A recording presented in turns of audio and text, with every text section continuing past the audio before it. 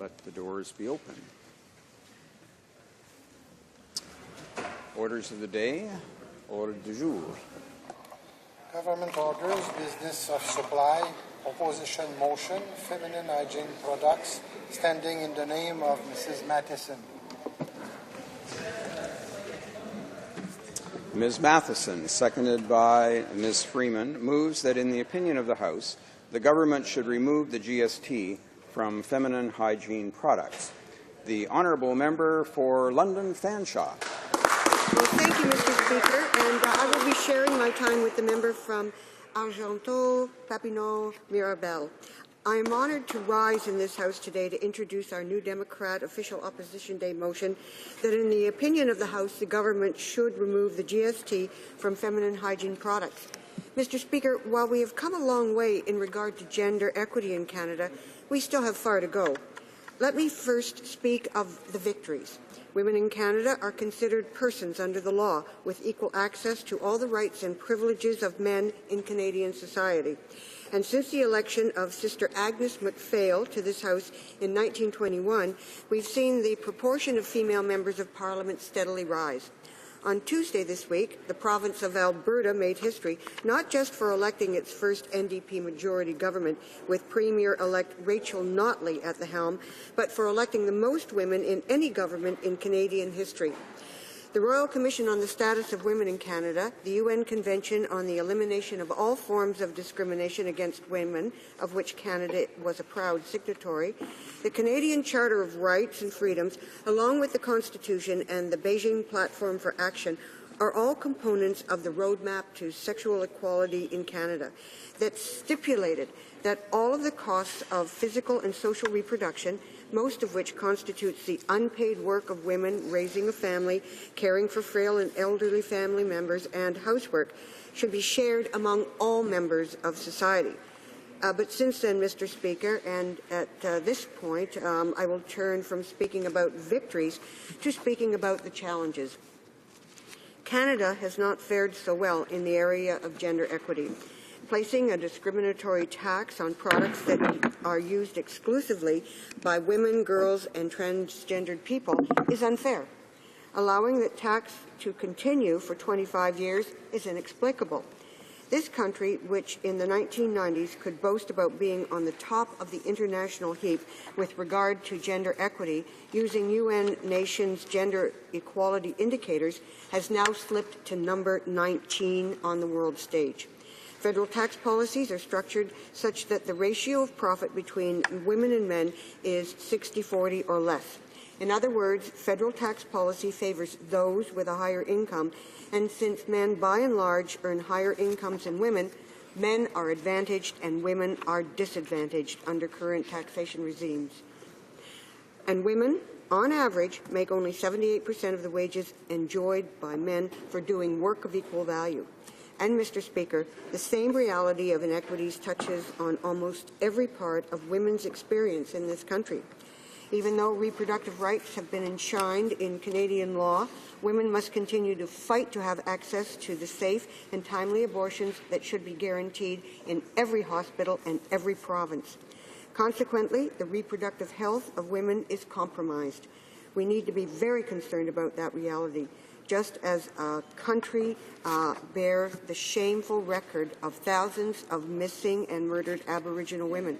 Violence against Aboriginal women, indeed all women and all people, should never be tolerated or dismissed.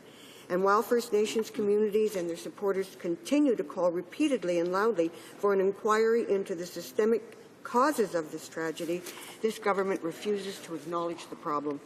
Regressive policies such as those that increase the age of eligibility for OAS and GIS from 65 to 67, no seniors strategy at all, and the lack of an affordable, accessible, and universal childcare program affect women most acutely. A new Democrat federal government in 2015 will restore the age of eligibility for OAS and GIS to 65, implement a federal minimum wage of $15 per hour, implement a universal childcare program accessible to all Canadians at $15 a day, implement a senior strategy, and call an inquiry into missing and murdered Indigenous women. And while I have no doubt that there are many hurdles yet to face on the road to complete gender equity in Canada, I have hope for that future. There is one way that we as a House can correct gender injustice right here, right now. Today we have the opportunity to make a minor adjustment to the Excise Tax Act that would remove the GST from feminine hygiene products.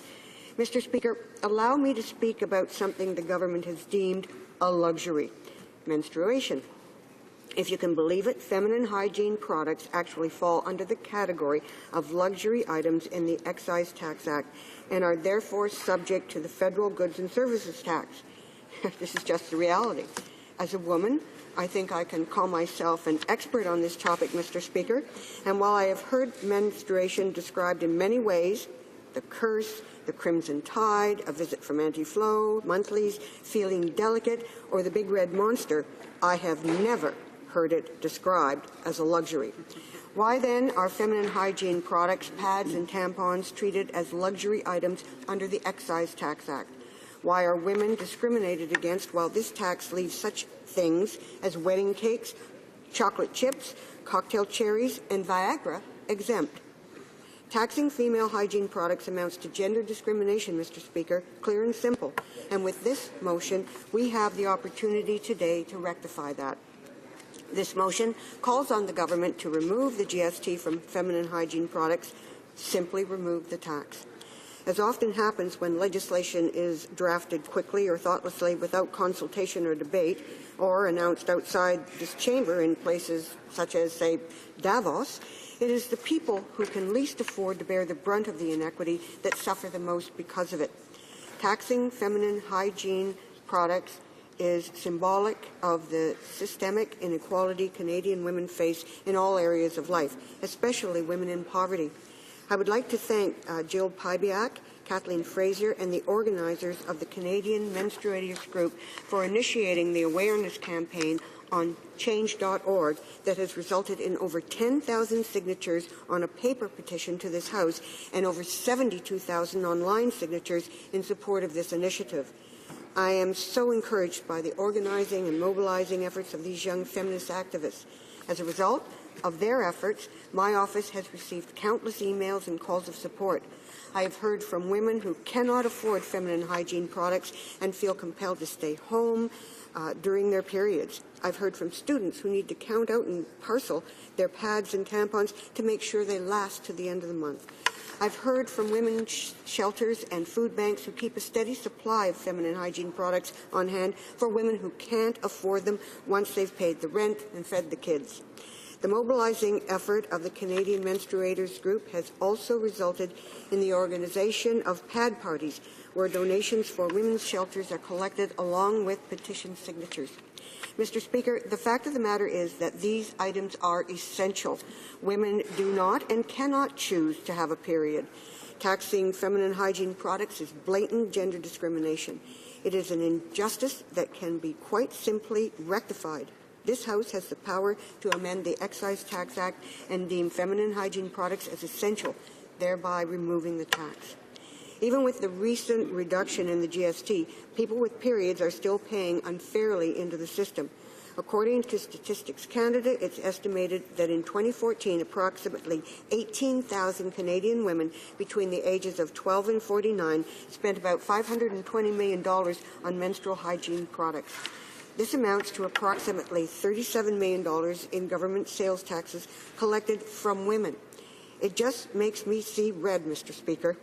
It may seem small, but a tax on tampons, pads, panty liners, menstrual cups, and alternatives can add up quickly when combined with the systemic challenges faced by many women, trans people, genderqueer people, and other menstruators in terms of income, housing, and economic stability. My predecessor in this initiative, the former Member of Parliament for Winnipeg Centre, Judy Wassily-Solis, said the GST on tampons and sanitary napkins amounts to gender-based taxation. The taxation of essential and necessary products used exclusively by women is unfair and discriminatory and unfairly disadvantages women solely because of their reproductive role. Removing the tax on these products would be of particular value to lower-income women. This motion allows us to correct the injustice here and now today. remove the tax and make life more equitable and affordable for Canadian women.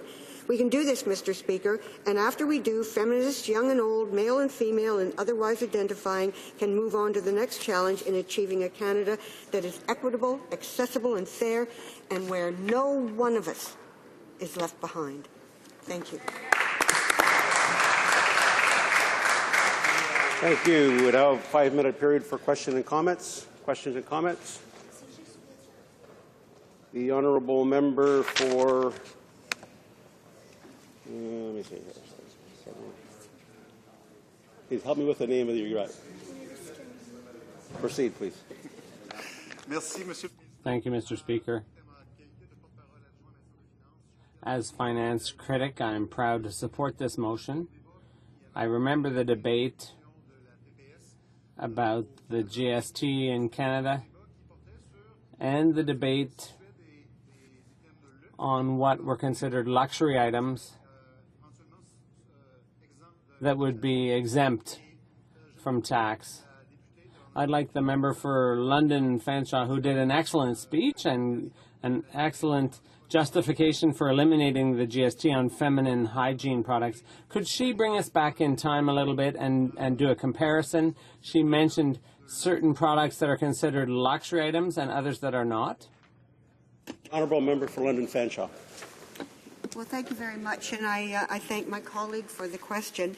Yes, I think folks do have to understand that when the GST was brought in 1990, there was a decision made that necessities of life would not be taxed and therefore made more accessible to people. And among those things were diapers and incontinence products, testing kits, and ironically, as I mentioned in my speech, cocktail cherries, wedding cakes, and chocolate chips. Now, what people were thinking at the time is sometimes a mystery, but after 25 years, there is an opportunity, and there has been previously, to correct the injustice. Feminine hygiene products are a part of women's reproductive health. They are an absolute necessity. Young women and girls can't go to school, can't go to work, can't operate in society without proper products like this. So the tax must be removed, Mr. Speaker. Questions and comments? The honourable member for Winnipeg North. Mr. Speaker, my question to the member is more so just a reflection in terms of what's happening. We have GST, we have provincial sales taxes, and we have harmonized taxes. And what you'll find is that provincial legislatures have also had the exemption. And this is something in which should be noted, Mr. Speaker, that across Canada there's already been a significant movement to do exactly what it is that the is being proposed today in the Opposition Day motion, and maybe she might want to provide some comment on that issue. The honourable member for London Fanshawe. Well, thank you very much, Mr. Speaker, and my colleague is absolutely correct. Some provinces, Ontario, Manitoba, Alberta, British Columbia, and the territories have indeed removed sales tax from feminine hygiene products. And I would say very clearly to this government, if provinces can do that and the sky doesn't fall, then this federal parliament can indeed remove what is essentially an unfair tax. And I would also note, Mr. Speaker, that by virtue of the fact that in a very short time I received 10,000 signatures and 72,000 were from online, it would suggest to me that women are fed up, they're angry, and they want to be taken seriously, and they don't want to be dismissed. They want equity, and this is a good first step. Questions and comments? The honourable member for Northwest Territories. Yeah, thank you, Mr. Speaker. And I want to thank my colleague for bringing this whole issue up. And I think it's, you know, in a couple of ways, I'd say that this debate could play out in the North too, in a different way, because I'm not too sure that our Nutrition North program, which subsidizes freight for some items, would actually subsidize the freight for this medically required item. And I think that there's, you know, when you look at northern people and the costs of freighting for these types of goods, it probably doubles the cost of these types of things for northern women. And I think that's something we need to look into with the whole subsidy program for Northerners. And I want to thank my colleague for bringing this up at this time. The Honourable Member for London Fanshawe, short response, please. Thank you very much, and thank you for that question, because we do know that essential products that are shipped to the north are incredibly expensive. And I would like to say that in response to some of the pad parties that have been held across Ontario, I purchased some feminine hygiene products and took them to my local shelter, and they were horrendously expensive. So horrendously expensive in southern Ontario. I can't imagine how inaccessible they would be in the north. And we come back to the dignity of women. Women deserve to have equity and these products. Resuming debate, the Honourable Member for Argenteuil-Papineau. Thank you, Mr. Speaker. I rise today to support the motion of my colleague from London Fanshawe, calling on the Conservatives to remove the GST, which is an unfair tax on feminine hygiene products. This is not a luxury for people, for women to buy these products, and this discrimination costs women over $36 million per year. It makes no sense that women have to pay taxes on tampons, while non-essential items, such as wedding dresses and cocktail cherries, are exempt. I am proud to sit in a caucus that fights for gender equality and that stands up for women by calling for feminine hygiene products to be exempted from the federal sales tax. Under the Excise Tax Act, the federal government collects millions of dollars per year in taxes on this type of product. Products considered as such essential to daily life are exempted, but not luxury products. According to the militants, Canadian menstruators, who collected more than 72,000 signatures on their petitions, Canadians agree that this is a hardship for Canadian households and especially discriminates against menstruators who as a group face disproportionate financial burdens. In 2011, the member for London Fanshawe introduced Bill C-282, seeking to exempt feminine hygiene products from the excise tax. A similar bill had already been introduced in a preceding parliament as well. Last fall, speaking of the injustice of this tax, a group of young women found out about this bill and organized the campaign called Canadian Menstruators. And they launched an online petition which was signed by over 72,000 Canadians. In addition, there are over 10,000 signatures that have been collected on the print copy of the petition, which we tabled here in this House. Mr. Speaker, tax management is one of the most important elements of governance, obviously. From the GST. According to the CRA website, the CRA considers a product to be a food or beverage if an average consumer would recognize and purchase the product as such in the ordinary course of buying basic groceries. We're talking about basic necessities. As anyone who uses them or buys consumer products for or with someone who uses them will tell you, Mr. Speaker, that the products that menstruators need are basically basic. Tampons and pads are not luxury items that are taxable through GST. No one comes home after a rough day of work and says, I'm going to go buy myself a box of tampons and relax. It's not ice cream, it's not cake, it's not wine or chocolate or perfume or nail polish or Viagra, Mr. Speaker. It's a necessity. Necessities identified by the CRA that are zero exempt are foods such as fresh, frozen, canned foods, but also unconsumable products like medical oxygen, dispensing services and fees, artificial limbs, eyes and teeth, catheters, glasses, contacts, hearing aids, canes, crutches, stockings, and apparently human sperm is on my list. That's kind of all, we're talking about reproductive health, right? So reproductive health is part of a menstruator's normal, healthy course of life. And this measure should be seen as part of a holistic conversation about our sexual reproductive health and lives. And it should be seen as something that is basic to a menstruator's course of life, and therefore should be exempt. L'inégalité des genres au Canada. Gender equality in Canada has reached new heights and is increasing instead of diminishing. This is unacceptable. We need a government that will be able to fight inequality instead of perpetuating it and even making it worse. The inequality gap is widening here in Canada, and the Conservatives simply apply scandalous measures that enhance inequality, and that is why we need to take measures that are fundamental to removing these inequalities. Gender inequality means that women have no financial security, and this situation is currently being promoted by the government. Women represent 59% of workers who earn minimum wage, and with these jobs, even full-time, they don't have enough money to meet all the needs of their families. Women who work full-time earn an average of 23% less than women, whereas they earned 28% less 20 years ago.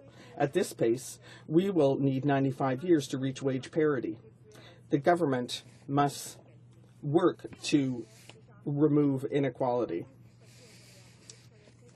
If we put these measures in place, GDP could grow by some 10%. In the meantime, wage equity is far from being reached in Canada. Canada is the 8th largest offender of OECD countries, and more women than ever in Canada are studying and working, but they do not receive equal wages for equal work. For each dollar earned by a man who has post-secondary education, his female colleague with the same degree will receive only 82 cents in the public sector and 77% in the private sector.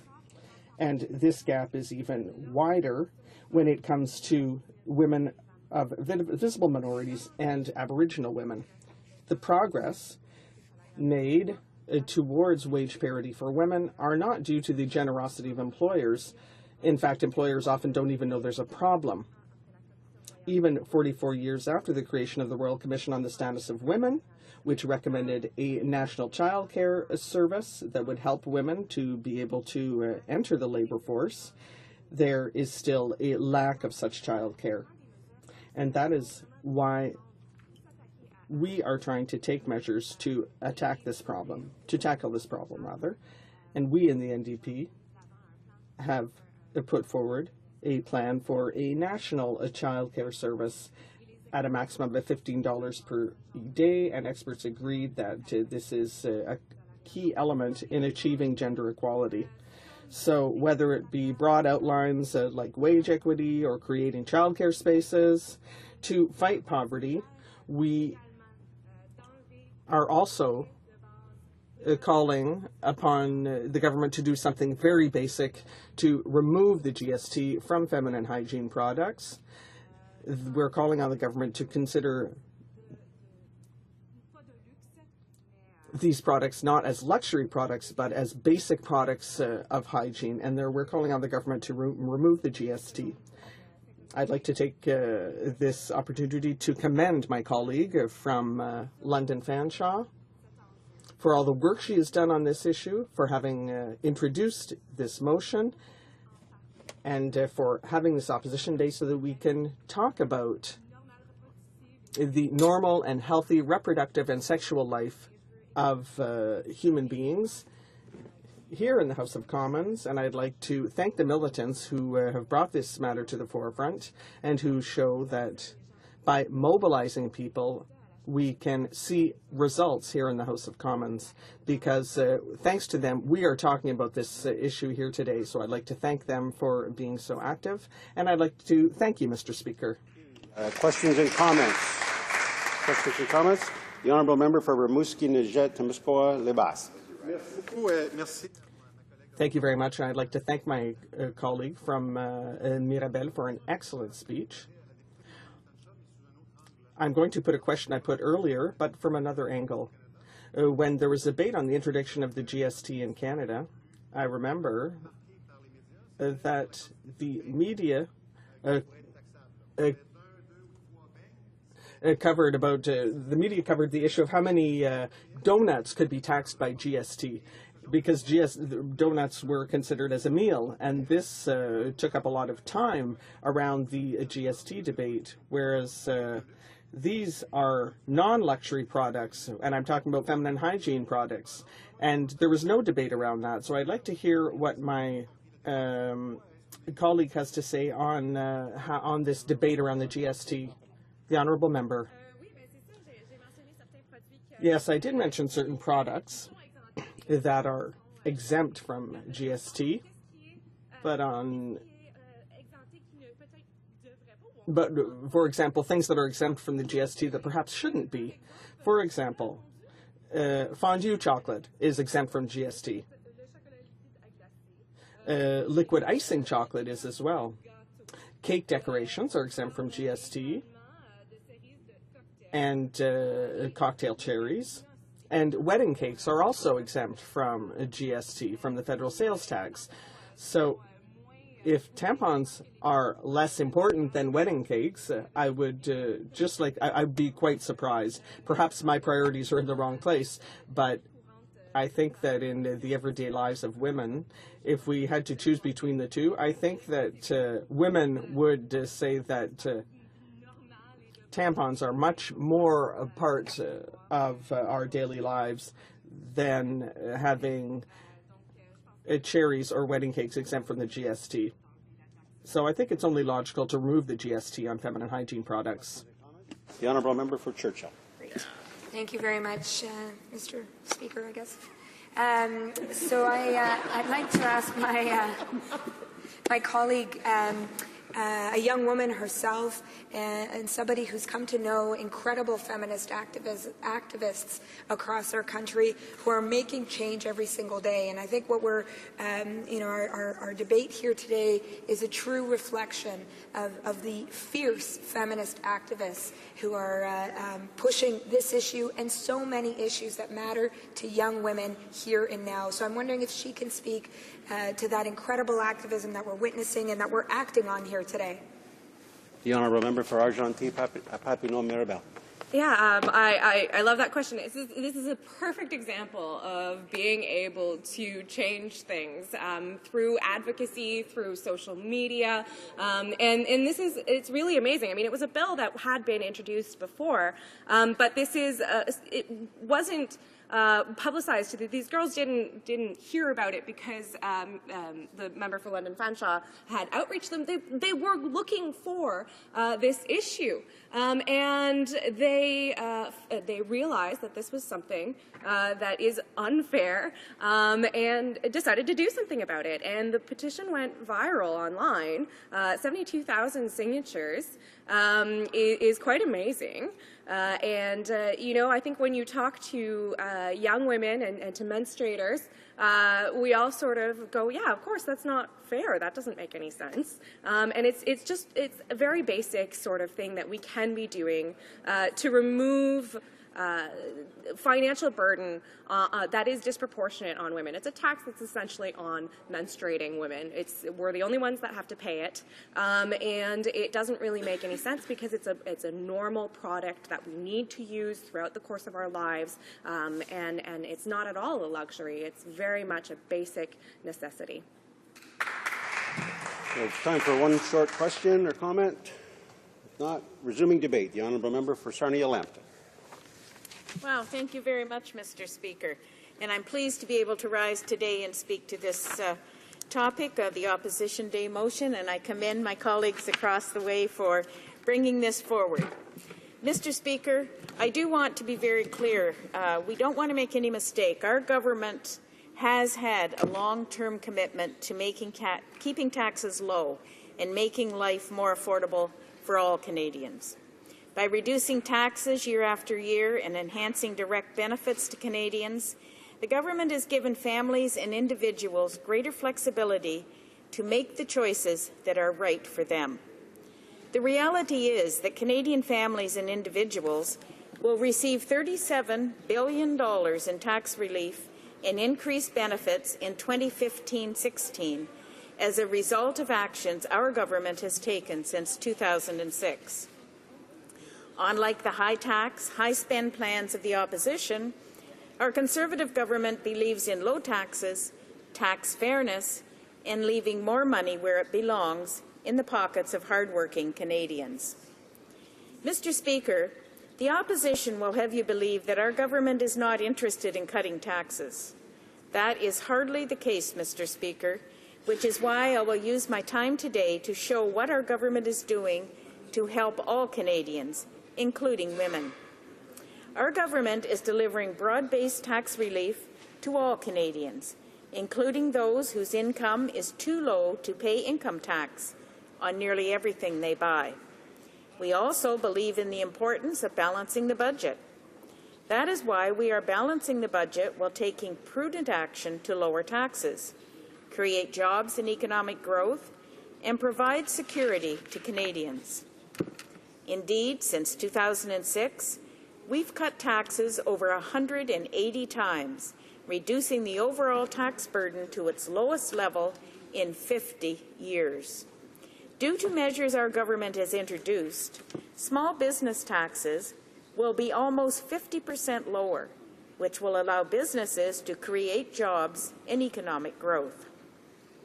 Our new family measures, alongside others introduced by the government since 2006, will provide tax relief and benefits of up to about $6,600 for an average Canadian family of 4.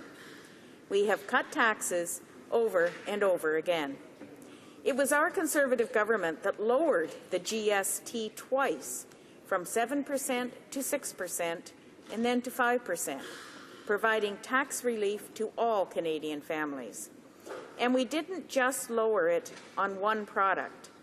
We lowered it for its entire base so that it benefits all Canadians, even those who do not earn enough to pay personal income tax. But, Mr. Speaker, the NDP voted against both of those GST reductions. In fact, they were proud of it. Here's what the current NDP finance critic said, and I quote, "Cuts to the GST take us in the wrong direction. I am very proud that our NDP caucus stood opposed to that." End quote.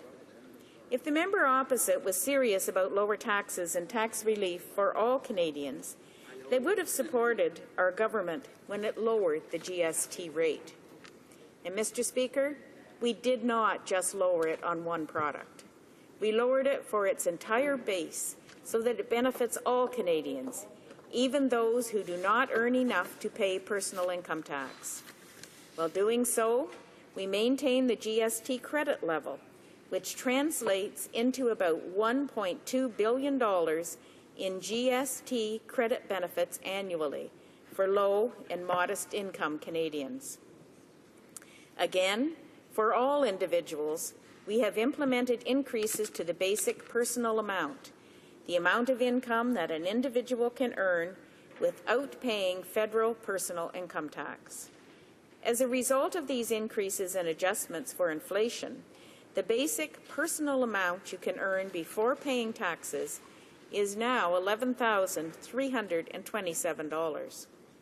We have also reduced the lowest personal income tax rate to 15% from 16% and increased the amount of income that individuals can earn before facing higher tax rates by increasing the upper limit of the 2 lowest personal income tax brackets. Mr. Speaker, we have introduced and enhanced the working income tax benefit, allowing lower-income Canadians to keep more of their hard-earned income and helping them build towards a more prosperous life. And we have increased the amount of income that families can earn before the National Child Benefit Supplement is fully phased out and before the Canada Child Tax Benefit base benefit begins to be phased out, meaning more families are eligible to receive the Canada Child Tax Benefit. But it doesn't stop there, Mr. Speaker. We also introduced the Tax-Free Savings Account, or the TFSA, a flexible, registered, general-purpose savings vehicle, which allows Canadians to earn tax-free investment income to more easily meet their lifetime savings needs. As of the end of 2013, nearly 11 million Canadians had opened a TFSA. Mr. Speaker, I'm sorry to interrupt the debate from my colleague from Sarnia, London, but I know that we are usually flexible in the content of the debate that we're having on various motions, on various bills that are presented. But I would submit that what we are currently discussing is actually very tight, in the sense that we're supposed to be debating the issue of the removal of the GST on feminine hygiene products. I understand that the member wants to talk about all those tax initiatives that the government has undertaken, but I do believe that the motion has been tightened in a way that we could actually have a specific debate on the importance that represents and the burden that represents the GST on that specific item, which is not supposed to be a luxury item, on the contrary. So I'd like to know if the member could actually speak specifically on the opposition day motion. I would take your point under advisement. However, I do think the member is speaking about GST, and I'm going to urge her to come to the point of the debate as quickly as possible. Thank you. Well, thank you very much, Mr. Speaker. And, you know, as far as the intervention goes, we will continue. Part of this motion does refer to the GST, certainly a specific product, but when I'm pointing out many of the things that this government is doing, and I'll continue talking, the TFSA is a popular means of saving for Canadians at all income levels.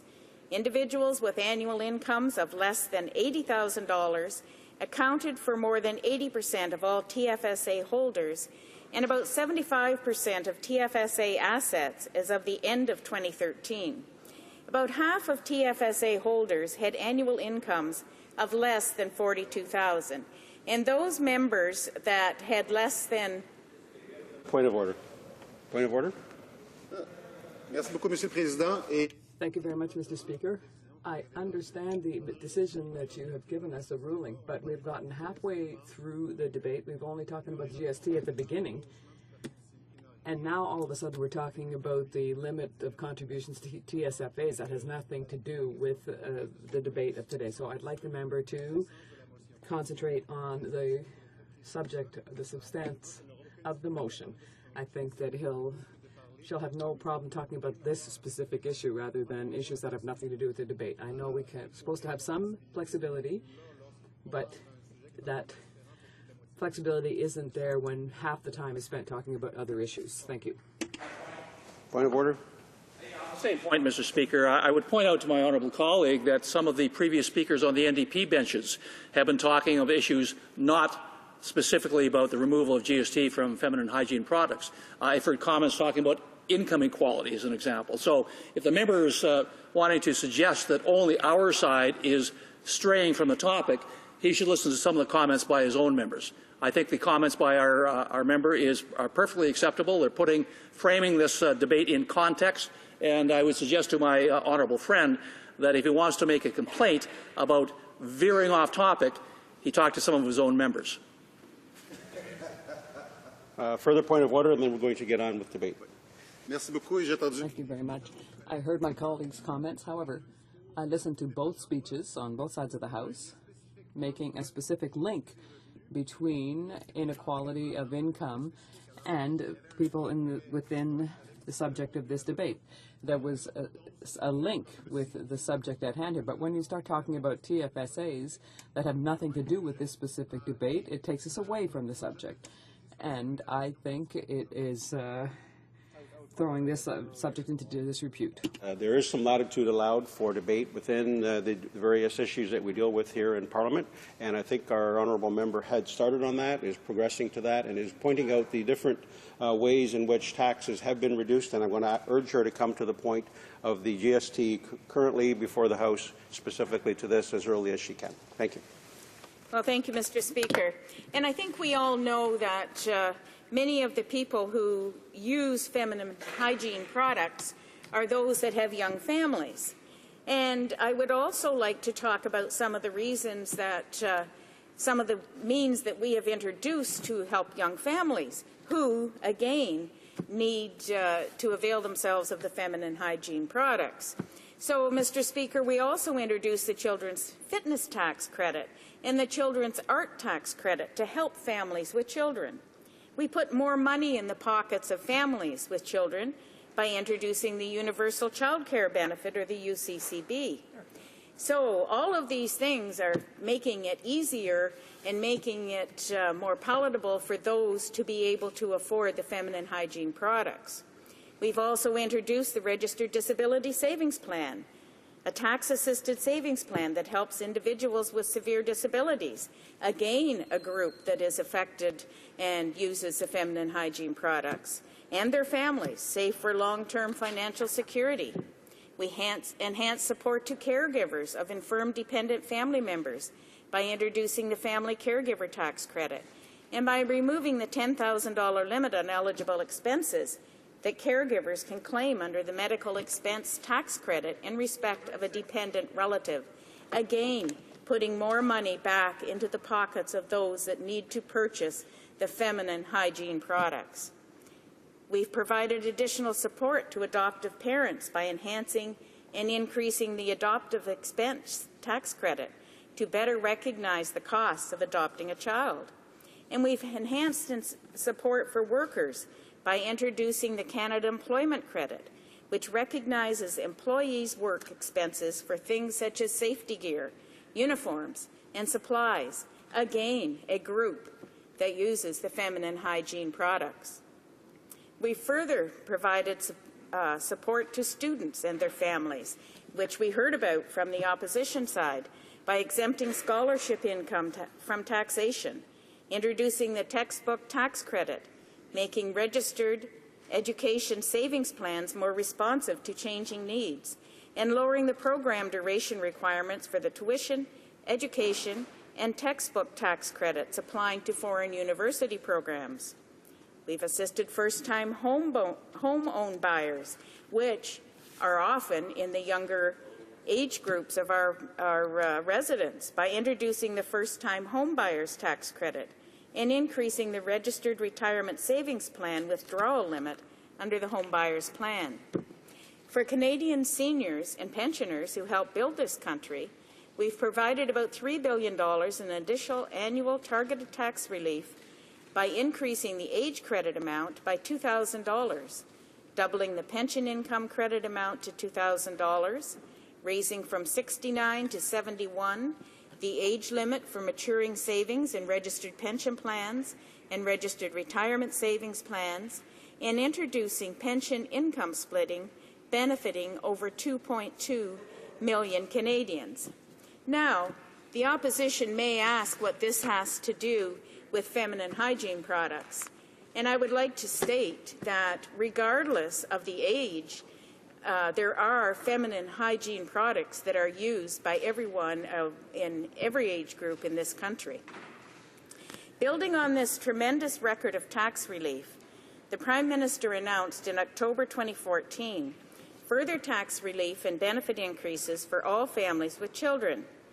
This includes enhancing the UCCB, increasing the maximum dollar amounts claimable under the child care expense deduction, and introducing the family tax cut. The enhanced UCCB will provide an increased benefit of $160 per month for children under the age of 6, and a new benefit of $60 per month for children aged 6 through 17, effective January the 1st of this year. And the family tax cut allows a higher income spouse or common law partner to effectively transfer up to $50,000 of taxable income to a spouse or common law partner, up to a maximum benefit of $2,000, again putting more money back into the hands of those that need it. We also doubled the amount of expenses that may be claimed under the Children's Fitness Tax Credit to $1,000, starting in 2014, and making the credit refundable starting in 2015. And most recently, Economic Action Plan 2015 takes our government's record of tax relief one step further. It announced an increase in the TFSA annual contribution limit to $10,000, effective for the 2015 and subsequent taxation years. And this represents tax savings of about $1.1 billion over the 2015-16 to 2019-20 period. I could spend my entire time today, Mr. Speaker, listing off all the ways we are helping to lower taxes, create tax fairness, and letting Canadians keep more of their own money. The opposition likes to talk about tax fairness in today's motion, as though this is something they have any experience achieving. They also like to forget they voted against every single tax cut this government has brought forward. Our government, on the contrary, actually understands that tax fairness means lower taxes for all Canadians in all income levels. And not only do we understand it, we are making it a reality. These tax reductions have helped build a solid foundation for future economic growth, more jobs, and higher living standards for Canadians. This is good for the overall economy and the right thing to do, which is why tax relief has been a commitment of this government since 2006. This commitment starts right at the most fundamental level, the family. Mr. Speaker, Canadians at all income levels are benefiting from our government's low-tax plan. In fact, more than 1 million low-income Canadians have been removed from the tax rolls altogether. Measures introduced by our government since 2006 will provide tax relief and benefits for up to about $6,600 for a typical two-earner Canadian family of 4 in 2015. Mr. Speaker, that's an awful lot more money left in the pockets of Canadians as a result of our actions to spend as they see fit. All, may I add, while balancing the budget. This is perhaps one of the most significant ways to ensure the prosperity of Canadians is to keep Canada's books in order and bring the budget to balance. We promised Canadians that we would balance the budget, and we delivered on that promise. But we did not do it by raising taxes or cutting transfers for education and health care. We focused on controlling operating expenses for federal departments, identifying efficiencies that focused on making government operations leaner. A balanced budget will preserve Canada's low tax plan and allow for further tax reductions, fostering growth and the creation of jobs for the benefit of all Canadians. Canadians across the country, including in my riding of Sarnia-Lambton, understand the importance of living within their means and expect government to do the same. This new balanced budget legislation will prevent future governments from running deficits except in extraordinary circumstances. Alors la députée de Rimouski. The honourable member for Rimouski-Nejet-Témiscouata-Libas. Point of order. Mr. Speaker, I've raised the point earlier, and I raise it once again. The motion that we are studying today is very specific. It talks about the elimination of GST on feminine hygiene products. The member hasn't spoken about the subject except for in the first 2 minutes of her speech. And now she's talking about the Budget Implementation Act, which has nothing to do with the specific motion that we are debating here today. So at least 6 or 7 minutes have gone by since she's touched on the issue before us today. So I would like to ask my colleague to speak to the motion that we're discussing today. Thank you. I appreciate the honourable member's intervention, the member for Rimouski-Nejet-Témiscouata-Libas. As the Speaker has said 15 minutes ago, the subject we are debating here today concerns the GST, and as the honourable member for Sarnia-Lambton has said, that the subject does concern taxes. There are many different reasons and arguments that could be put forward to support or to be relevant to the subject with which we are seized today. So I see that the member for Sarnia-Lambton has made connections to with those arguments. So it's difficult to just deal with the subject very specifically, especially when we know that GST is part of the motion. So I recognize the member for Sarnia-Lambton for another 2 minutes. Thank you, Mr. Speaker. And just let me be very clear to this House. Our government is always looking to examine further tax decreases and exemptions, and that includes looking at things that has been brought forth here today. On top of presenting Canadians with a balanced budget, they can always count on this government to further reduce their tax burden. All consumers benefit if the general sales tax rate is kept as low as possible by maintaining the comprehensive base for the tax and targeting tax relief more broadly than through specific product exemptions. The GST applies to a very broad base with only a limited narrow set of exemptions. These include prescription drugs, certain medical devices, basic groceries, residential rents, and health care services.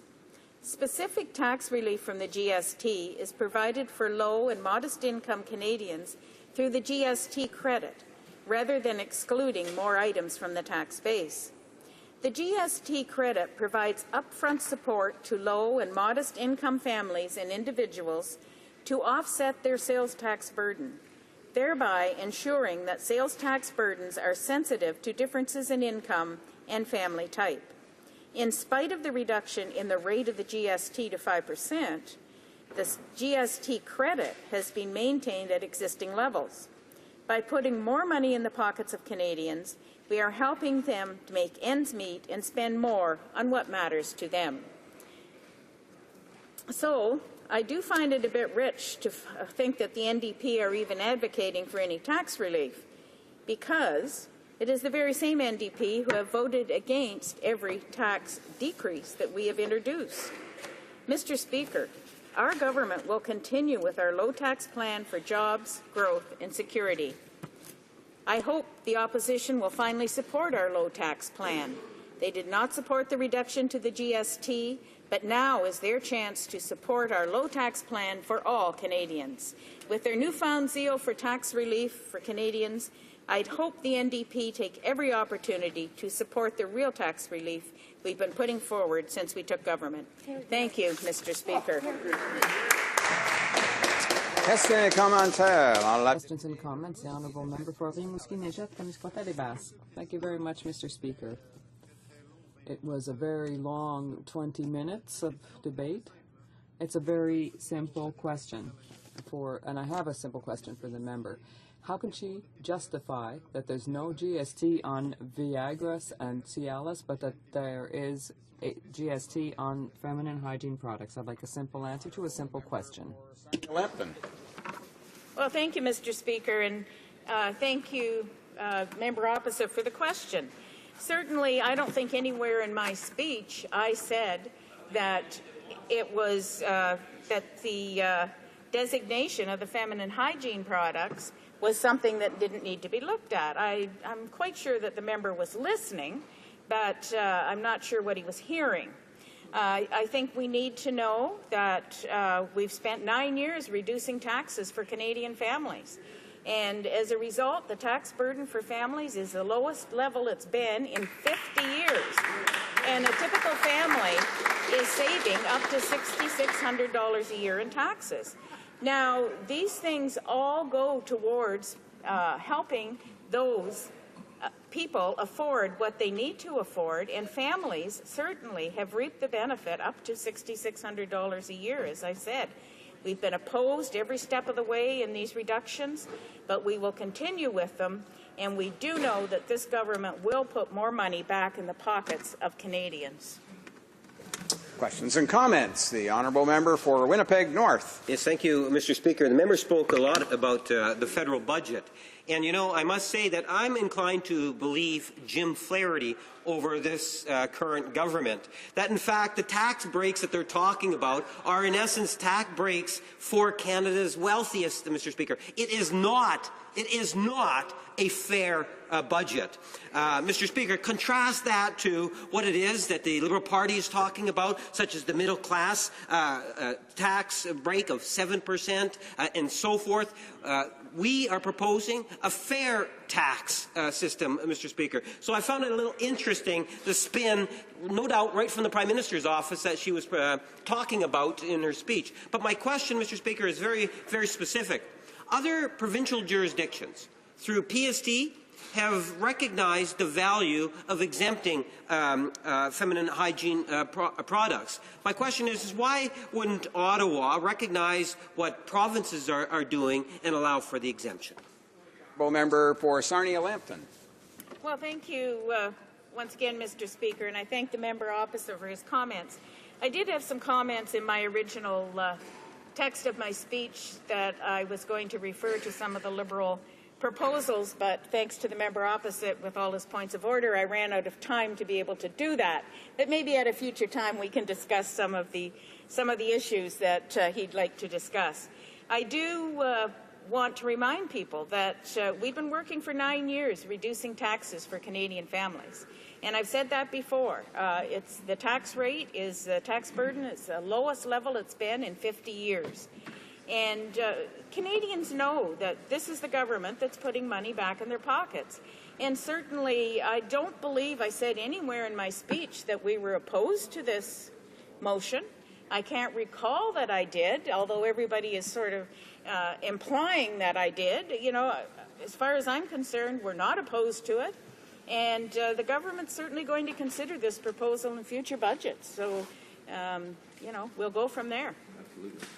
We have time for one more short question and response. The honourable member for Okanagan-Coquihalla. Thank you, Mr. Speaker, and thank you to the member for her speech on this. There's no doubt that this particular proposal that you come forward today will benefit people, particularly of lower income. But I think this goes back to the greater, the aim of what this government has tried to do is to provide tax relief for everyone. And would she not agree that cutting the HST or GST from 7 to 6 to 5% probably would benefit people of low income better than any other measure, such as these, again, as appropriate as this motion may be, but wouldn't broader-based tax relief for people on low income go further for Canadian families? Hear, hear. The honourable member for Sarnia-Lambton. Well, thank you, Mr. Speaker, and I thank my colleague for the question. And yes, of course, you know, we've lowered the GST from 7 to 6 to 5. That put money back in the pockets of every Canadian. And the other thing that I think we need to keep in mind is the fact that the GST credit, which was set when the GST was 7%, has not been decreased, although the GST has. So the money going back to those low and middle income Canadians has remained at the level that it was. It has not been decreased. The honourable member for Sarnia-Lambton will have 5 minutes remaining in the period for questions and comments when the House next returns to debate on the question after another part of the day's business. Before we get on with statements by members, I also would like to thank the honourable member for Kitchener-Conestoga for helping out with the chairing duties this morning, which he did quite well, I understand, as other duties took me out of the House. We're going to statements by members. Déclaration de député, the honourable member for, again, Okanagan-Coquihalla. Mr. Speaker, this weekend the finest junior hockey teams in Canada will meet in Portage La Prairie, Manitoba to play some hockey. But not just any hockey. This is the RBC Cup.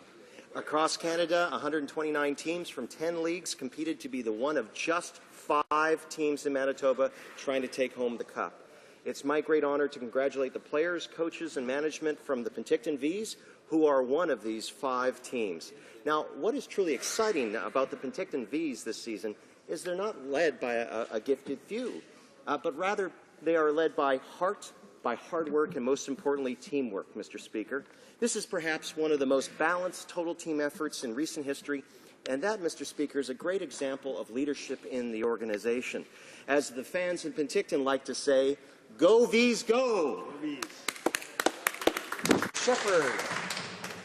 Mr. Speaker, I'm so proud to inform you that in partnership with the City of Granby, the University of Sherbrooke, this fall we'll be establishing an Environmental Technology Innovation Center in the new phase of the Granby Industrial Park.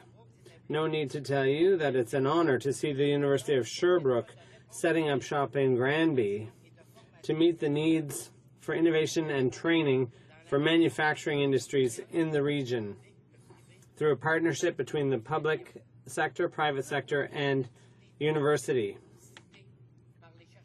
There's no doubt that the activities undertaken at this center by university researchers and businesses that are in this partnership, these activities will clearly develop a niche for the region, which will become a reference point in bio-upgrading and green design for new biomaterial products. That's why I'm convinced that the spin-offs will be felt locally both in Quebec and Canada. Biggest professional cycling event will be held in Alberta this year, from September 2nd through the 7th, with riders from across the globe participating, an anticipated 45 million TV viewers.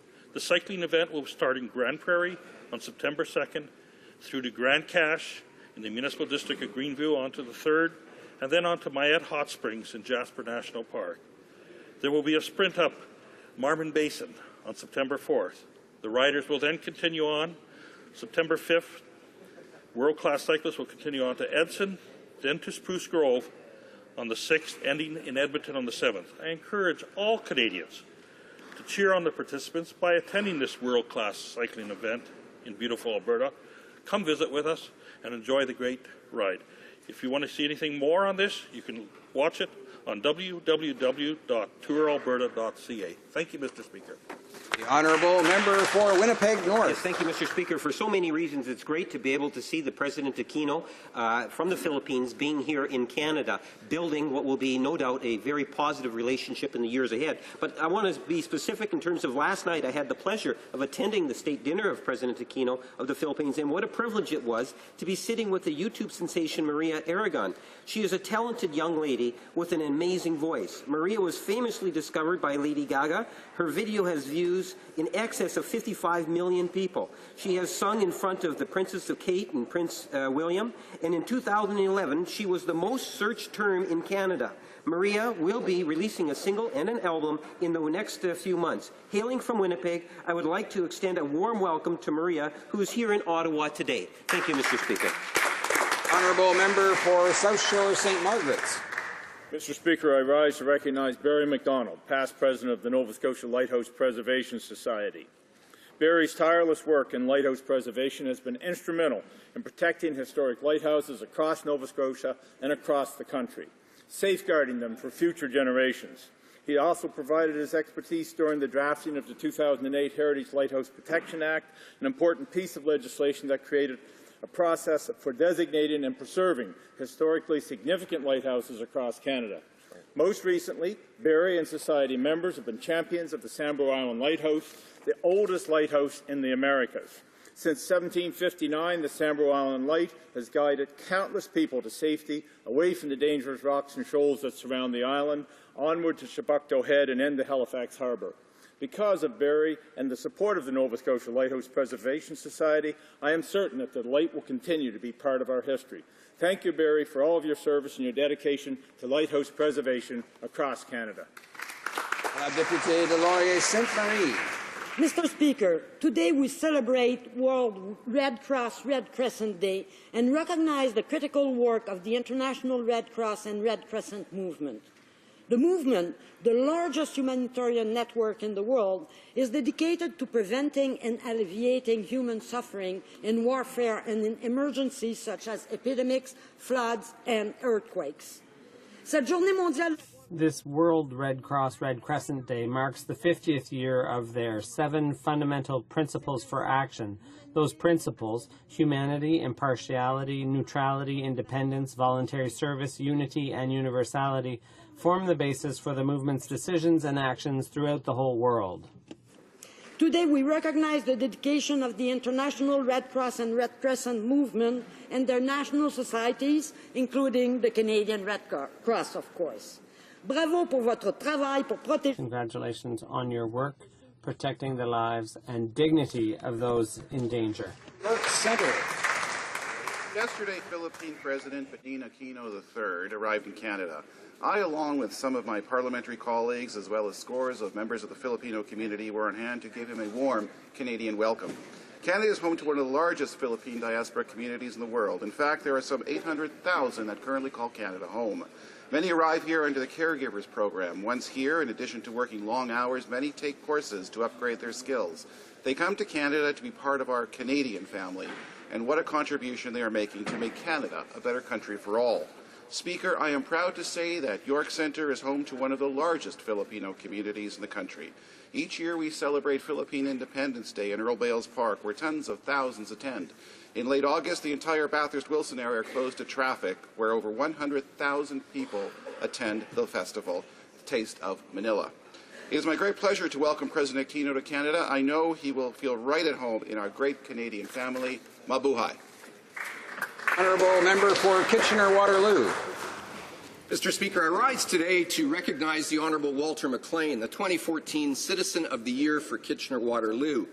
This prestigious award, presented by the Lions Club, acknowledges the contributions of outstanding leaders in our community.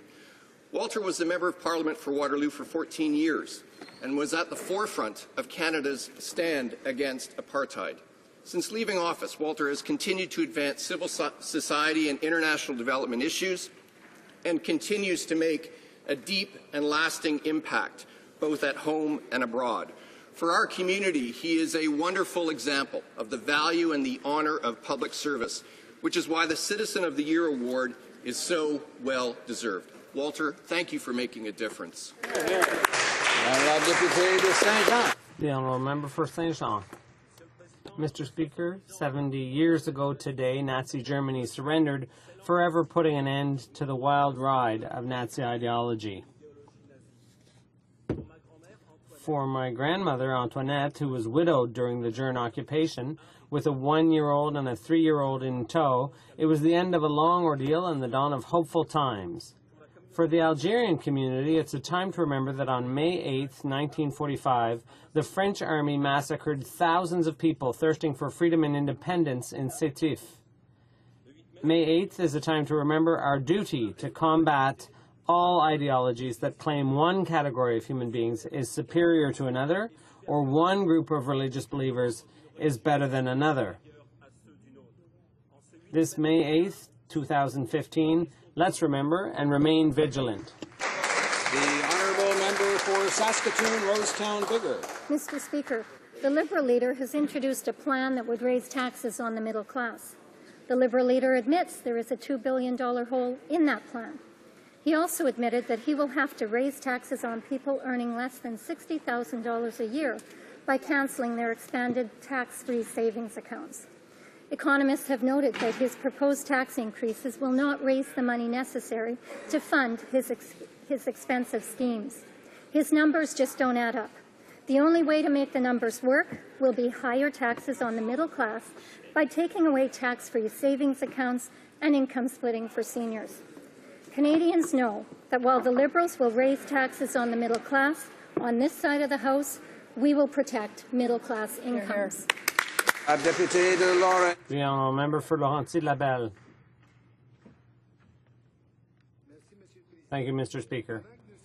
As we celebrate the 70th anniversary of the end of World War II and the fall of Nazism, we have to think of the generation who sacrificed themselves to save humanity from the worst scourge in history. The Laurentides area supplied a major contingent of volunteers like the 5 Belair brothers in Nominang and the 3 Chapelot brothers in Prévost.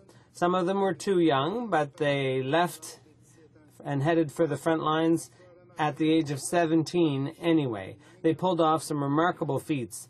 Men like Jacques Viget from Nominang in the Royal 22nd Regiment and André Rousseau from Minerve in the Royal Navy.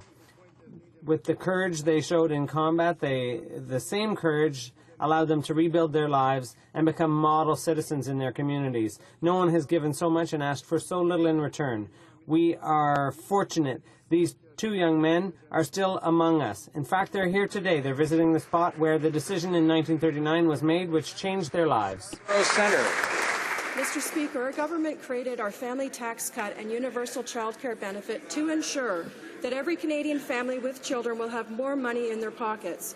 Canadian families have been benefiting from our universal child care benefit since 2006. Now, the Liberals want to take it away. No. Mr. Speaker, instead of a family tax cut, the leader of the Liberal Party wants to introduce a family tax hike.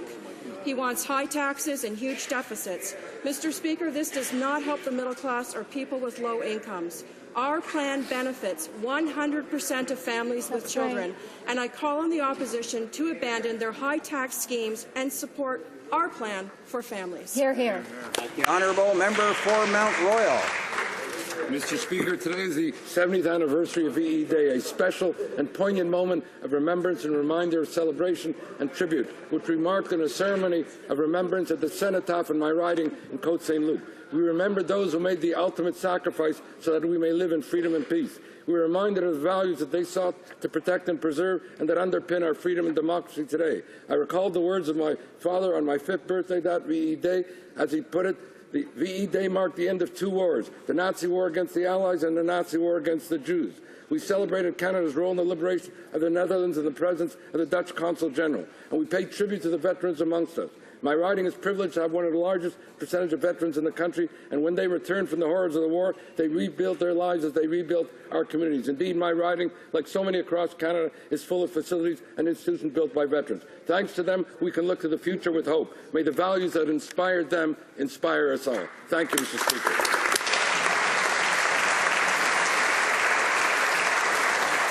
The honourable member for Glengarry, Prescott Russell. Monsieur le Président, aujourd'hui c'est le 70e anniversaire. Thank you, Mr. Speaker. Today is the 70th anniversary of Victory in Europe Day, which officially marked the end of the Second World War in Europe.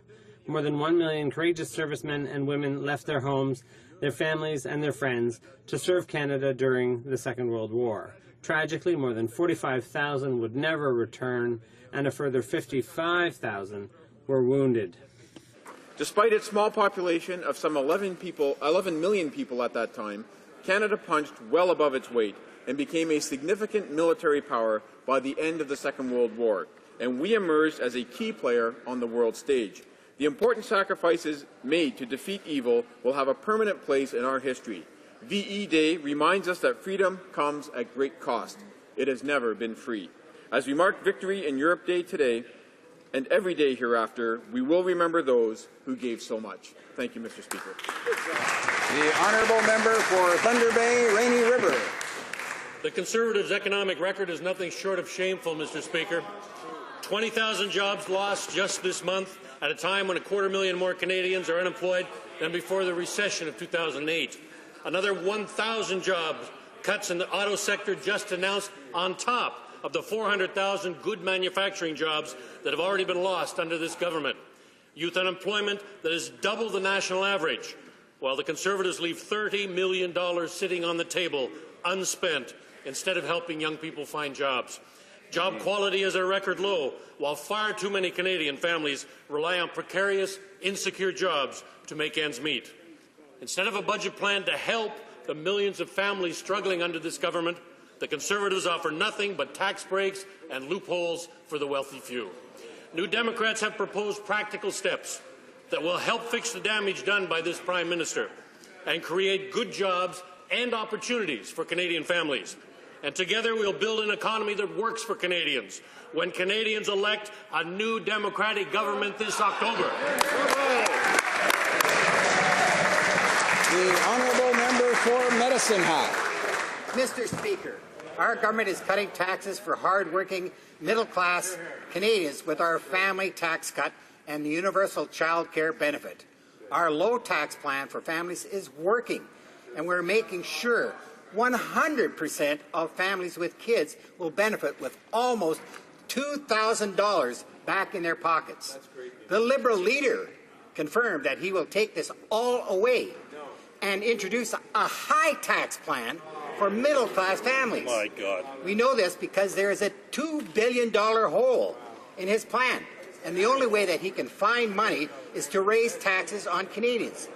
Mr. Speaker, Canadians know that, unlike the Liberals, we keep our promises and are the only party Canadians can trust to lower their taxes. Thank you, Mr. Speaker.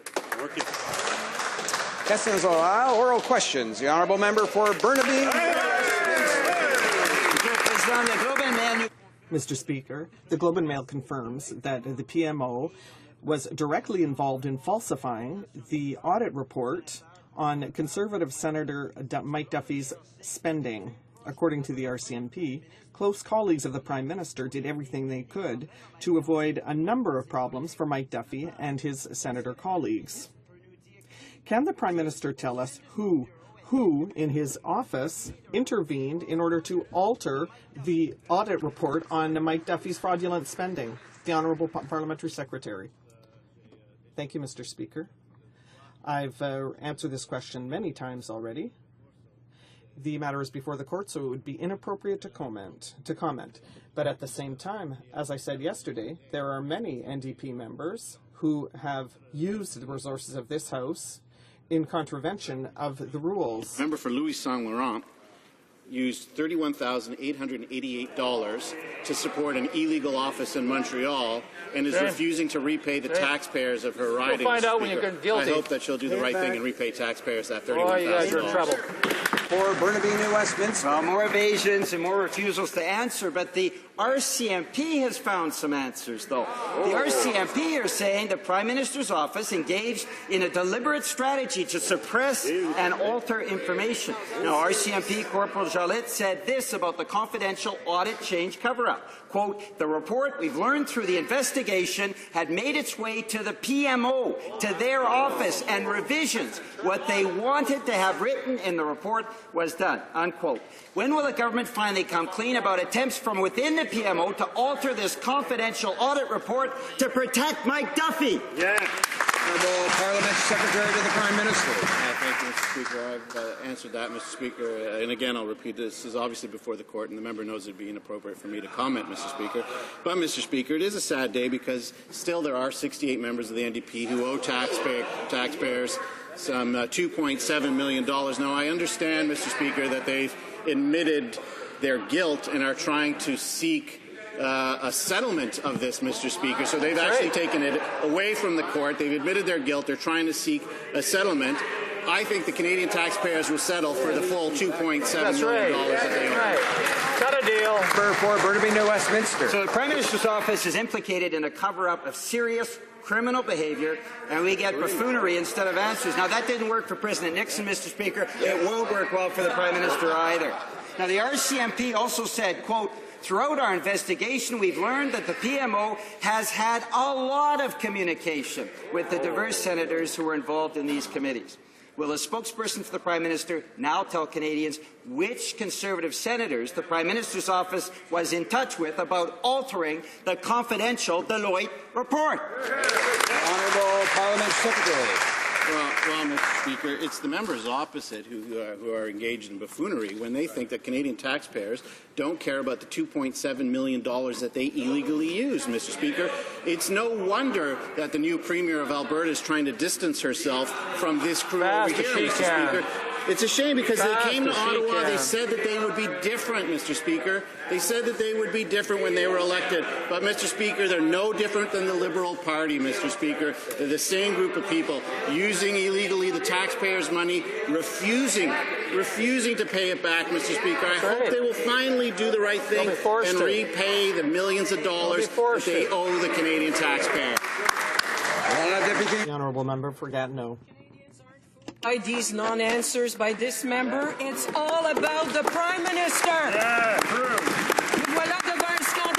Mr. Speaker, this is a political scandal that points directly to the Prime Minister's office.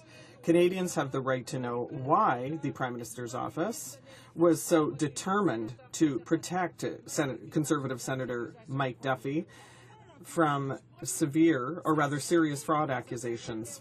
Why did the PMO get involved with the Senate affairs, even going so far as to alter a confidential report? Was the Prime Minister aware that his office was falsifying the Deloitte audit? The Honourable Parliamentary Secretary. Thank you, Mr. Speaker. This matter is before the court, so it would be inappropriate to comment.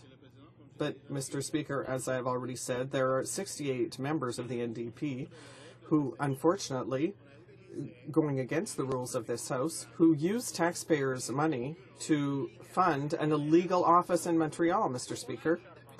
In fact, the member for Beauport-Limoilou used over $31,000 to fund this illegal office in Montreal. Member of Parliament will do the right thing and pay back the millions of dollars that you all owe the taxpayer. Here, here. Honourable member for Gatineau. To say those accusations outside so we could sue him. On February 7, 2013, the Prime Minister's Chief of Staff wrote to his colleagues, and I quote, "The purpose is to put Mike in a different bucket and to prevent him from going squirrely on a bunch of weekend panel shows." That's what the Prime Minister's office was looking after in order to protect Senator Duffy. Was the Prime Minister in agreement with having his Chief of Staff participate in orchestrating this strategy to protect Senator Duffy to ensure that his misspending did not blow up into a political scandal? The Honourable Parliamentary Secretary to the Prime Minister. I've answered that, and the member knows this is in front of the court, so it would be inappropriate to comment. But with respect to going outside, Mr. Speaker, I would be delighted after question period to meet the member outside to talk about the $24,498 that this member personally owes the taxpayers. Right. I would be very delighted to go outside and talk about the 68 members of the NDP. In fact, Mr. Speaker, I invite the member to meet me outside after question period so we can go over these 68 members, the $2.7 million, and the 23 members who owe $1.1 million. The honourable member for Kings Hants. Speaker, the Liberal Party has a plan for fairness for Canada's middle class. A Liberal government will send a tax-free monthly Canada Child benefit to families to help them raise their kids. The Liberal plan is more generous, it's simpler, and it's a fairer way to help Canadian families. Meanwhile, the Conservatives are going ahead with their income-splitting scheme that mainly benefits the wealthy.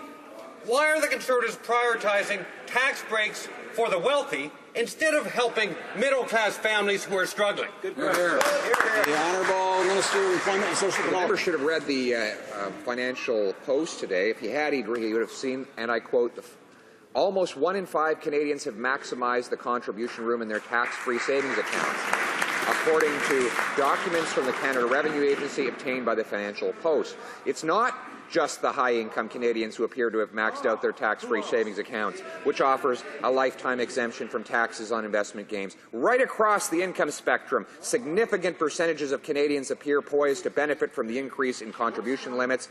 In fact, quote, working class finds way to max out TFSA. 60% of Canadians who earn less than $60,000 a year, Mr. Speaker. That's a quote. The honourable member for Kings Hants. Speaker, it shows how out of touch the Conservatives are with the challenges facing middle-income families, that they think at the end of the year that a working middle-income family actually has an extra $20,000 kicking around to put into a TFSA. Mr. Speaker, the Conservatives are also out of touch in terms of their priorities. They're spending $100,000 per ad during the NHL playoffs. That could create 30 summer jobs for young Canadians. At the same time, the Conservatives are holding back funding for important programs that could actually help create jobs for young Canadians. When will this government get their priorities straight? And when will they start caring more for struggling middle-class families? The Honourable Minister of Employment and Social Development. Mr. Speaker, the Liberals don't think people earning $60,000 a year are middle class. The Liberals think people who earn $60,000 are too rich and therefore should pay higher taxes. My data comes right from the Canada Revenue Agency publication. It was just in the Financial Post today. It shows that 2/3 of people who max out their tax-free savings accounts earn less than $60,000 a year. Maybe some of them had a loved one passed away and had a small inheritance. Maybe seniors who've downsized their homes and want to invest the proceeds. Maybe they had a one-time pension payment. We want to ensure that those proceeds go into their tax-free savings, not into the hands of a tax-happy Liberal government. Honourable member for Bourassa. Mr. Speaker, across the country, our young people cannot find jobs. Their unemployment rate is double the national rate. In the meantime, the Conservative government does not hesitate to waste money on partisan advertising while neglecting youth employment strategies. Imagine, Mr. Speaker, it's May and there are $30 million that are waiting in this program's coffers. That's 20% of the funds that have gone unspent. Where is this Conservative government's priorities? Why don't they want to help our young people find work? Honourable Minister of Employment. Mr. Speaker, our priority is job creation by reducing taxes. But the Liberals think that it is by spending money as fast as they can that they will create jobs. The Liberals admit that they have a hole of $2 billion. Economists say that the shortfall is actually bigger than that. The only way that Liberals can fill this hole is by increasing taxes on job creators and workers. That is a major risk, and we are not going to pursue that policy. The Honourable Member for Pierrefonds-Dollard. Mr. Speaker, still no answers to our questions. We learned that Jillian Joseph, who was Director of Internal Audit, found that there were far too many changes and deletions from the Senate report. What she said to police officers, and I quote, "To my mind, the report was coming very scant, and there was very little to justify refunds that had already been made." So I would like to repeat this question. Was the Prime Minister aware that his office was falsifying the Deloitte audit report? Parliamentary Secretary. This is before the courts, and the member knows that it would be inappropriate for me to comment on that, Mr. Speaker.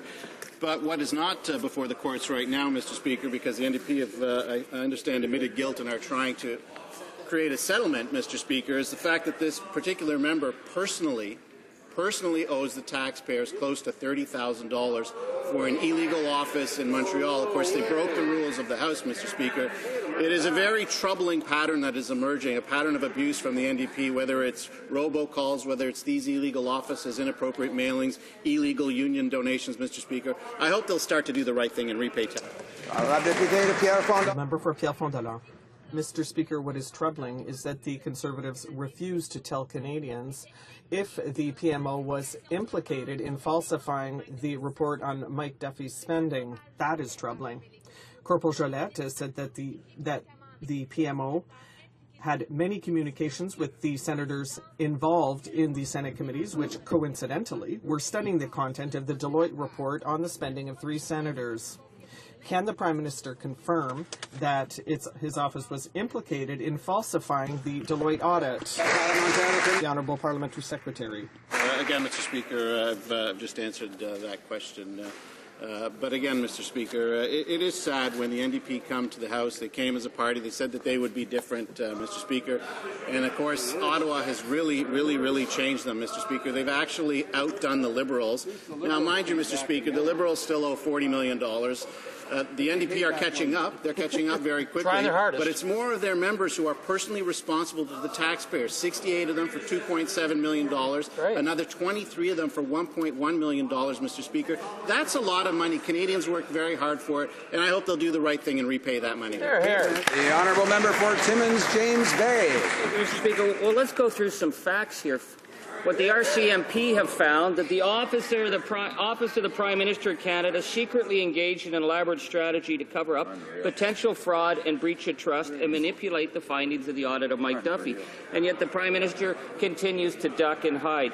Canadians deserve answers. So will the Prime Minister at least admit what the RCMP have already made clear, that it was his office that organized the cover-up, that it was his key senators who manipulated the audit, and that it was his chief of staff who cut the $90,000 check to keep Mike Duffy quiet?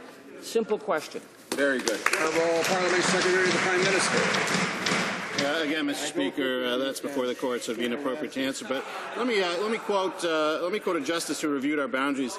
Quote: "The advice of those at the public hearings, combined with the inappropriate involvement of at least 2 members of Parliament, both NDP, persuaded the Commission to conclude that the status quo with a few minor changes was needed." Mr. Speaker, that's about the member of Parliament for Timmins, James Bay, who just asked this question. Now, he voted against his constituents on a number of occasions, so he was worried that he wouldn't be elected again, so he tried to gerrymander his riding to get rid of those people, Mr. Speaker. And he gets up and asks a question about ethics when he broke the biggest rule of all: don't interfere with the court process. The Honourable Member for Timmins, James Bay.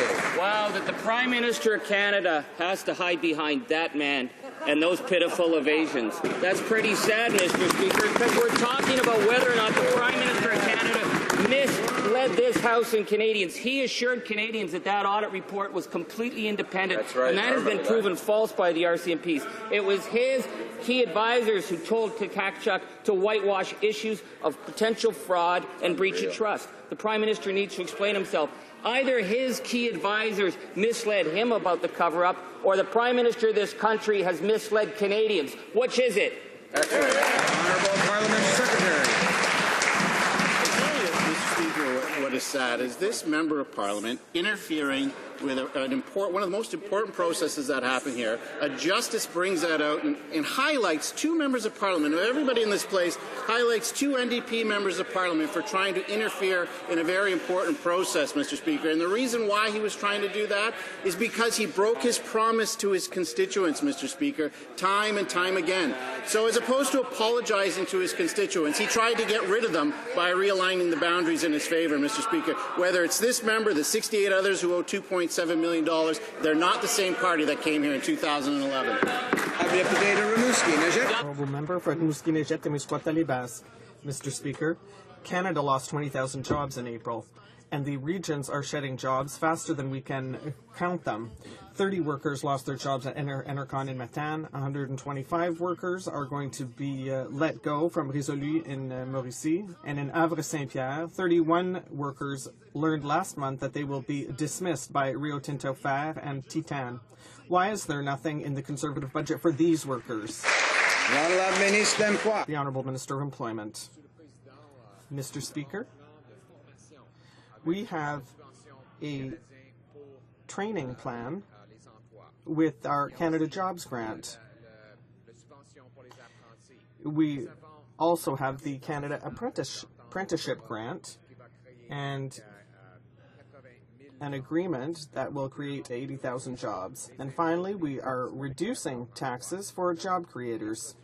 We have introduced the largest tax reduction for small and medium-sized businesses in 25 years. The NDP will vote against it, and the leader already announced that he would hike taxes, Mr. Speaker. The Honourable Member for Alfred Pellan. If there's one group for whom the situation is particularly bad, Mr. Speaker, especially in April, it is young people. The youth unemployment rate went from 0.6% to 13.6%, which is over the double the national average. Over 13,000 jobs have disappeared in a single month, and there's nothing in the Conservatives' budget to create jobs for young people. So will young people have to wait for a new government in order to fix this problem? The Honourable Minister of Employment. Mr. Speaker, we have already announced the apprenticeship grant, which will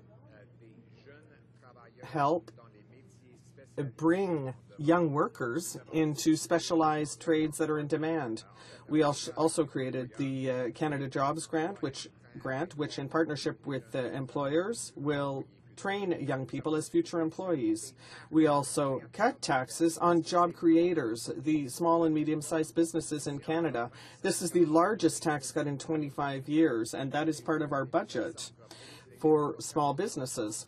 The NDP is going to vote against it, and the leader of the opposition already said that he would hike taxes on small businesses. The Honourable Member for Alfred Pellan.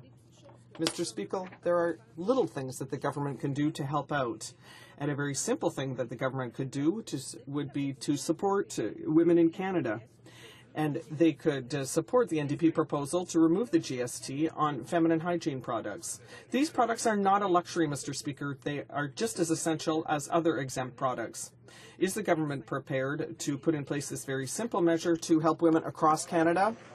The Honourable Parliamentary Secretary to the Status of Woman. Support this motion and will consider this proposal in future budgets, but I'd just like to point out that our Conservative government has spent 9 years reducing taxes on Canadian families, and they know it's our government that puts money back in their pockets. Thank you, Mr. Speaker. The Honourable Member for Skeena-Buckley Valley. No, Mr. Speaker, the latest Conservative budget is full of tax breaks and loopholes for the wealthy few. They're trying to actually ram through income splitting and TFSA increases that cost billions, and they're ramming it through because they know it's unfair welfare policies that will spend billions towards those wealthy few. At a time when so many Canadian families are struggling to make ends meet, we should be looking for every and any way we can to help make life more affordable. So just a simple yes or no question. They've got billions for the wealthy. Will Conservatives support the NDP motion to take the tax off feminine hygiene products and make everyday necessities more affordable for Canadian women and Canadian families? Honourable Parliament Secretary for the Status of Women.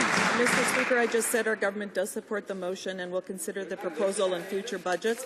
But I'd also like to point out again that the federal tax burden is at its lowest level in 50 years, and a typical Canadian family, Mr. Speaker, is saving $6,600. The honourable member for Skeena-Bulkley Valley. You know, Conservative priorities are to spend billions on the wealthy rather than lift a finger to help make life more affordable for Canadian families. The Conservative so-called plan is failing middle-class families, working Canadians, and Conservatives are failing our economy. New job numbers show that the Canadian economy shed another 20,000 jobs just last month. That's 20,000 more Canadians looking for work on top of the 1.3 million already unemployed. And young Canadians still haven't recovered from the depths of the last recession. So why did Conservatives cynically refuse to spend tens of millions of dollars to help young Canadians find a job? The Honourable Minister of Employment and Social Development. Speaker, the long-term trend is positive with 1.2 million net new jobs. Our plan for tax cuts, training, and trade is creating jobs. But the member across the way says people earning less than $60,000 a year are wealthy. Let me quote from the Financial Post today. Quote, working class finds ways to max out tax-free savings accounts. 60% of Canadians who earn less than $60,000 a year. The NDP's plan to roll back tax-free savings accounts will raise taxes on thousands of Canadians earning less than $60,000 a year, Mr. Speaker. That is an attack on the middle class, and we won't allow it. Honourable member for Halifax West. Speaker, the Prime Minister's videos revealed the identity of Special Operations troops to terrorists. The PMO broke the DND protocols that protect our armed forces. They said they had DND's consent.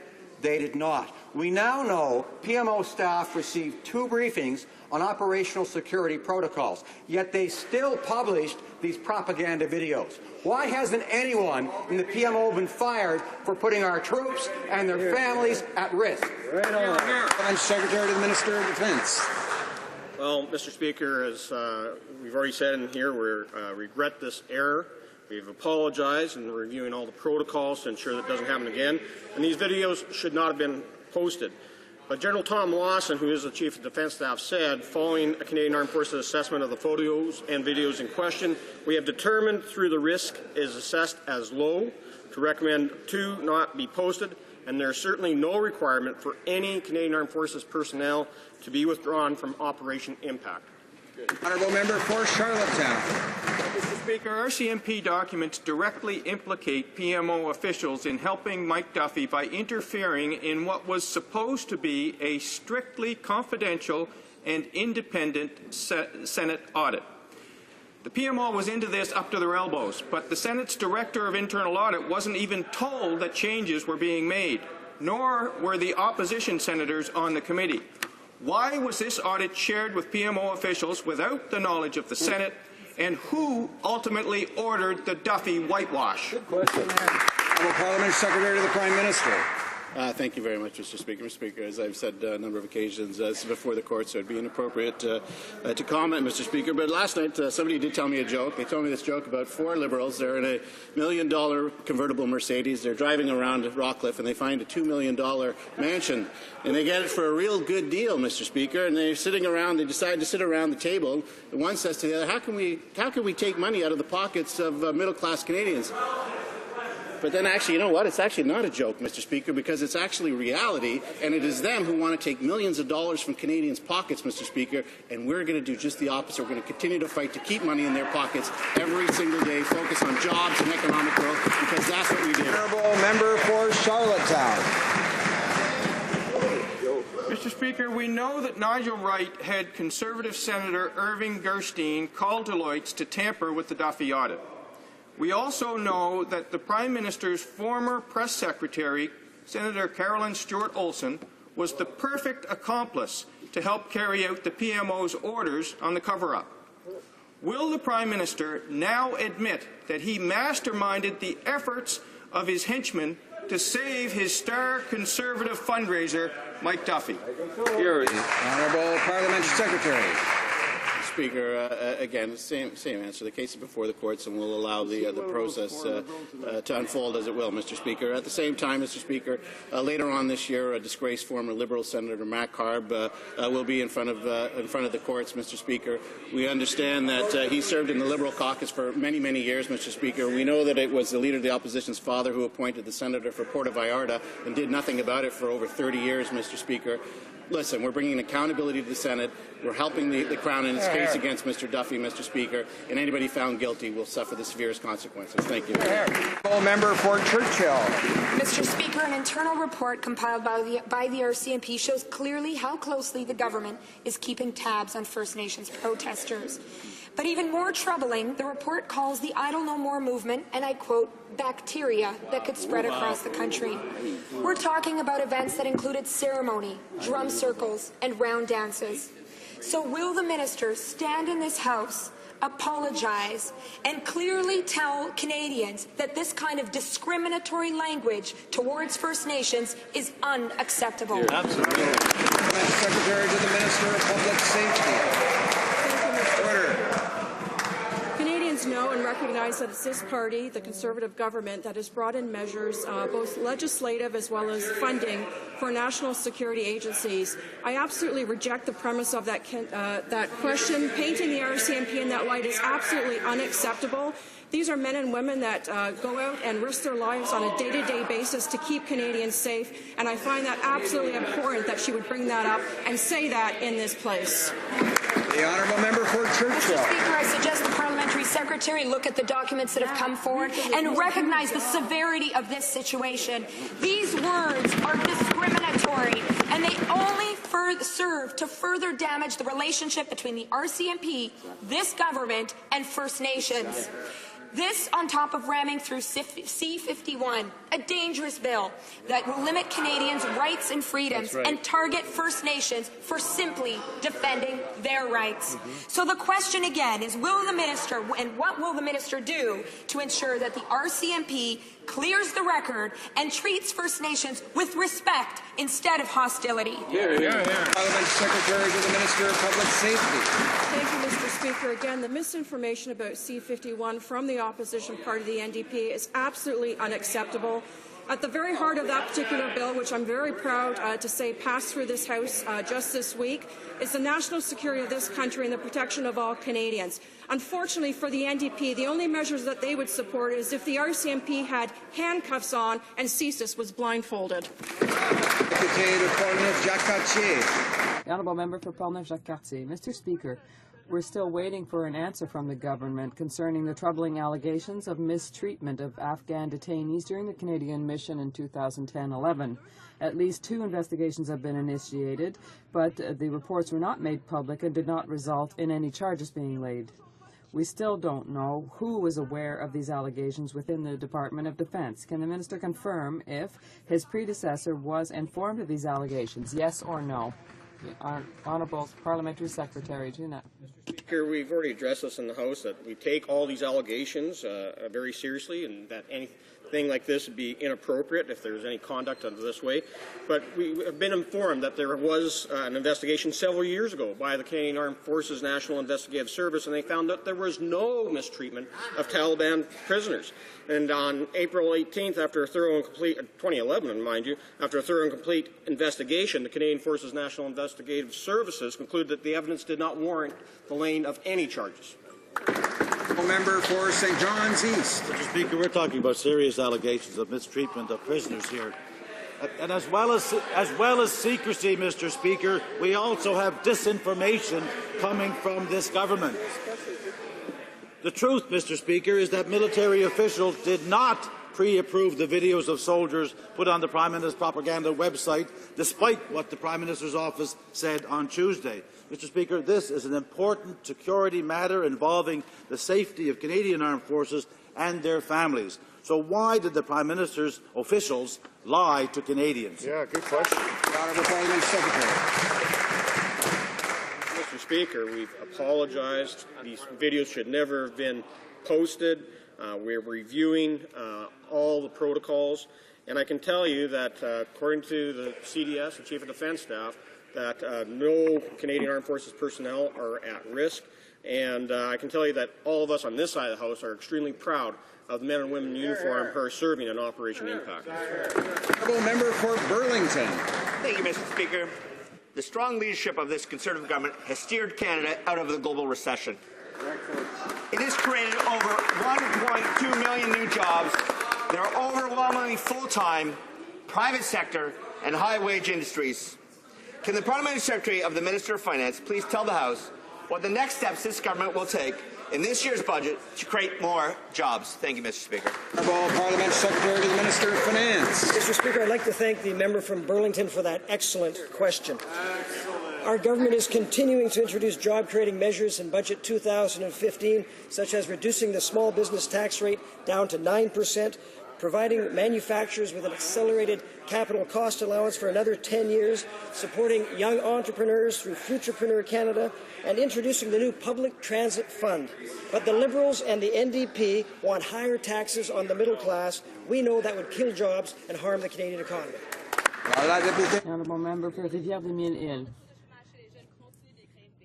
The youth unemployment rate continues to rise. The BIA Act tells us that there will be some protection for unpaid interns in terms of health and safety. However, it doesn't guarantee any other minimal standards like against sexual harassment or maximum number of hours of work. In Canada, there are some 300,000 interns, particularly young people. Will the minister correct the serious shortcoming in the Mammoth Bill and better protect interns? The Honourable Parliamentary Secretary. The government knows that internships can provide important workplace-based learning experiences. However, we recognize that many Canadians are concerned about the potential of abuse and lack of protections for unpaid interns. That's why, through Economic Action Plan 2015, our Conservative government will amend the Canada Labour Code to ensure that interns under federal jurisdiction, regardless of pay, receive occupational health and safety protections and are subject to basic safety standards. La députée de Rivière-des-Mille-Îles. Years of pressure from the NDP and intern advocates to get any action from this government whatsoever. But after voting against the NDP's Intern Protection Act, they've now introduced a BIA that would leave interns without key workplace protections, such as those against harassment or excessive working hours. With youth unemployment twice the national average, hundreds of thousands of young Canadians are forced into unpaid internships. We can do better. Will the minister fix the government's omnibus bill to ensure real protections for Canadian interns? Honourable Parliamentary Secretary for the Status of Women. Speaker, I just mentioned that in our Economic Action Plan 2015, our Conservative government will amend the Canada Labour Code to ensure that interns under federal jurisdiction, regardless of pay, receive occupational health and safety protections and are subject to basic safety standards. It would be nice if the member got on board and supported this. Honourable member for Laurier-Sainte-Marie. Mr. Speaker, the Conservatives really have something against the CBC. We know that the Prime Minister said that CBC journalists hate Conservative values. And now, that's very nice. That's very instructive to see what's happening across the way. Now it's the turn of Conservative Senator Malte to insult the Vice President of the Crown Corporation at committee. The Senator also says that he hopes, and I see people who think this is very funny, it tells the whole story, he hopes that CBC will receive no extra funding. Rather than fueling their obsessions, will the government finally support our public broadcaster? The Honourable Parliamentary Secretary to the Prime Minister. Mr. Speaker, as you know, the government provides the CBC with over $1 billion in taxpayer funding each and every year, Mr. Speaker. They have more than enough resources to continue and complete their mandate in both official languages in all regions of the country, Mr. Speaker. Thank you. Honourable Member for Sherbrooke. Thank you, Mr. Speaker. On April 29th, motion M5353 was sponsored by myself and unanimously passed. This is intended to support economic development in Canada. The House has spoken. The Minister has to act as quickly as possible to implement a mechanism for non-designated airports such as Sherbrooke to have security checks. So will the Minister quickly present, and quickly is the operative word, this new mechanism, or will she delay again, in terms of taking care of economic development in my region. The Parliamentary Secretary. Mr. Speaker, our government is committed to ensuring that our air safety system and economic development are in our system. If the security checks were to be given to non-designated airports where it's not necessary, it would have to come from another source of funding. The minister has asked her representatives to develop a mechanism that will allow non-designated airports that are low-risk airports to have security checks on a cost recovery basis. Thank you, Mr. Speaker. Shoal Lake 40 First Nations is a reserve. It's actually located on an island. It has no ferry service, Mr. Speaker. In the sense that it has no ferry service, that means that they don't have access to bottled water. They don't have access to groceries in the same manner. This government has sat back and done nothing to deal with these very important needs of the community, Mr. Speaker. My question to the minister responsible, Mr. Speaker, is what has the government been done? It has been posed, or this question has been posed on several occasions. What, Mr. Minister, have you done to resolve the state of emergency for the Lake 40 nations? The Honourable Minister of Aboriginal Affairs. Thank you, Mr. Speaker. Our immediate priority, of course, is the health and safety of the Shoal Lake residents. For the information of the member, repairs are being carried to the ferry as we speak.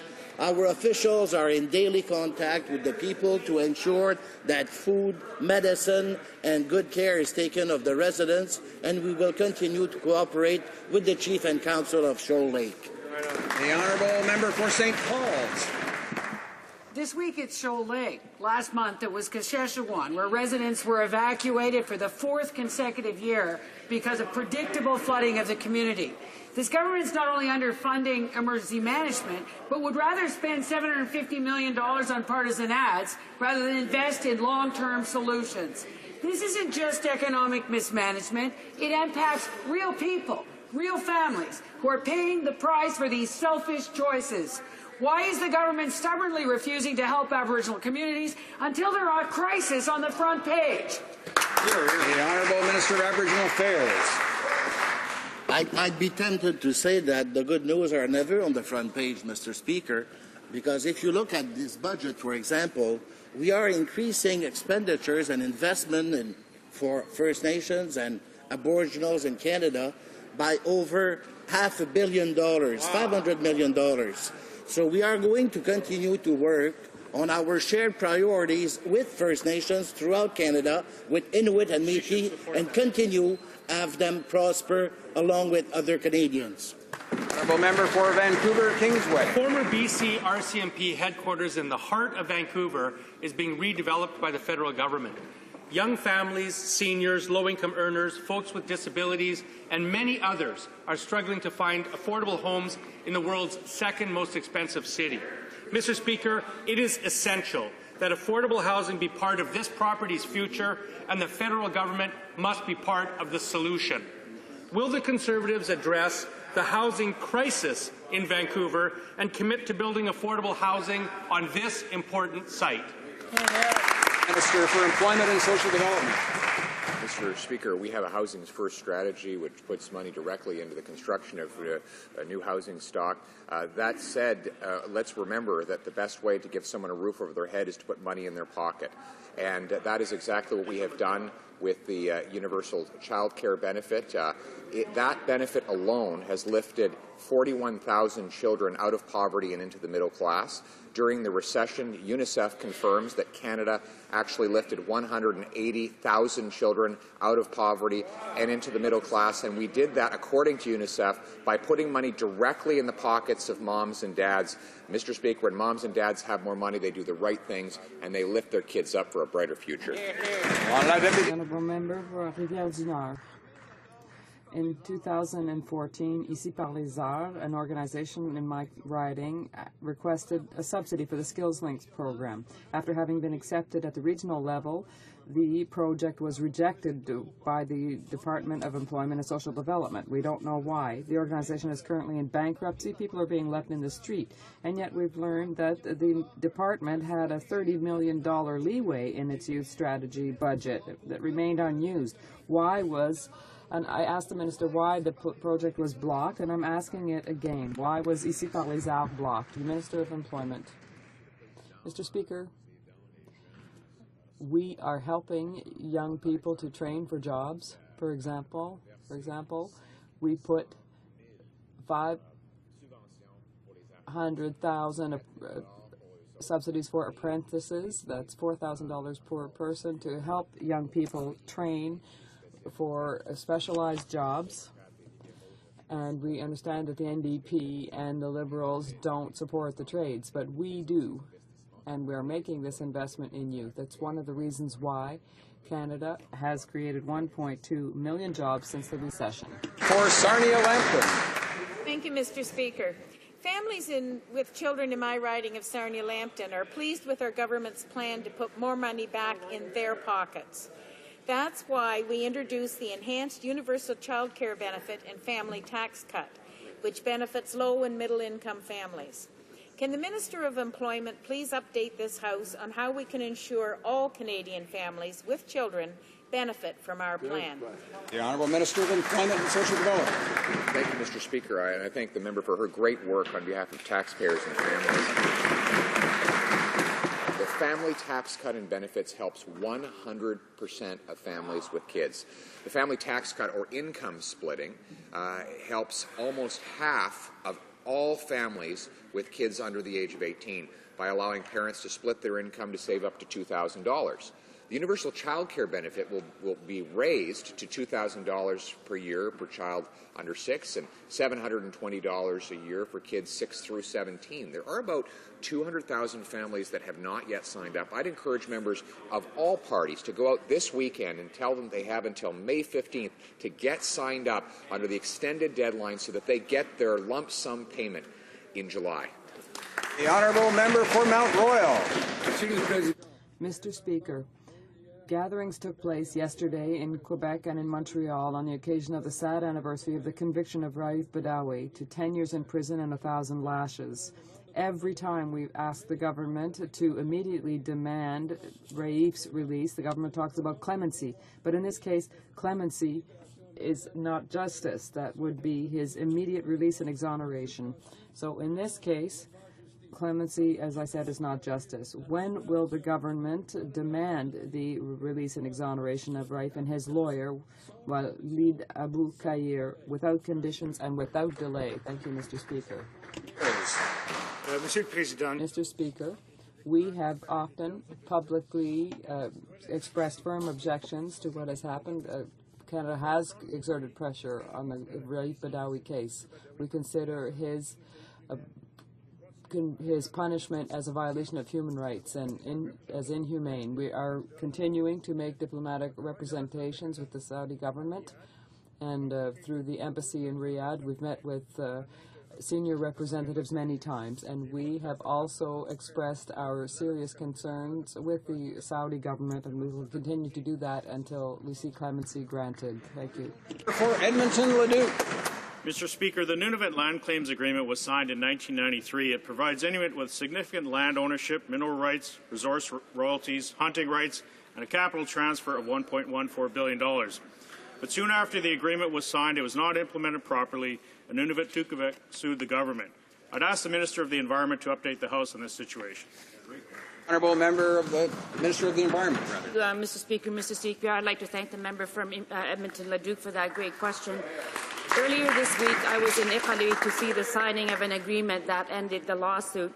The lawsuit came about because the former Liberal government failed to implement the Nunavut Land Claims Agreement. But since our government came to power, we took the time to work with our partners to resolve the complex issue to find a fair and reasonable solution for all parties. The signing of this agreement will result in more opportunities for Inuit to unlock economic opportunities, create jobs in Nunavut. I am very proud to be part of a government that stands up for Inuit and Northerners. Thank you, Mr. Speaker. The Honourable Member for Verchères Les Patriotes. Mr. Speaker, 2 young people in my riding were stuck in Nepal after the earthquake. Their families have seen Canada's disorganization. The government had no plan to go and fetch Canadians, and the Canadian families were said that they would have to find their own means to get out of Kathmandu. How can the Canadian government have so little concern for its own citizens, and does Canada not have any emergency plans to face this kind of situation? What tangible measures have been put in place to ensure that there isn't such confusion during the next catastrophe? The Honourable Parliamentary Secretary. Absolutely false that Canada has not been there working very hard. The Emergency Watch and Response Centre has worked tirelessly to reach out to Canadians in Nepal. And if there are issues, they can call the Emergency Watch Centre, the 1-800 number, 1-800-387-3124. We have, on separate occasions, 3 separate occasions, C-17 was made available to evacuate the Canadian citizens that required assistance. We deployed additional consular staff. We have a dedicated staff that worked around the clock to provide assistance to Canadians, and we have offered hundreds of emergency documents to assist them in traveling. Consular operations were being run out of the Canadian consulate in Delhi, and also with help with the American Embassy. The Honourable Member for Montcalm. Mr. Speaker, after having dismantled a large part of the EI program, which is paid for by workers, the government has kept almost $100 million destined for programs to assist people with disabilities, literacy, and employment assistance for young people, which is to say the most vulnerable in our society. Can the government finally commit to reducing its assistance to multinational corporations and make our society more fair? Honourable Minister of Employment. Mr. Speaker, we have agreements with our provincial counterparts to create programs for young people, and I'm pleased to tell the House that these programs have helped to create jobs for people in difficulty, and obviously we're trying to deliver these programs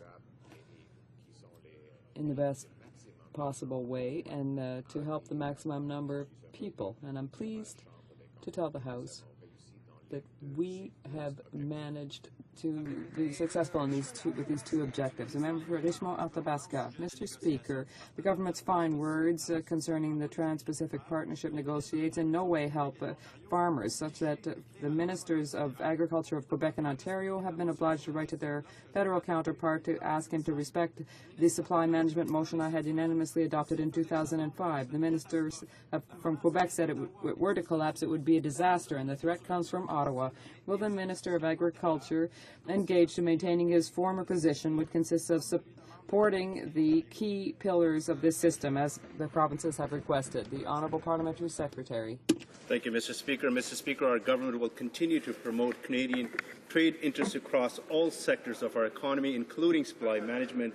That has never prevented us from successfully completing other free trade agreements, such as free trade with Europe and South Korea. We make no apologies for ensuring that any deal reached must be in Canada's best interest. As always, we will only sign a trade agreement if it significantly benefits Canadian businesses, workers, and their families, Mr. Speaker.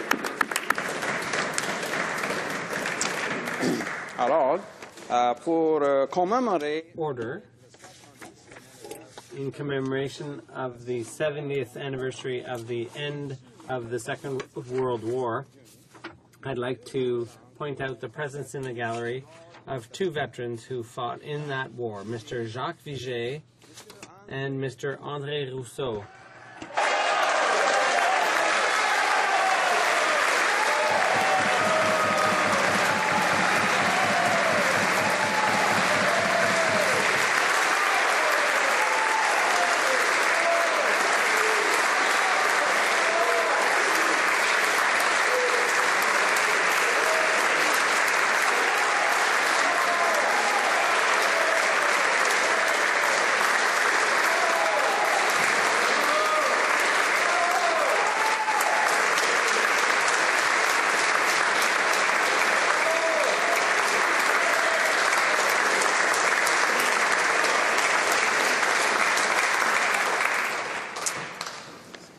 tabling of documents. The honourable member for Burnaby New Westminster on a point of order. Thank you, Mr. Speaker. I'd ask you to review the question period tapes from today, and what you will find very clearly on the tapes is the Parliamentary Secretary, the Government House Leader, saying entirely inappropriate and unparliamentary things. It's not the first time he's been caught on audio or video saying inappropriate things, but he needs to understand that when this microphone is on, everything he says, whether parliamentary or not, is actually broadcast into the audio tape.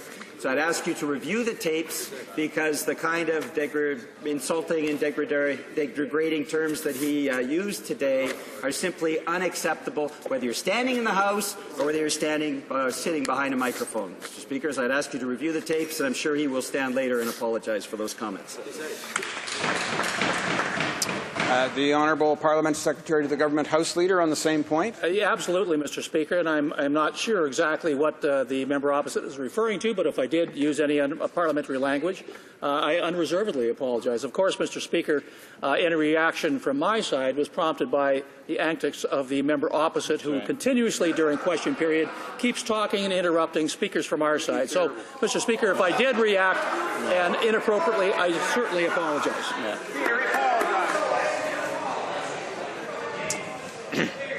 Well, I thank honourable members for order. Order. I thank honourable members for their interventions. We indeed will check to see. I know that there was some commentary today that was somewhat close to the line in terms of the usual decorum that one would expect in the House. But having said that, we'll take these under advisement and get back to the House if necessary. Tabling of documents. Dépôt de documents. The Honourable Parliamentary Secretary to the Minister of Foreign Affairs. Mr. Speaker, on behalf of the Minister of Foreign Affairs and pursuant to Standing Order 32.2, I have the honour to table in both official languages the treaty entitled Agreement between the Government of Canada and the Government of the Republic of Chile on Mutual Administrative Assistance in Customs Matters, done at Puerto Natales on April 13, 2015. An explanatory memorandum is included with this treaty. Tabling documents. The Honourable Parliamentary Secretary to the Government House Leader. Thank you very much, Mr. Speaker. Mr. Speaker, pursuant to Standing Order 36.8, I have the honour to table in both official languages the government's responses to 5 petitions. Tabling of documents. Dépôt de documents.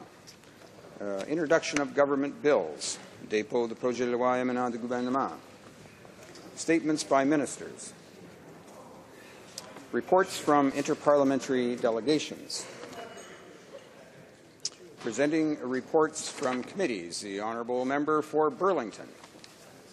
I have the honour to present in both official languages the 18th report of the Standing Committee on Justice and Human Rights in relation to Bill C-35, an act to amend the Criminal Code, law enforcement animals, military animals, and service animals. The committee has studied the bill and decided to report it back to the House without amendment. Also to present in both official languages the 19th report of the Standing Committee on Justice and Human Rights in relation to the study of the subject matter of Bill C-583, an act to amend the Criminal Code, fetal alcohol spectrum disorder. Pursuant to Standing Order 109, and the committee requests that the government table a comprehensive response to this report. Thank you, Mr. Speaker. And I understand that the member for Gatineau wishes to present a supplementary opinion. The honourable member for Gatineau. Yes, indeed, Mr. Speaker. With respect to the 19th report of the Justice Committee, we are presenting a supplementary report with respect to the study on the subject matter of Bill C-583, an act to amend the Criminal Code, fetal alcohol spectrum disorder. I'd like to quickly thank my committee colleagues, all my colleagues, particularly the member for Nanaimo Cowichan and the member for La Pointe de l'Île, who were responsible for managing our team's response to this bill. We support the bill, the report, but The member for Yukon's bill was really watered down, and the member was pressured into withdrawing his bill. And I think a report with could hardly have softer recommendations than this one, and the recommendations from the official opposition could move things forward a lot faster than the recommendations, which are very simplistic and insipid, coming from the Conservative government members on the committee. Thank you. Presenting reports from committees. Présentation de rapport de comité.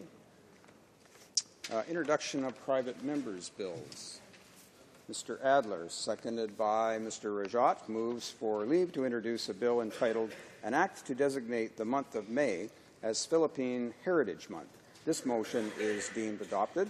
The honourable member for York Centre. Thank you, Speaker, and I'm proud to stand in the House today to introduce this bill. You know, Canada is home to one of the largest Filipino diaspora communities in the world. Some 800,000 currently call Canada home, and I'm proud that York Centre, which is home to one of Canada's largest Filipino communities. Let's make every month of May Filipino Heritage Month, and I certainly look forward to the support of every member of this House in supporting this bill. Thank you, Speaker. Mr. Adler, seconded by Mr. Rajat, moves that the bill be now read a first time and be printed. This motion is deemed adopted. First reading of this bill, première lecture de ce projet de loi. And when shall the bill be read a second time? At the next sitting of the House. Presenting private members' bills. Mr. Blanchette. Mr. Blanchette, seconded by Mr. Cote, seeks leave to introduce a bill entitled An Act to Amend the Railway Safety Act, Maintenance of Railway Works. This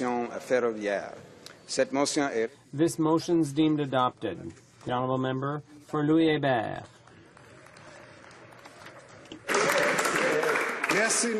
Thank you, Mr. Speaker. It's with pride on behalf of the people of the Quebec City area that I present this bill that has two measures. An acknowledgement that railway works that are recognized as having heritage value have to be kept up. And, more importantly, a measure that in the case of default, the government can order that the works be carried out and stick the owner with the bill. For 10 years, the Conservative government has been unable to get the Quebec City Bridge repainted. They're pulling the wool over the eyes of the people of Quebec City by claiming that they're willing to pony up $100 million on condition that CN do the same.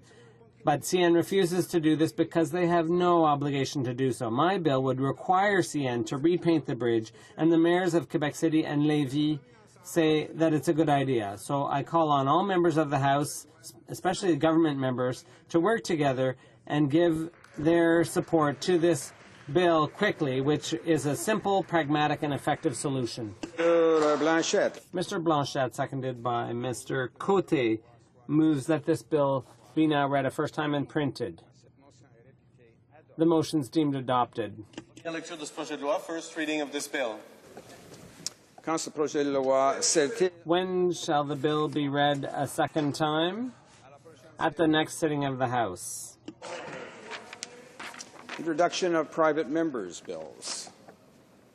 First reading of Senate public bills. Motions. Motion. Presenting petitions. Présentation de pétition. The honourable member for Wascana. Thank you very much, Mr. Speaker. I have a petition to file today, signed by many people from all across the province of Saskatchewan, about the rights of farmers, particularly small farmers, and they call upon Parliament to enshrine in legislation the inalienable rights of farmers and other Canadians to save, reuse, select, exchange, and sell their own seeds. Presenting petitions. The honourable member for Rivière-des-Mille-Îles. Thank you, Mr. Speaker. On this NDP Opposition Day, this petition is particularly relevant because Canadians spend $36 million a year in GST on feminine hygiene products. So the petitioners call on the government to adopt the NDP's bill that would eliminate the GST on all feminine hygiene products. Presenting petitions, the honourable member for Saskatoon-Wanuskewin. Thank you, Mr. Speaker. These petitioners, quite a number across my province, are drawing attention to the fact that CBC had a documentary revealing that ultrasounds are used in Canada to tell the sex of an unborn child so that expectant parents can choose to terminate that pregnancy if the unborn child is a girl. They remind us that 92% of Canadians believe sex-selective pregnancy termination should be illegal, and that gendercide having created a global gender imbalance resulting in violence and the human trafficking of girls. The three deadliest words in the world are "it's a girl." So they want members of Parliament to condemn discrimination against girls occurring through sex-selective pregnancy termination. The second one, Mr. Speaker, these petitioners draw attention to the fact that a high percentage of prostitutes are forced into the sex trade, coerced into the sex trade and trafficked, and they're asking that the House of Commons legislate such that it be a criminal offence to purchase sex with a woman, man or child, and that it be a criminal offence for pimps and madams and others to profit from the proceeds of the pernicious sex trade. Presenting petitions, the honourable member for Churchill. And I'm proud to rise in this House to present a petition that connects, of course, with our Opposition Day motion, a petition that was signed by hundreds, thousands of Canadians, many Canadian women, calling on the Government of Canada to cease taxation on menstrual hygiene products. Mr. Speaker, these women and men across the country are calling on leadership from this federal government and fundamentally a stand in support of equality, ensuring that women are not penalized because of their need for products because they are women, because we are women. So, Mr. Speaker, I submit this in the hopes that, sharing the hopes of so many Canadians, that this government will listen and take action now. Presenting petitions, the honourable member for Etobicoke North. Thank you, Mr. Speaker. I present a petition regarding autism spectrum disorder, or ASDs. These disorders are characterized by social and communication challenges and a pattern of repetitive behaviors and interests. They are lifelong, affect development and life experience, and exert emotional and financial pressures on families. The petitioners call on the government to work with the provinces and territories and stakeholders to develop a pan-Canadian strategy for autism spectrum disorder. Presenting petitions, the honourable member for Edmonton-Leduc. Thank you, Mr. Speaker. I rise today to present two petitions. The first petition, on behalf of many constituents in my riding, call for the creation of a legislative ombudsman mechanism for responsible mining. And the second petition calls upon Parliament and the Government of Canada to recognize the inherent rights of farmers derived from thousands of years of custom and tradition to save, reuse, select, exchange, and sell their own seeds. Thank you. Présentation de pétitions. Presenting petitions, the honourable member for Beauport-Limoilou. Thank you, Mr. Speaker. Mr. Speaker, I table a petition signed by dozens of Canadian citizens concerning feminine hygiene products so that the GST be removed upon them. I am pleased to be able to table this petition because I have seen, when working in food banks, how expensive this type of product is, and therefore it is inaccessible to people with limited resources. Thank you, Mr. Speaker. Petitions, the honourable member for Winnipeg North. Yes, thank you, Mr. Speaker. I table today a petition signed by residents of Winnipeg North with reference to the budget, indicating that the 2015 budget favours the wealthy over the middle class and low-income Canadians, lacks a true plan for jobs and economic growth, and they're calling upon the House of Commons to recognize the failure of the 2015 budget to meet the needs of Canadians. Thank you, Mr. Speaker. Presenting petitions, the honourable member for Shefford. Thank you, Mr. Speaker. I have the honour of tabling a petition that the NDP cares deeply about. It is to oppose the end of our home mail delivery. When are we going to have a government that stands up to give services to everyone? Presenting petitions. Questions on the order paper. The Honourable Parliamentary Secretary to the Government House Leader. Thank you very much, Mr. Speaker. Mr. Speaker, questions Q 1123 and 1129 will be answered today. Furthermore, Mr. Speaker, questions number Q 1122, 1124, 1126, 1127, 1128, 1130, and 1134 could be made orders for returns. These returns would be tabled immediately. Is it the pleasure of the House that the aforementioned questions be made orders for return and that they be tabled immediately? Yes? Agreed? Agreed and so ordered. The Honourable Parliamentary Secretary to the Government House Leader. Thank you once again, Mr. Speaker. Lastly, I ask that the remaining questions be allowed to stand. And is that also agreed? Agreed? Agreed and so ordered. Orders of the day. Ordre du jour. Government bills. Opposition Day. Work of supply, resuming consideration of the motion of Ms. Matheson on hygienic products. Honourable Member for Etobicoke North.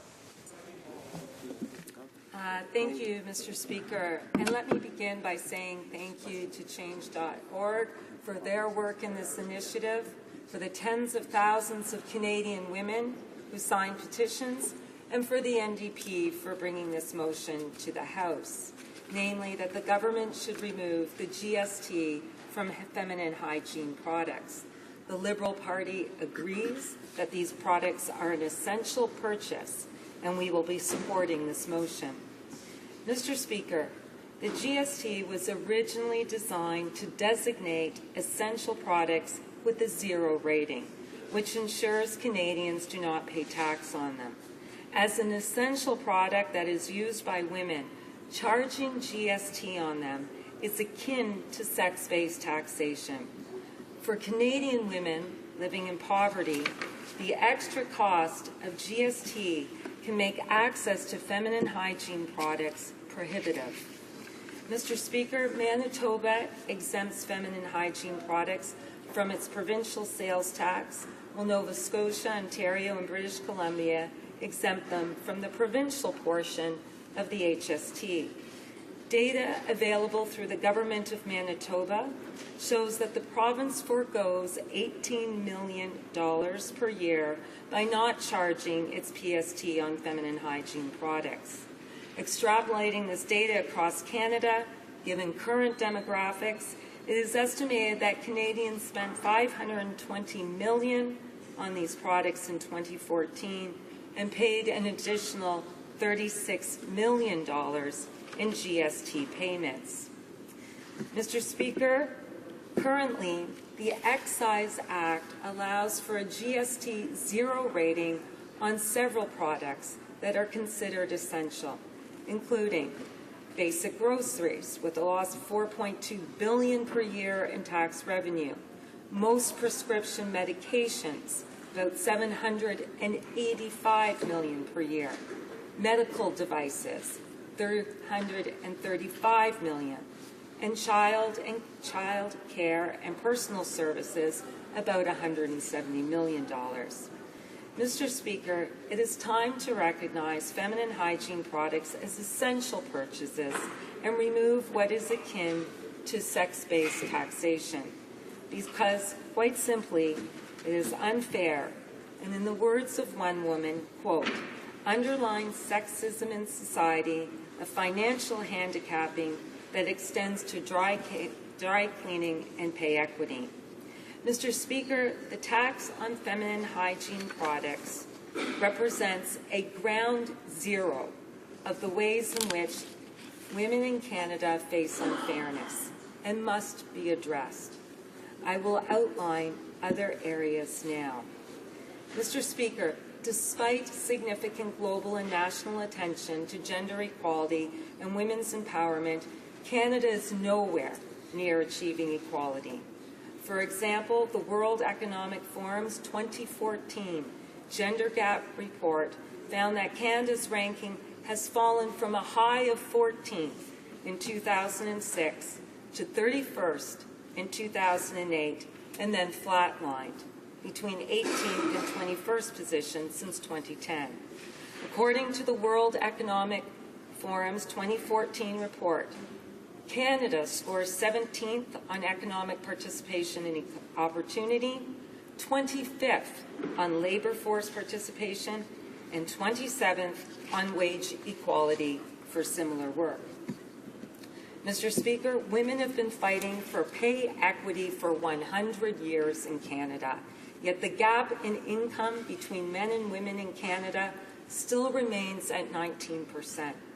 According to the Conference Board, Canada ties with the United States for the 11th spot out of 17 countries and earns a C grade. A 2005 Royal Bank of Canada report estimated the lost income potential of women in Canada due to the wage gap at about $126 billion a year. A new report just this week from Catalyst paints a disturbing picture for Canadian women. The report found Canadian women doing the same work earn $8,000 less than men. The gap is double the global average of $4,000. The gap has serious consequences for women, their families, and the Canadian economy. Canadians should remember that in Budget 2009, the Conservatives attacked the rights of Canadian women by undermining pay equity, and in 2010 voted down a Liberal private member's bill to implement the recommendations of the 2004 Pay Equity Task Force. It included a new Pay Equity Commission for the Federal Public Service, Crown corporations, and federally regulated corporations. It is more than time that the value of women's skills and contribution to the labor force is recognized. The injustice of wage discrimination is acknowledged, and efforts are made to achieve equal pay. Mr. Speaker, another gap is in unpaid work. Each week I am struck by the enormous, unpaid, often unknown, and undervalued contributions women make in my own community and in communities across Canada. Grandmothers who look after grandchildren while parents work, young mothers who choose to stay home to raise their children, women who volunteer daily for charities, and women who serve as caregivers to ailing family members. A staggering 2/3 of the 25 billion hours of unpaid work Canadians perform every year is undertaken by women and is estimated to be worth up to $319 billion in the money economy, or 41% of GDP. The lack of pay for much of women's work has a direct impact on their economic security and even on their health. When women spend their time on unpaid work, they cannot undertake paid work, and as a result, their earning potential decreases considerably. Mr. Speaker, because women's unpaid work traditionally has no dollar value attached, it took many years for governments to recognize and measure the hours dedicated to unpaid work. As a result, many women's activities were not taken into account in the development of laws and policies. This gross oversight worsened existing inequalities. A major breakthrough in the long journey towards women's equality was initiated by a Liberal government when we started measuring unpaid work in the 1996 long-form census, which provided an example to countries around the world. In the summer of 2010, the Conservative government eliminated the mandatory census and later replaced it with the voluntary National Household Survey. Question 33, which gathered data on the time spent on unpaid work, was cut from the survey, despite Canada's commitments to the United Nations. Everyone in this House should therefore be asking, how will we know how women are faring economically and socially, and how far they have come, or how far they have yet to go, and why we are paying more money to receive less information, which will then make it easier for the government to hide incompetence. Mr. Speaker, another gender gap. Canada's shocking drop in the overall health category. According to the 2014 World Economic Forum, Canada ranked 100th out of 142 countries, a drop from 49th place last year. Canadians should remember that the tragic gaps in Aboriginal health outcomes continue unabated. This past summer, Canadians grieved 15-year-old Tina Fontaine, who was found dead, wrapped in plastic, and dumped in Winnipeg's Red River. Her tragic death prompted renewed calls from families from every provincial and territorial government, from every Indigenous group, and from international organizations like the United Nations for a national public inquiry into the 1,181 missing and murdered Indigenous women. While Aboriginal women make up 4.3% of Canada's population, they account for 16% of female homicides and 11.3% of missing women. The Prime Minister and the Conservative government is on the wrong side of history in this refusal to launch a public inquiry to study the appallingly high number of missing and murdered Indigenous women. Mr. Speaker, more broadly, after falling for a decade, rates of domestic violence in Canada have now leveled off, with rates of self-reported spousal violence in 2009 being the same as in 2004. We know from our daily lives that gender-based violence remains rampant. The facts support this conclusion. Half of women in Canada have suffered physical or sexual violence.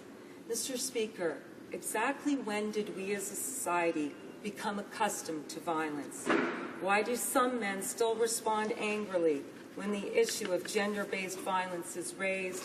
And why does the government respond to a long-standing serious crisis in our country in a fragmented and piecemeal fashion? Violence against women and girls is abhorrent. It is a human rights violation with devastating and serious impacts that may last generations. Mr. Speaker, each year in Canada, violence and abuse drive over 100,000 women and children out of their homes and into shelters. Women in Canada continue to outnumber men 9-1 as victims of assault by a spouse or partner. And girls between the ages of 12 and 15 are at the greatest risk of sexual assault by a family member. The human costs of violence are incalculable, and there are economic costs too, Mr. Speaker. According to a study by the Department of Justice, violence against women costs Canadian society $7.4 billion each year, including $21 million in hospitalizations, visits to doctors, and emergency rooms, as well as $180 million in related mental health costs. Mr. Speaker, in August 2013, the Minister of Health spoke at a meeting of the Canadian Medical Association, or CMA, where she announced that she would make ending family violence the theme of her tenure. She repeated a similar message at the most recent meeting of the CMA in April 14. Canadians are still waiting for a national action plan to end violence. Mr. Speaker, according to the World Economic Forum, the gender gap is widest in politics. While the highest-ranking Nordic countries have closed more than half of the gap, Canada still ranks a dismal 42nd, with men outnumbering women in Parliament by a ratio of 3-1. In stark contrast, women held 45 of the 80 seats in Parliament in Rwanda. The Conservative government must put in place fundamental incentives to orient public action and policy to actually support gender equality. We need more women in politics to address the lack of fairness and justice in the institutions that formulate laws and programs that affect women's lives in such areas as family violence, health care, pay equity. We must also understand that simply boosting the number of women in public office is only a first step. Mr. Speaker, there is a tool that would help address unfairness, address the gender gap. It is gender-based analysis, or GBA. GBA assesses how the impact of policies and programs on women might differ from their impact on men. Used correctly and implemented consistently, it can contribute to attaining the goal of gender equality. Since 1995, the federal government has repeated its commitment to implement GBA through several announcements. Yet in 2009, when the Auditor General undertook an audit of 7 departments, quote, whose responsibilities can impact men and women differently, end of quote, this audit found that there was no government-wide policy requiring departments and agencies to apply GBA. A briefing by Status of Women Canada officials revealed the presence of, and I quote, Centre for Excellence for Gender-Based Analysis.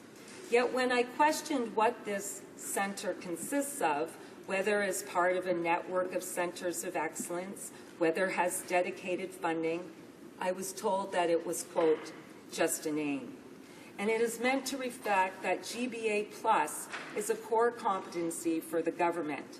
The plus, contained in the name, is to highlight that GBA goes beyond gender and includes the examination of a range of other factors such as age, culture, education, geography, income, and language. When I questioned what funding is provided for GBA Plus, I was informed that there is, quote, no funding, because it is considered a core competency, and thus everyone is expected to undertake it. And when I questioned what it cost to produce the 2-hour online course intended to train civil servants, no answers were available.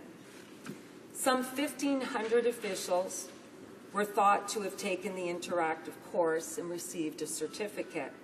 According to the clerk of the Privy Council, the number of employees of the Federal Public Service in March 2013 was close to 263,000 employees. How many of the bureaucracy's executives, deputy ministers, and associate deputy ministers have actually taken the course and or prescribed it to their teams? It should be noted that no further training was thought to be required beyond this initial one-time 2-hour course. It is disturbing that there was no tracking of whether departments had a GBA Plus unit, or whether they had undertaken the pilot project, or what they had invested in GBA Plus.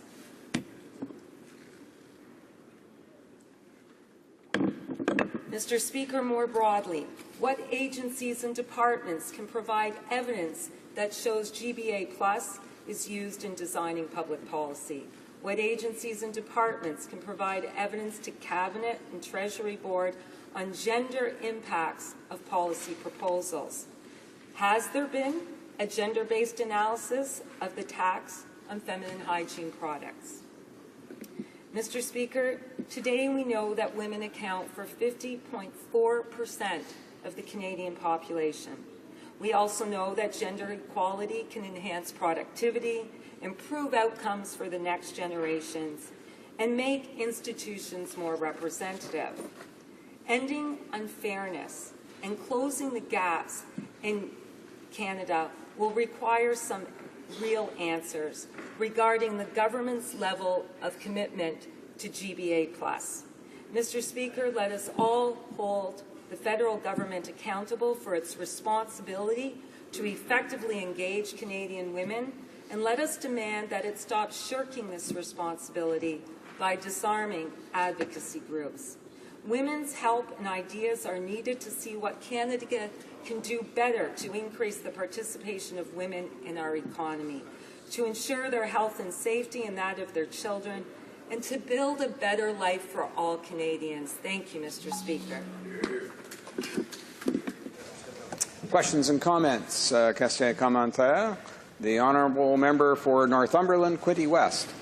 Thank you very much, Mr. Speaker. I was listening to the member intently, and she makes a lot of accusations, and I guess she fails to realize that that this government has done much for women of this country. You just need to take a look at, of course, small businesses. We know that single employer businesses or small businesses, the majority of those, last statistics I heard, 60% are owned by women. So what did we do? We turned around and we made the employment insurance program for those small businesses, most of them women, to be able to collect employment insurance to receive the same kind of benefits, especially maternity benefits and those other benefits that other people enjoy in the employment insurance. When we talk about reducing taxes, we've reduced taxes right across the board. We've reduced the GST by 2%, so every single person, including women, do not pay the same amount in their GST. We have created in this government, I think some of our senior civil servants, more and more heads of departments that I've been looking at the names, etc., are women. Under the previous Liberal government, I don't think there were any more senior bureaucrats who were women. So we've done much, especially in the private sector. So I guess my question would be simply this. If you are a male, should you be refused a job in the civil service or anywhere else simply because of your gender? Or should it be the best person gets the job who's qualified for that job? The honourable member for Etobicoke North. Mr. Speaker, I'd like to thank my colleague for the question. I'll start by saying I do not make accusations. This is an extremely carefully researched speech. In this country, all people should be treated equally. And he's given some examples of what he says his government has done. What hasn't been done is tackling pay equity. Women in this country have been fighting for pay equity for 100 years. It is not okay that women in Canada earn 81 cents for every dollar a man earns. This hurts women, their paycheck every month, every year. It hurts their families if they have families. It hurts what they can put away for a pension, and it hurts our economy. And when it comes to ending violence against women, the numbers have not gone down. Organizations across this country are calling for a national action plan to end the violence. It's time to stop talking about it. We have to do it. We need a national action plan to end the violence, and we need a national public inquiry into missing and murdered Indigenous women. Questions and comments. The honourable member for Gaspésie, Île-de-la-Madeleine. I'd like to thank my colleague from the third party for comments. I think there was an awful lot of material for careful reflection there. I will bring it back to the bill, the motion ahead in front of us, though. The member for Sarnia-Lambton, the previous Conservative Speaker, mentioned over and over again that their government is doing an awful lot for women, including measures that have to do with what they call the Family Tax Act, but in fact most people are calling it income splitting. Income splitting that we know from the Parliamentary Budget Officer that will only benefit 15% of the richest Canadians. Do we know that single-parent families are 4 times more likely to be poor than other families in this country? And when the member for Sarnia-Lambton was saying that an awful lot of Canadians are no longer on the tax rolls, I question whether those families are in fact the poorer families who simply don't make enough money to actually be at the level where they can even be taxed. They have an insufficient annual income. So I'd like to question the member when it comes to unfair regressive tax measures where we have direct consumer taxes on feminine hygiene products. How in the world will income splitting, where these families have insufficient funds to be able to afford the quality of life that most Canadians expect, how in the world will a direct tax that has not been touched by this government? The honourable member for Etobicoke North. I'd like to thank my honourable colleague for his question. I'll just start a bit about talking about gender-based analysis, and then I'll explain what I have done regarding income splitting. Failure to consider the disparate impacts of policies on men and women can have profoundly negative results. And, for example, cardiovascular disease, which is the #1 killer of women. was traditionally considered a men's disease. And as a result, research focused on middle-aged men, ignored the fact that some women with heart disease might have different symptoms. So what I did as a result, because the Parliamentary Budget Officer has raised concerns, as have other groups, about how income splitting would affect, I did write to the Minister of Finance and asked what GBA plus analysis has been done with respect to income splitting, and I'm waiting those answers. Questions and comments. The Honourable Member for Mount Royal. Thank you, Speaker. I'd like to commend my colleague from Etobicoke North for her very carefully researched and evidence-based policy submission. And I want to ask her, someone who's also been engaged in the protection of violence against women in armed conflict and internationally, whether she believes that a national plan of action with regard to protecting against violence against women should include reference to protection against international violence against women. The Honourable Member for Etobicoke North. I'd like to thank my honourable colleague, my friend, and I do want to recognize all the work he does on human rights and what he does to fight for women in conflict around the world. We absolutely must include women in conflict, in fragile states, areas, for example, like the Central African Republic, South Sudan. Just yesterday, there's a new report on Iraq and Syria talking about sexual violence in those two countries, and it's really important that we do support women internationally and work to end the violence. Questions and comments. Question commentaire. Resuming debate. The Honourable Member for Churchill. Thank you very much, Mr. Speaker. My question to my colleague is resuming debate. Okay. Great. The Honourable Member for Churchill, I may have misunderstood. I did call questions and comments, and I know that she is the next speaker as well. So does she wish to? There is still time for questions and comments if she wishes. Okay. My case here in the speech. Either way, we were okay. Go ahead. Thank you very much, Mr. Speaker, for the clarification. And I'd like to note that I'll be splitting my time with my colleague, the member for Rivière-des-Mireilles. Mr. Speaker, never before has the old feminist adage been more appropriate. In the case of today's Opposition Day motion, the political is very, very personal. Almost all women, and even a few men, are united in menstruation for most of their lives.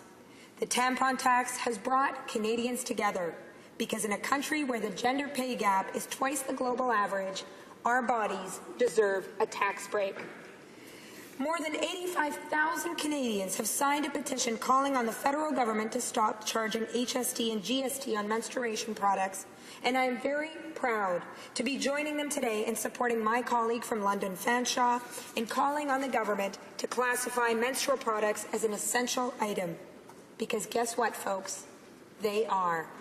And I'm pretty sure that if men were menstruators, they would never have been taxing tampons in the first place.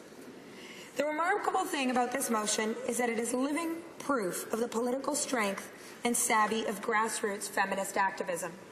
This campaign began on the ground, or I should say online, and I'm consistently impressed and inspired by how young activists have actualized themselves and how they are changing the conversations we are having in our country through social media. This campaign went viral online, and a few short months later, we are debating it here in the House of Commons. This issue is clear, and it is a matter of discrimination. Only those that menstruate are being taxed.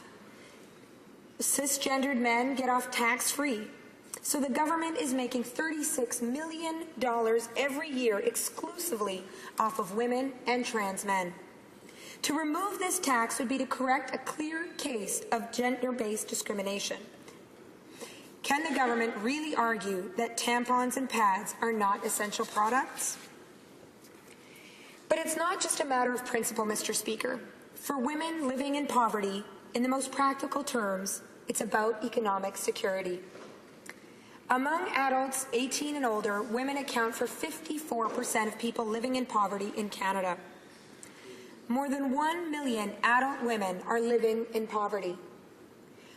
21% of single mothers in Canada raise their children while living in poverty, as opposed to 7% of single fathers. Meanwhile, menstrual products are extremely expensive. For women who are living in poverty and women in shelters, we've heard of how onerous it is to buy these things. In fact, these women are so financially vulnerable that an extra $20 every month can be a real burden. Corporate manufacturers know that they can charge a lot for tampons and pads because women have no choice in buying them. And this underscores my point, Mr. Speaker. We are talking about an essential product. As Jen Zarate writes in the Winnipeg Free Press, quote, "For me, that time of the month is a minor inconvenience.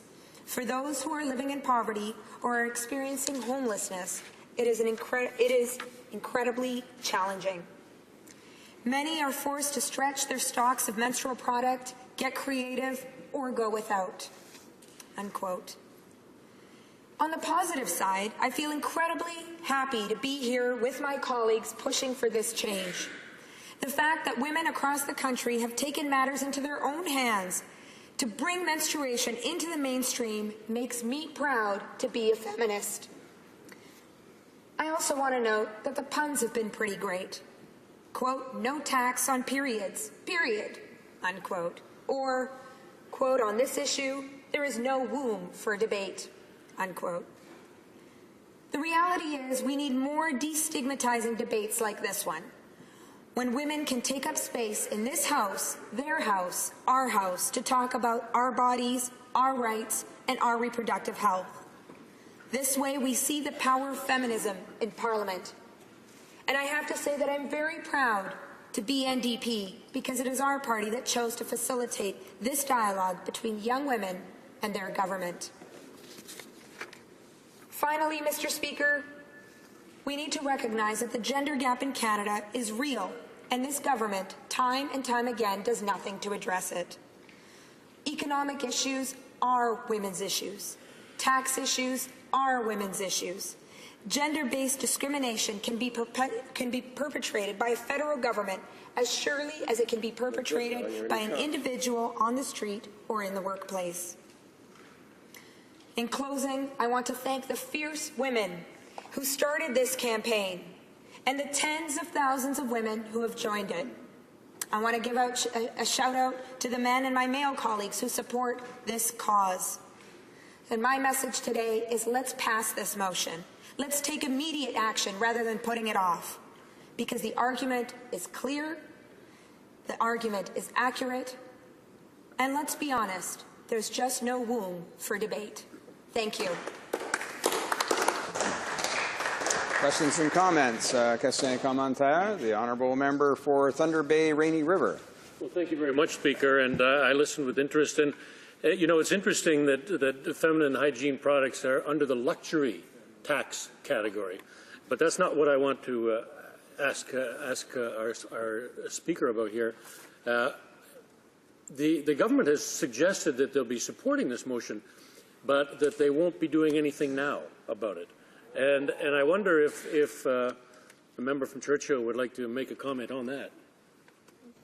The honourable member for Churchill. Thank you, Mr. Speaker, and thank you to my colleague for that question, because Canadian women, Canadians need to know that kind of support, which is not support in and of itself, is not good enough.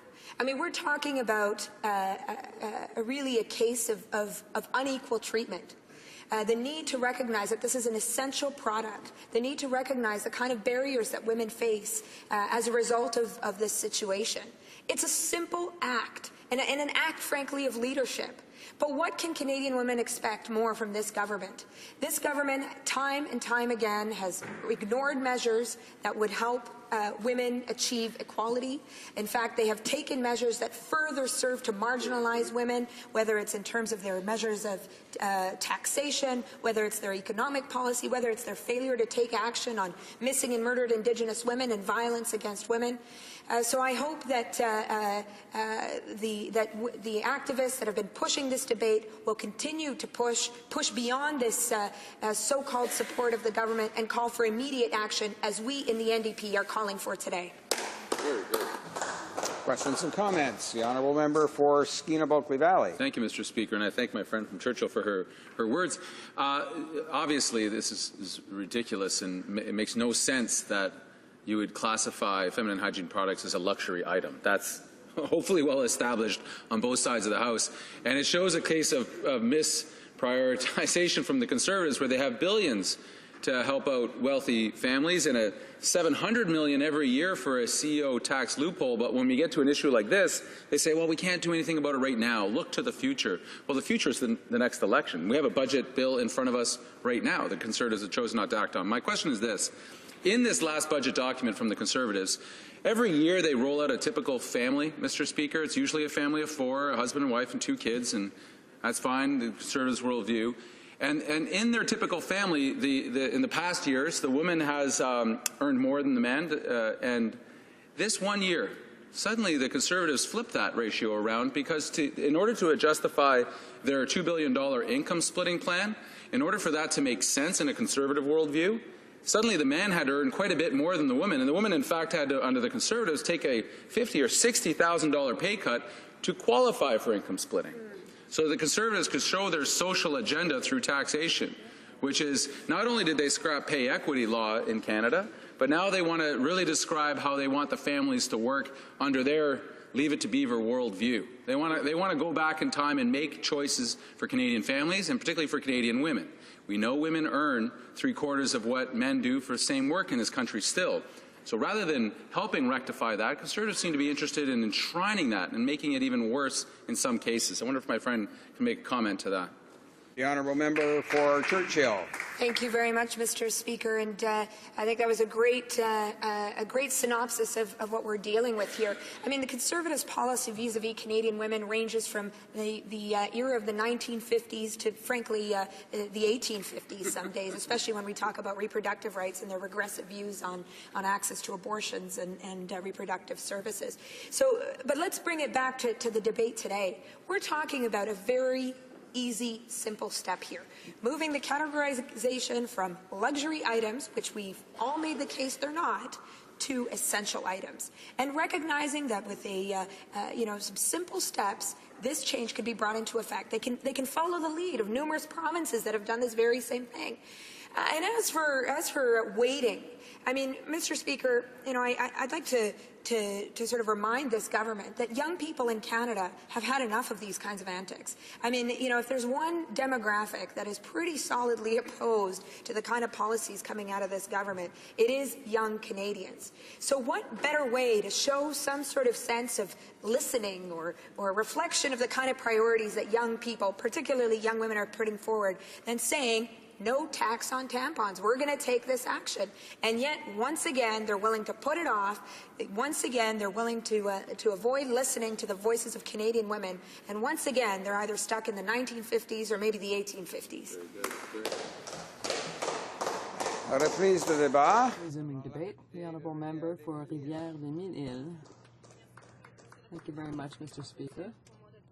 It's a pleasure for me to rise today in the opposition motion tabled by the NDP, rather to remove the unfair tax on feminine hygiene products.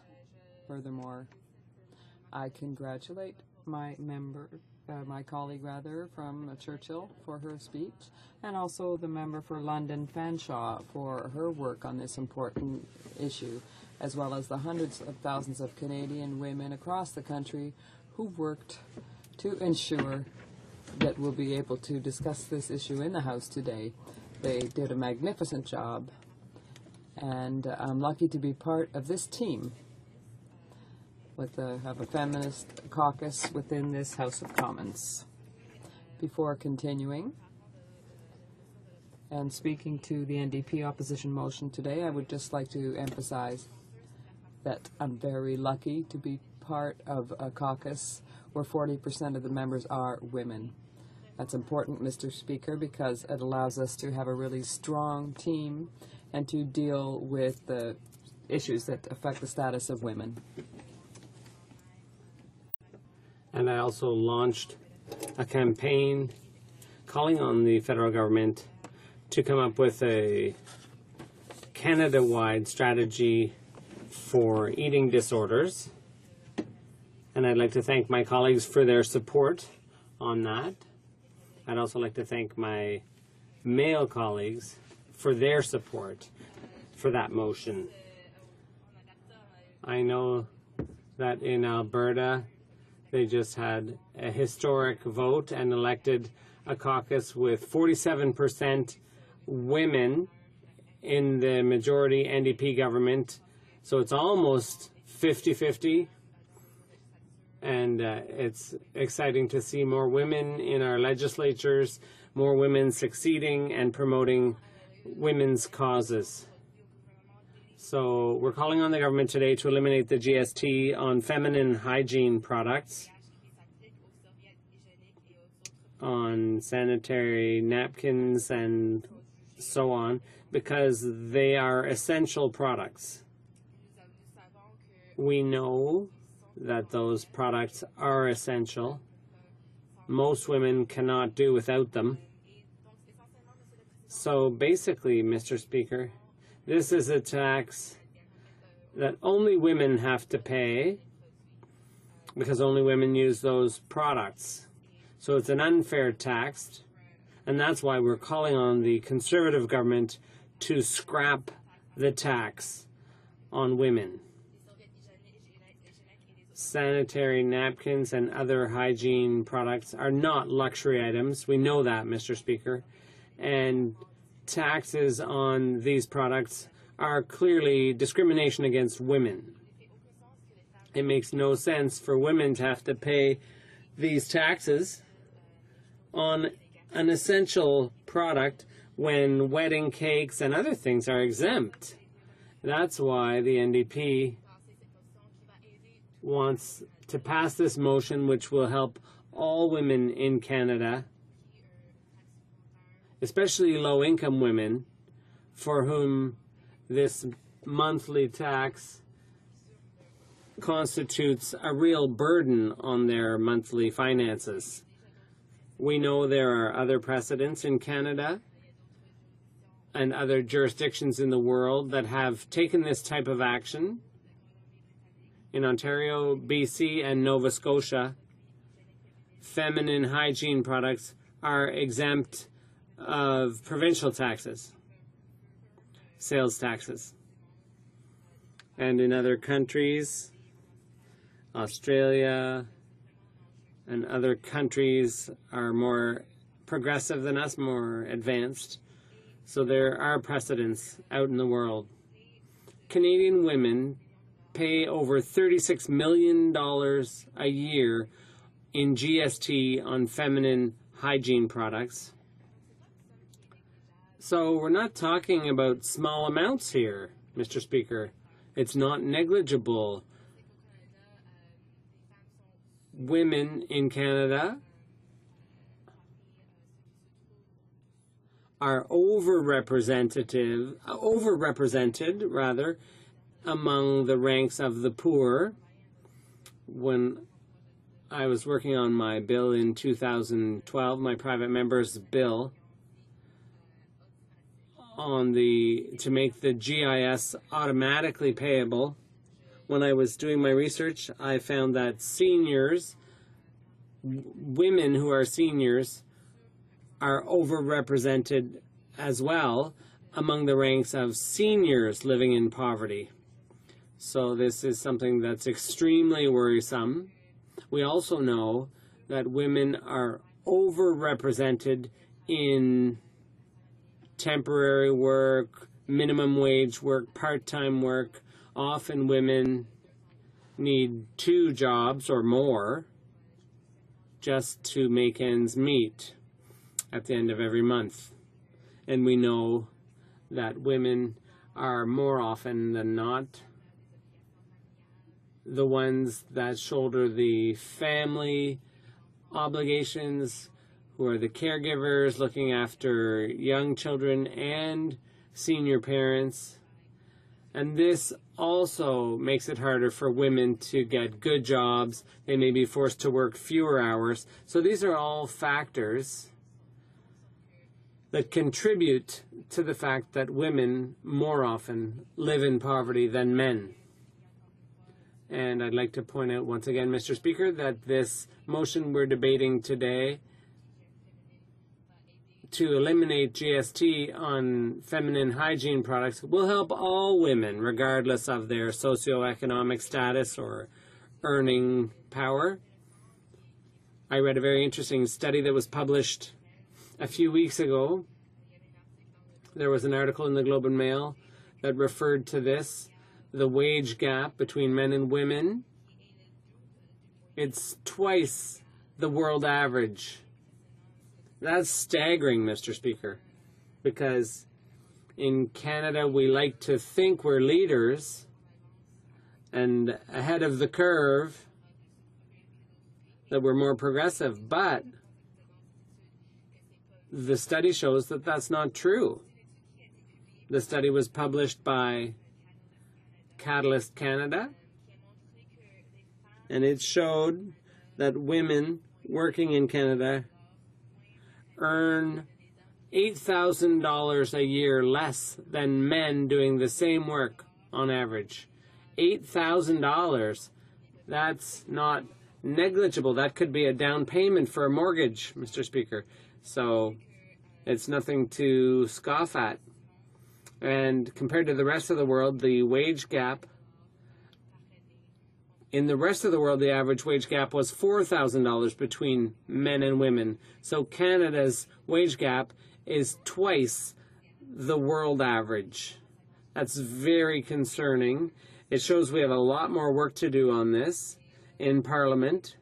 And we in the NDP have put forward a number of proposals to reduce the wage gap. My colleague from Toronto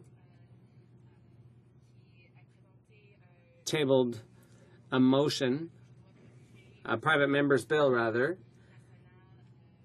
It was a national strategy to help workers in unstable employment situations or the self-employed. So there's a lot still to be done to eliminate the gender wage gap, and we in the NDP are willing to do that work. We know the Conservative government has simply proposed income splitting, which will only help the wealthiest few and will encourage women to stay at home. The Conservatives' policy is regressive. It won't help bring equality between men and women, and that's why we're opposed to it. And in my riding, I know that many of my constituents are very angry with the Conservative government for giving preferential treatment to the rich. We also have a proposal to create affordable, accessible daycare. This was introduced in Quebec. Their system is working. It has encouraged women in Quebec to turn out in greater numbers in the workforce. So our proposal is to limit child care costs to $15 per day per child all across Canada. I hope the Conservatives will support today's motion. I encourage all my colleagues to support the NDP's motion. Comments. Question commentaire. The honourable member for Burnaby, New Westminster. Thank you very much, Mr. Speaker. I'd like to congratulate my colleague on her excellent speech, as she usually does here in the House. She highlighted the importance of this file, but the government has said they would vote for the motion, but they're not going to do anything. So in other words, they're saying yes because they know an election is coming and it's an important issue, but at the end of the day, they're not going to do anything to implement what this calls for. We know that the Conservatives do that routinely. They pass motions and then do nothing afterward. So I wanted to ask my colleague, does she really think the government's sincere, or does she think they'll do nothing about this between now and the next election? The honourable member for Rivière-des-Mille-Îles. Thank you, Mr. Speaker. I'm glad to know that the government takes the good ideas of the NDP and sticks them in their budget, but we really can't trust them to walk the talk, to follow through and actually do what needs to be done to help women. I tabled a private member's bill last year to protect unpaid interns. It was, once again, an issue of gender equality because women are overrepresented among the ranks of unpaid interns. The Conservative government took that idea and stuck it in their budget, but the protections don't go far enough. Unlike my bill, the Conservative government is not protecting against sexual harassment and other issues. So it's another example of this government not going far enough. So I'm glad the government has indicated that it will support this motion, but we'll have to keep an eye on them, and I really hope they will take action. Questions and comments? The honourable member for Pierrefonds-Dollard. Thank you, Mr. Speaker. And I'd like to thank my colleague for her work. She always takes a very sensitive approach, sensitive to minorities and women and young people, and I think that showed in her speech.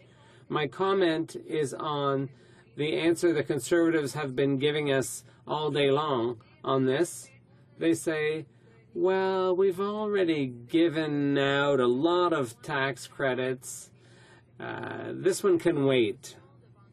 It's true that the motion before us will help when it comes to the cost of feminine hygiene products. That's one dimension. But I think there's another dimension that the Conservatives haven't even addressed, and that is the question of principle and justice and gender equality. It's not just a money matter. It's also a matter of thousands of women signing a petition calling on the government, on the lawmakers, the decision makers, to recognize that their feminine hygiene needs are not a luxury. And for that reason alone, this motion should be supported and implemented as quickly as possible. The honourable member for Rivière-des-Mille-Îles. Thank you. My colleague's totally right. Scrapping the tax on feminine hygiene products is entirely a matter of social justice and gender equality. Every year, Mr. Speaker, there are fundraisers in all the municipalities in my riding, and every year there's a need for donations of feminine hygiene products. These are always highly appreciated. They're needed especially by low-income women. So it's a problem that is neglected, and it shows just how essential those products are, the fact that they're so often donated. Debate. Resuming debate. Is the House ready for the question? Ms. Matheson, seconded by Ms. Freeman, moved that in the opinion of the House, the government should remove the GST from feminine hygiene products. Is it the pleasure of the House to adopt the motion? Yes? Yes? All those in favor of the motion will please say yea. Yay! All those opposed will please say nay. Nay. In my opinion, the yeas have it. Pursuant to Standing Order 45, the division stands deferred until Monday, May 11th, 2015, at the ordinary hour of daily adjournment. And I see the honourable member for Northumberland, Quinte West, rising. Mr. Speaker, I believe if you seek it, you shall find unanimous consent to find the clock at 1:30. Is that agreed? Agreed? Agreed? The House has received notice of a question of privilege, and we'll go to that now. The honourable member for Toronto Danforth. Thank you, Mr. Speaker. I will be brief. I rise today in a question of privilege. Today I was blocked from accessing the centre block, and thus the House of Commons by an officer of the RCMP. This physical obstruction impeded me from performing my parliamentary duties, which I believe constitutes a prima facie breach of my privileges as a member. I'm rising at the first opportunity. I'll remind the House that Erskine May's treatise on the law of privileges, proceedings and usage of Parliament defines privilege in the following way on page 75. Quote, parliamentary privilege is the sum of the peculiar rights enjoyed by each House collectively and by members of each House individually, without which they could not discharge their functions. End of quotation. I will fairly briefly describe what happened, Mr. Speaker, and then the argument on procedure will be limited. I will adopt other argument that's appeared before this House. So what happened? Today, on May 8th, at approximately 10:35, I arrived on Parliament Hill on foot via the O'Connor entrance from Wellington. I proceeded up past the lawn, along the sidewalk that runs northeast of the West Block.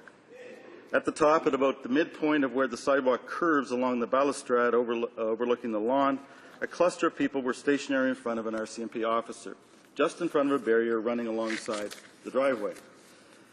At this point, I was directly below the MP's entrance to the House of Commons and obviously very close to it.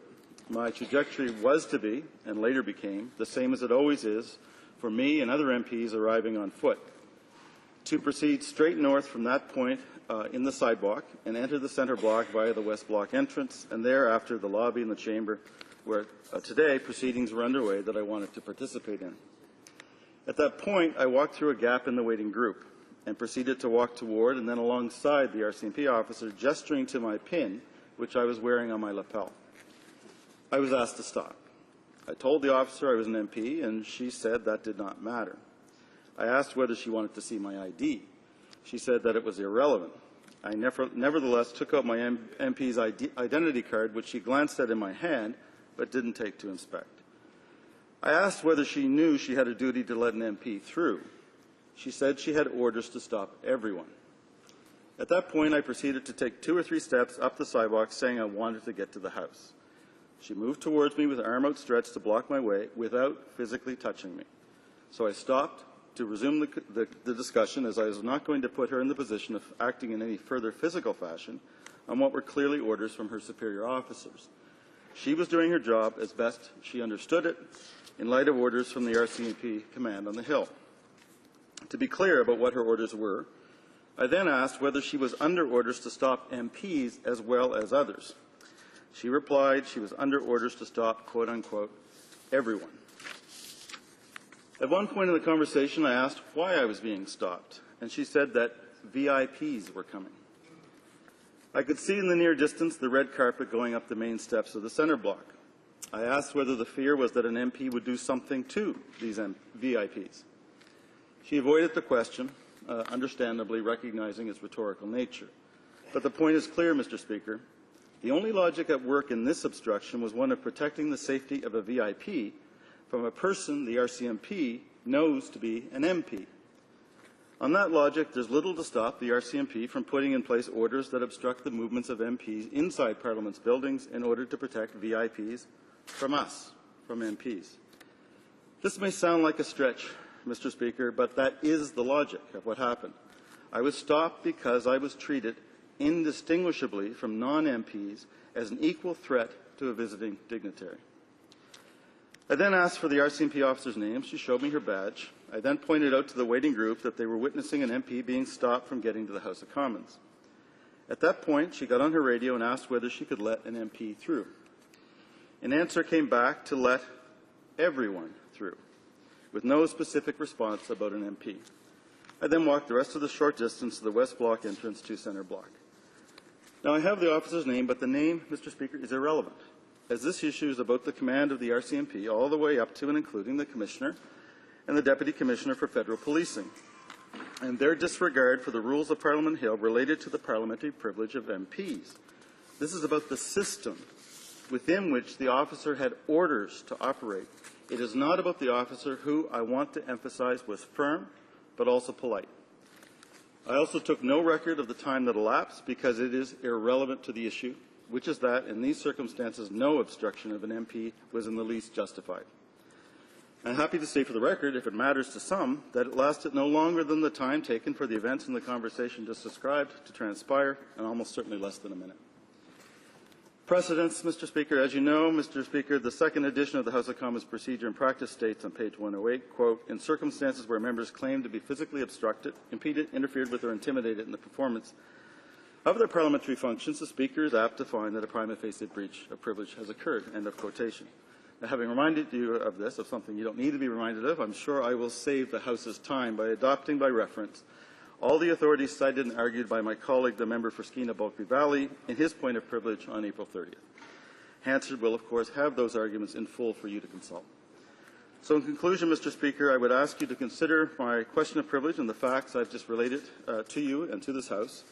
I believe you will find that my privilege was breached and that I was prevented from carrying out my functions as an elected member of the House of Commons. If you find that there was a prima facie breach of my privileges as a member, I'm prepared to move the appropriate motion. Thank you, Mr. Speaker.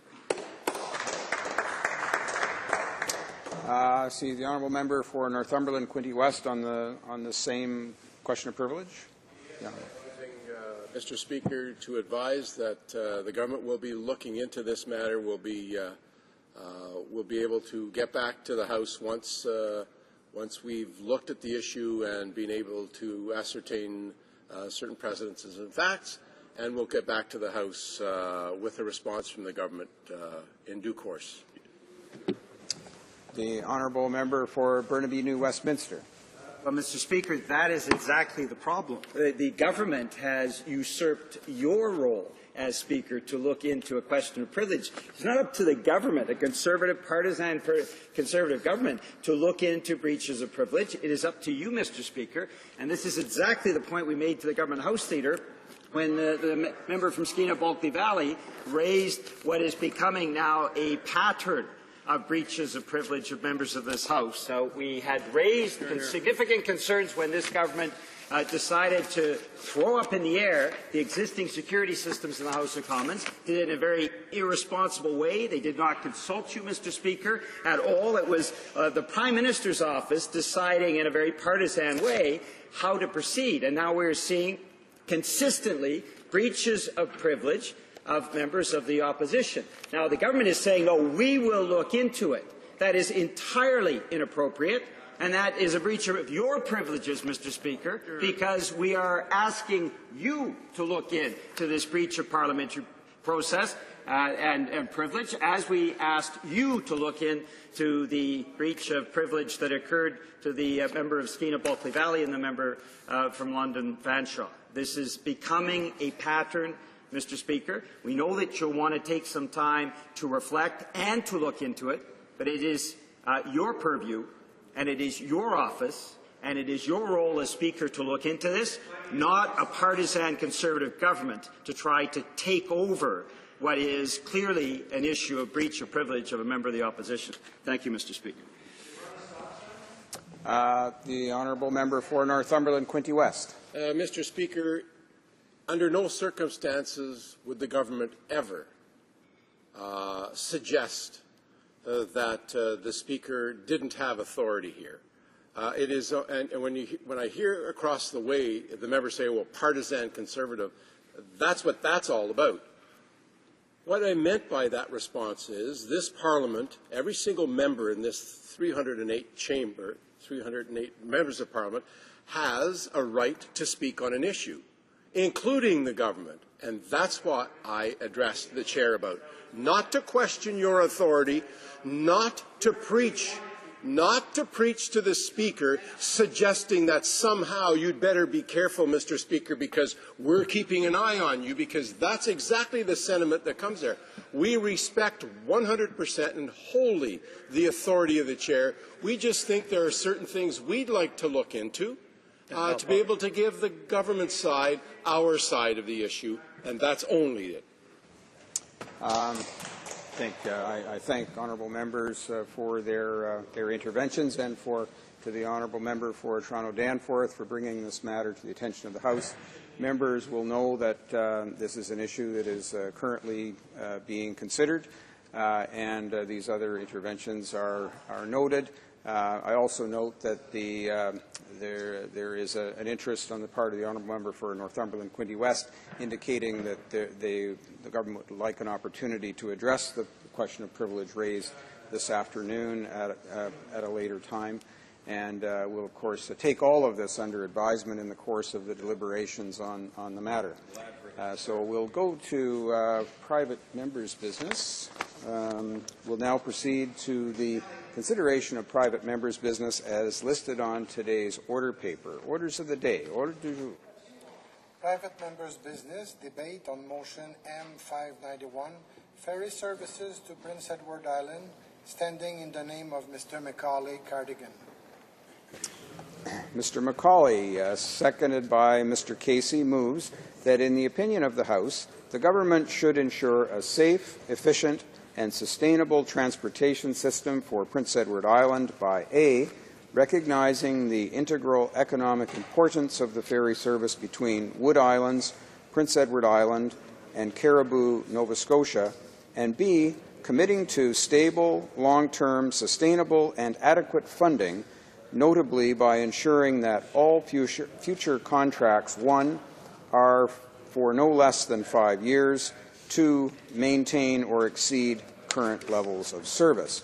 Debate, the honourable member for Cardigan. Thank you very much, Mr. Speaker, and it's a privilege to stand in this great chamber, and this is an issue that I've dealt with over quite a few years, and it's very important to my riding. And I want to thank the honourable member from Charlottetown for seconding my motion. He's well aware also how important this service is to Prince Edward Island and Pictou County in Nova Scotia. This is AM591, my motion, Mr. Speaker, and for the record, I'd like to read it into the record.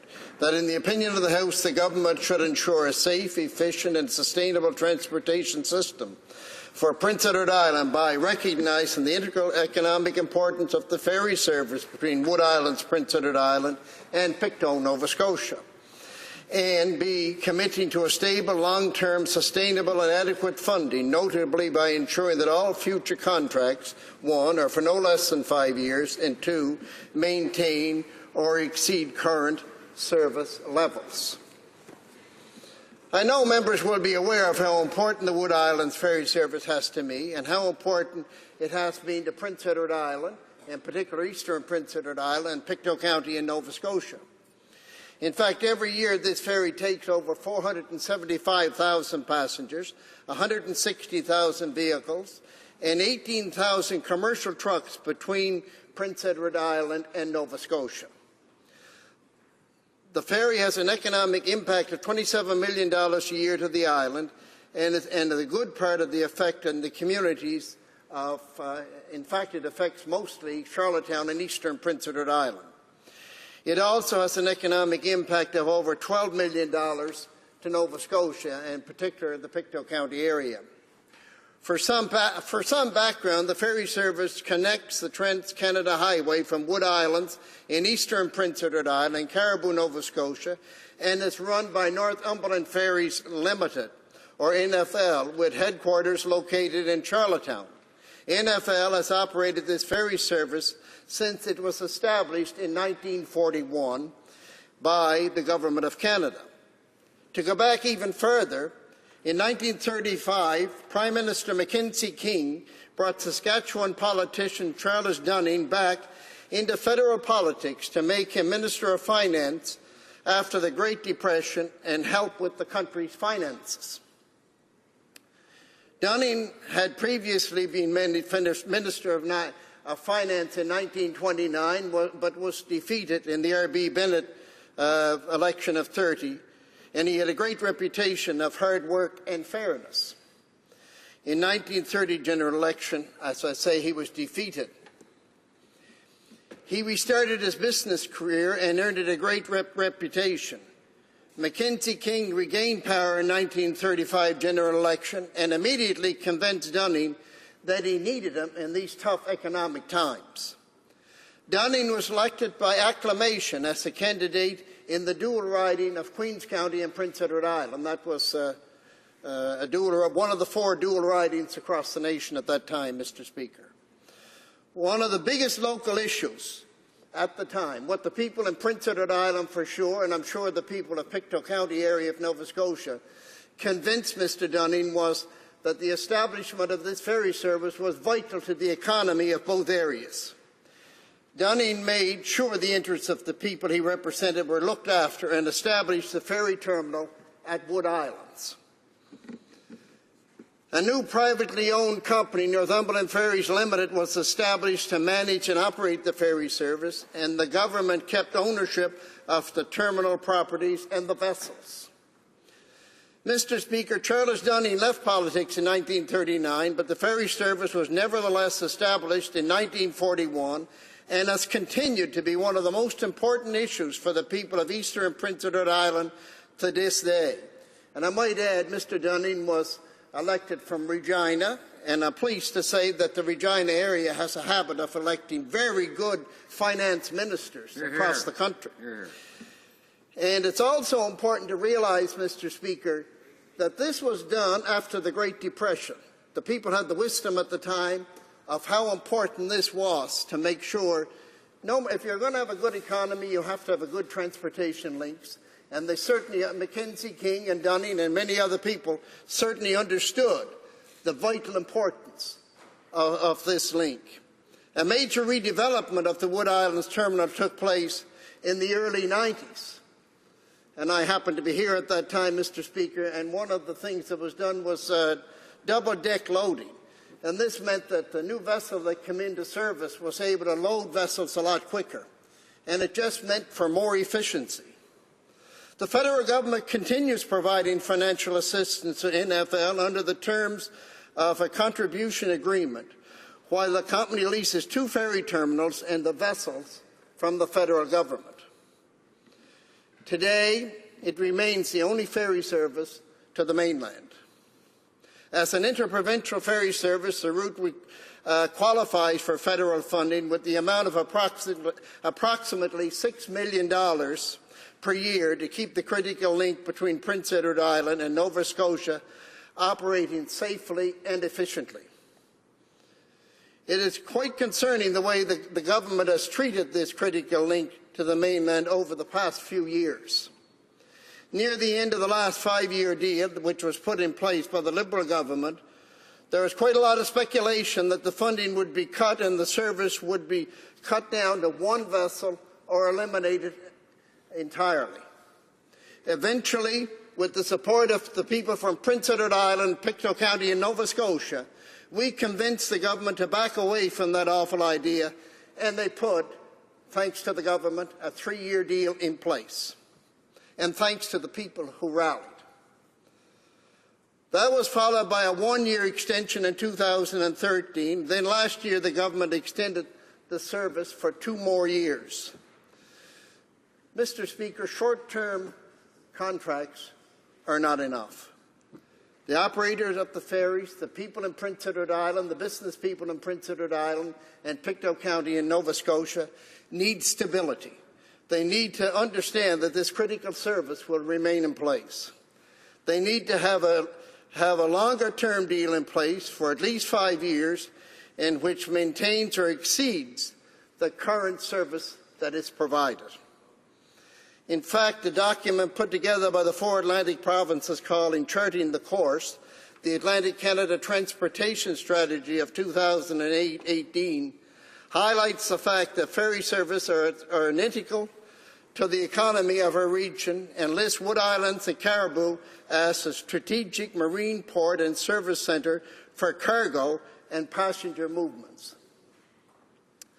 This important document, which I encourage all members to read, also states that federal cuts to ferry services have potentially serious consequences for our entire region, and we all know that things have only gotten worse in the last number of years. The fact is the government does not do anywhere enough to supply this country's ferry services, especially in the Atlantic region, and I hope that this motion will bring it to the attention of the government how vital this is to our region and other regions in Atlantic Canada. We just have to look at the Marine Atlantic and the government's recent cut of $108.1 million to the service.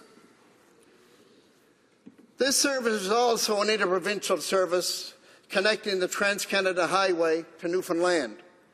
Marine Atlantic expected there would be more money in the budget, but instead they get nothing, and the government thinks that's the way to go. This is what worries so many people in Atlantic Canada and in my district of Cardigan. This government just fails to see the vital importance of these vital links in our region. In fact, they fail to see the importance of the Atlantic region in general. We're all aware of how much the cutbacks have affected our region. I'm quite concerned about what will happen, but with the communities, the business leaders, and everybody working together, I am hopeful that we can secure a long-term deal, and I hope my motion will be supported by the government and all the people in this House. All we want is to have a service provided to us in eastern Prince Edward Island and in Pictou County in Nova Scotia. The government may highlight their spending of $13 million on engine upgrades and rehabilitation for infrastructure in the wharves of 2013, and that was a good idea. But we have to be careful where that goes. But most of this work has already begun and was planned and budgeted for by Transport Canada, so it was not actually new money. The work had already begun well before the announcement. It is work that is needed to be done, and I'm pleased the work was done. But we have to make sure that the service continues in the way it is, Mr. Speaker. Conservatives on the island, after this had happened, had great hopes that we would have a long-term investment come up, but after this happened, we only ended up with a short 2-year contract. But I can assure this House and the people of Canada that this fight is just beginning. I would like to say that I am hopeful that these needed infrastructure upgrades would set the stage for the government to put a new deal in place, but there are a number of things that concern me about it. This is a government that likes to hand things over to the private sector. They are in a cost-cutting mode and have already hit eastern Prince Edward Island especially hard with the closure of the Addiction Research Centre, our national award-winning EI Claims Processing Centre, devastating changes to the EI program, and a number of other federal government jobs lost in the area. The federal subsidy is critical for the survival of the Wood Islands Caribou ferry service. It is also important for the people of Nova Scotia, especially Pictou County and central Nova Scotia. We truly cannot afford to lose this kind of economic activity after having to deal with so many other losses. Mr. Speaker, we need a long-term contract. We need stability. I hope this government will see fit to support this motion, support this vital ferry service, and ensure future contracts are at least 5 years in length and maintain or exceed the service levels currently provided. It is vital to the business community and the people I represent.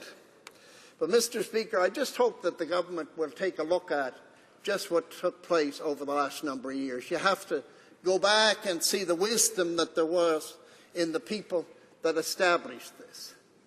It goes back to Mackenzie King's government. It goes back to just after the Great Depression. Money was very short, but King and Charles Dunning saw the great need for this ferry service and how important it would be for Prince Edward Island and the eastern part of the Pictou County area of Nova Scotia. And the amount of dollars that's involved is about $6 million. And it generates about $27 million and is vital to every part of our economy in eastern Prince Edward Island. The things that concern me, when you look at charting the course with the Atlantic Canada Transportation Strategy, they view, thank you, Mr. Speaker, I'm winding up shortly, they were able to indicate quite clearly how vital these services are if we're to have an economy, an efficient and vibrant economy in the areas where these ferry services are in place. You know, Mr. Speaker, I think if there's any concern about whether it's valuable or not, I wish that government members would talk to Tom Carver or Morley and Ear. These people own large trucking companies. They understand the cost that's involved. They understand what it would cost in order to take stuff even to a hardware store in eastern Prince Edward Island. They understand the cost that there would be for even lime or fertilizers that come onto the province. They understand, and all of us understand exactly how important it is for the tourism industry. Mr. Speaker, I couldn't indicate it's so important that the House understands that this Wood Islands Caribou Ferry Service is so vital to the economy of eastern Prince Edward Island and Pictou, Nova Scotia. And I urge my colleagues to try and support this motion and give us a long-term contract. I thank you, Mr. Speaker. Questions and comments. The Honourable Parliamentary Secretary to the Minister of Transport. Thank you, Mr. Speaker. I thank the member for his intervention today. I've had the great pleasure of extending a Nova Scotia vacation into Prince Edward Island, specifically by way of the ferry that he mentions. I also note in his speech, Mr. Speaker, he noted a number of significant investments made by this government since 2006. I believe it's over $100 million in that particular ferry now. He did forget to mention the over $1 billion that we've put into Marine Atlantic and more coming. He did call these things, and I quote, good things to do. He did say he was, quote unquote, pleased. He was so pleased, Mr. Speaker, that he couldn't bring himself or his colleagues to vote in support of any of the appropriations to make the ferry meaningful, Mr. Speaker. Now, this member knows very well that this government is looking at the long-term sustainability of our ferries, including this one.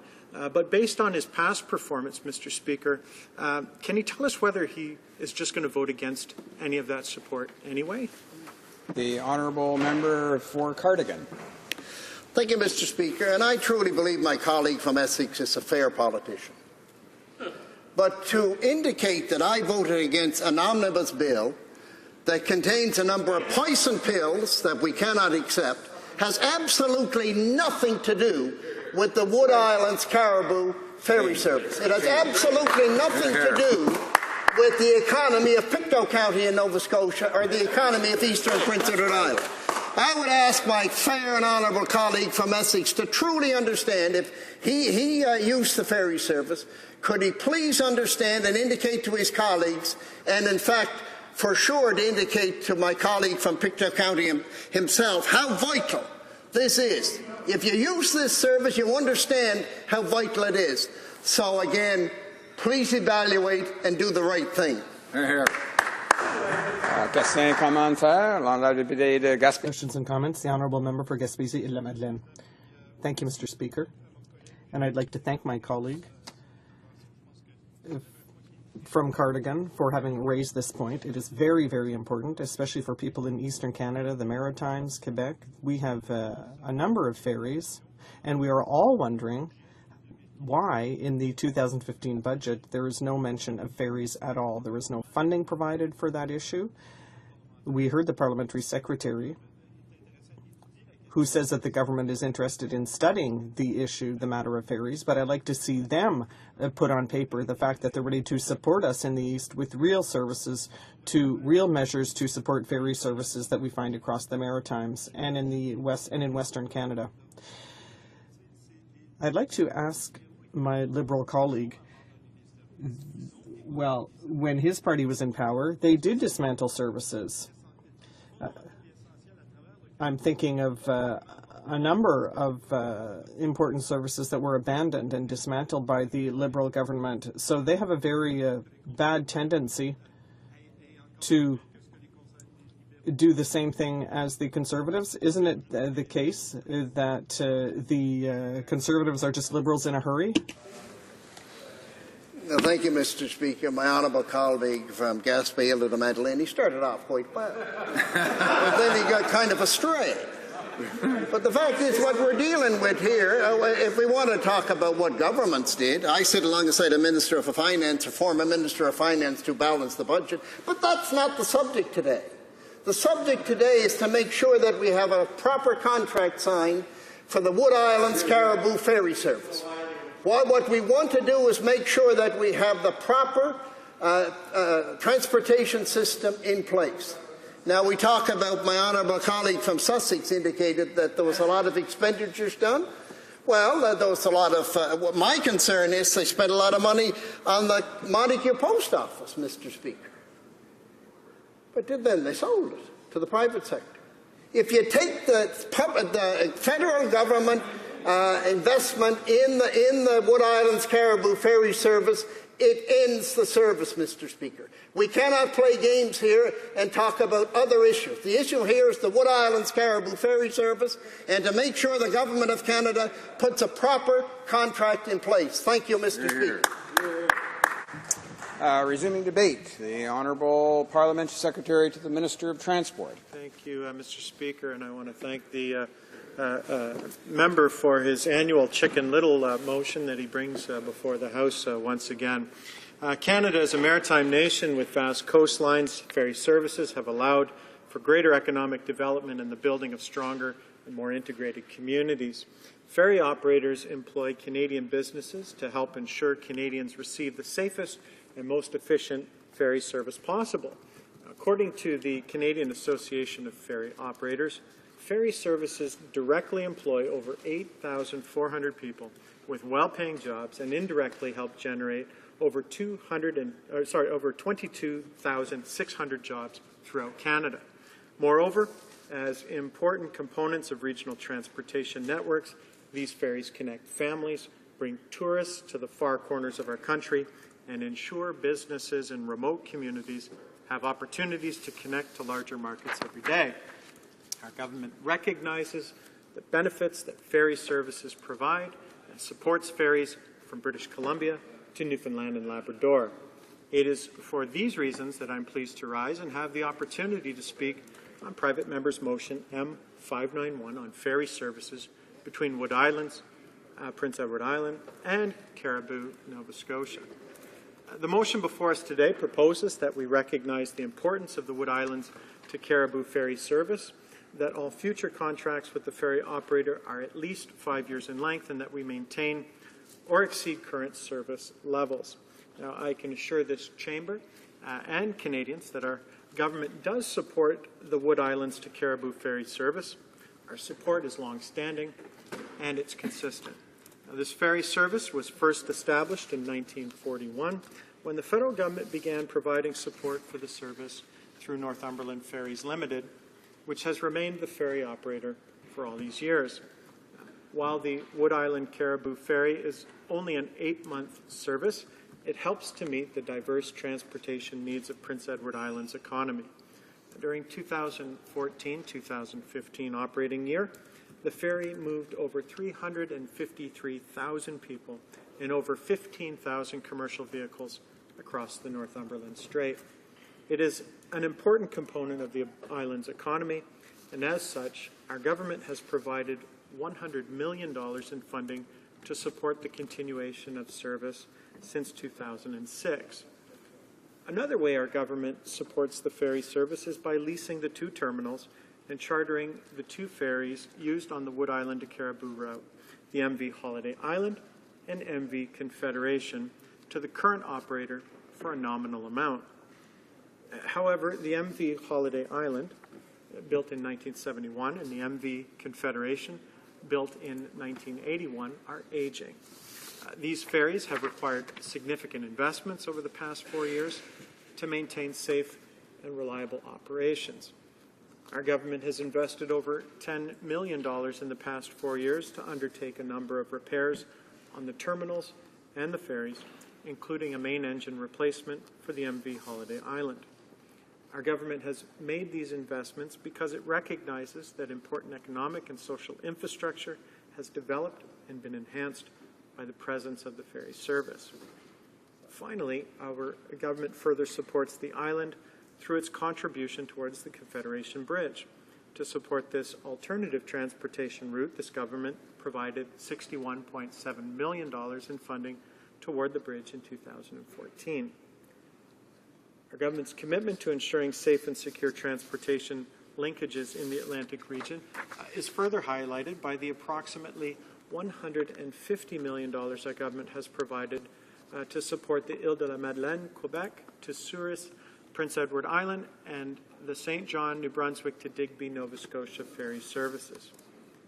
I would like to note that a new vessel was purchased in October 2014 at a cost of $44.6 million to replace the MV Princess of Acadia on the St. John to Digby route. This vessel will ensure the continued safe and reliable operation of another important Eastern ferry service while creating jobs and economic opportunities in the region. The competition to name the vessel closed in February, so I know everyone is looking forward to learning the winning name and a date for the ferry's entry into service. Also, on Les Îles de Madeleine, our government heard the needs of locals to establish a year-round link to the islands. In 2009, our government extended the 10-month service to year-round. Mr. Speaker, as announced in July 2014, our government is working toward developing a long-term, sustainable approach to support Eastern Canada's ferry services.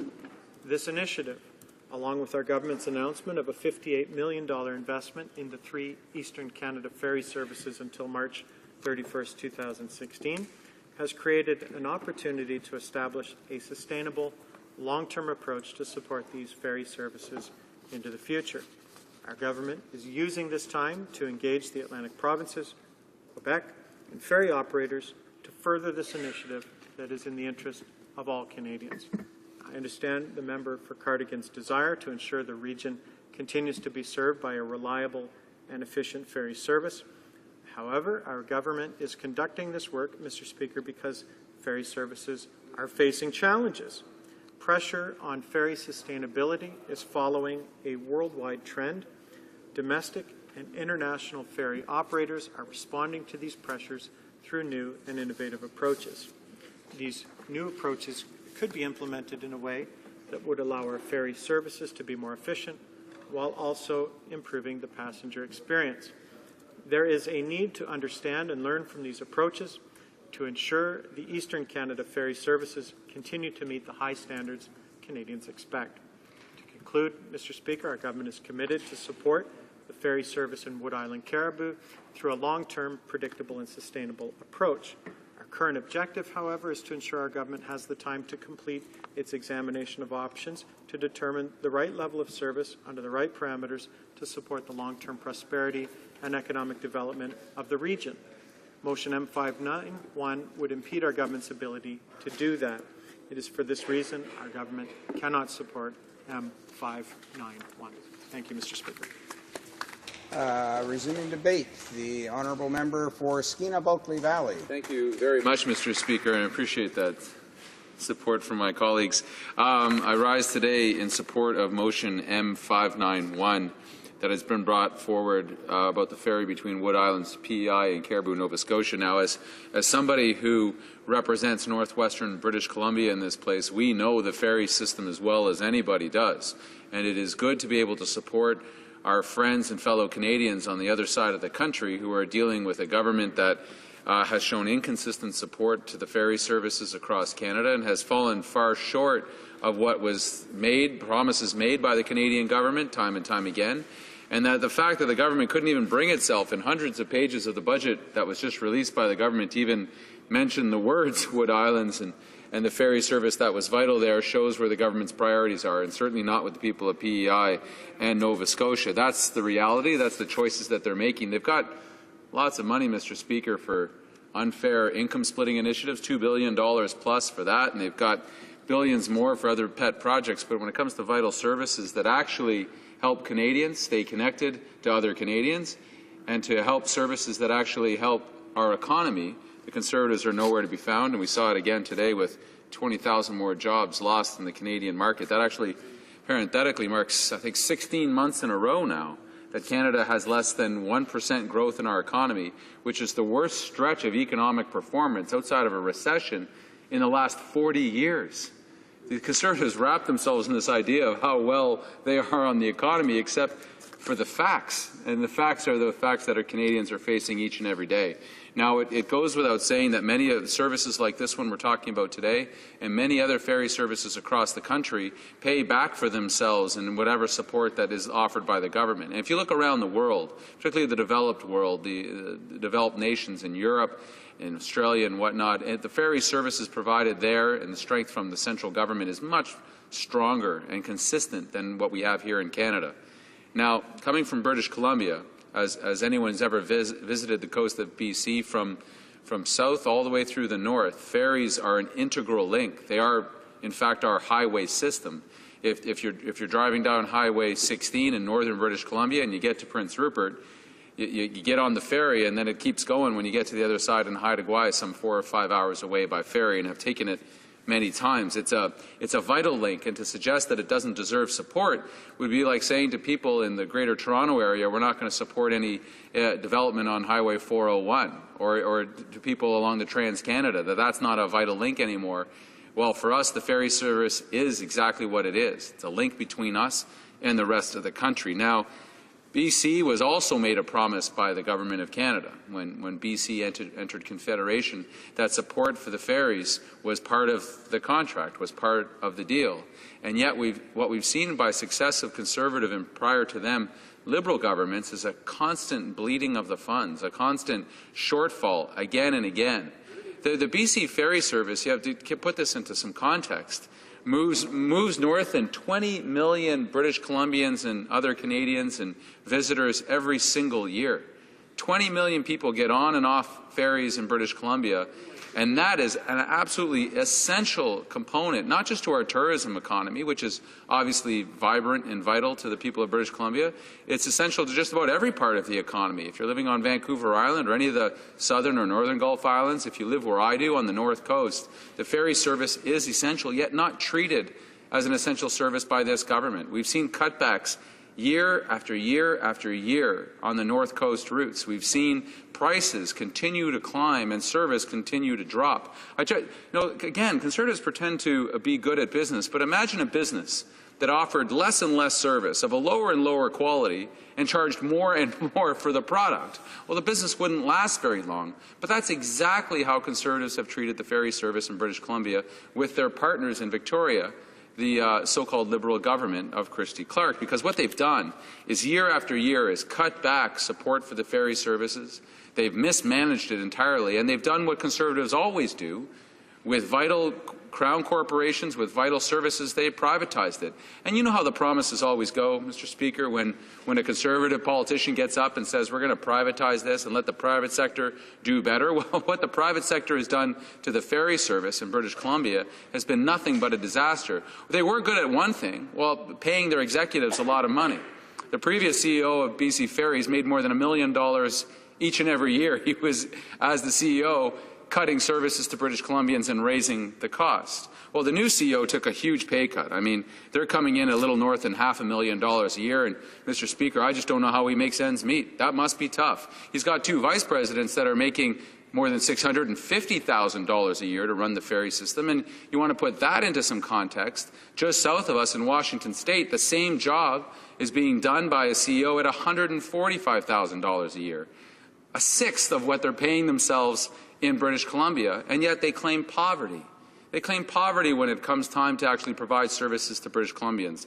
Now, for the routes that I represent, northern British Columbia, going from Prince Rupert to beautiful Haida Gwaii, the very very western tip of this country, a place that any Canadian or anyone has the fortune to go to. It burns in their memory as it's a magnificent place. It's a place that we all should get to, and for business and tourism purposes, this ferry service is essential. But for the people who live on Haida Gwaii, the nearly 5,000 people who live there, often just getting a dentist appointment, medical appointments, having a child, having a baby requires them to leave the island and take the ferry across.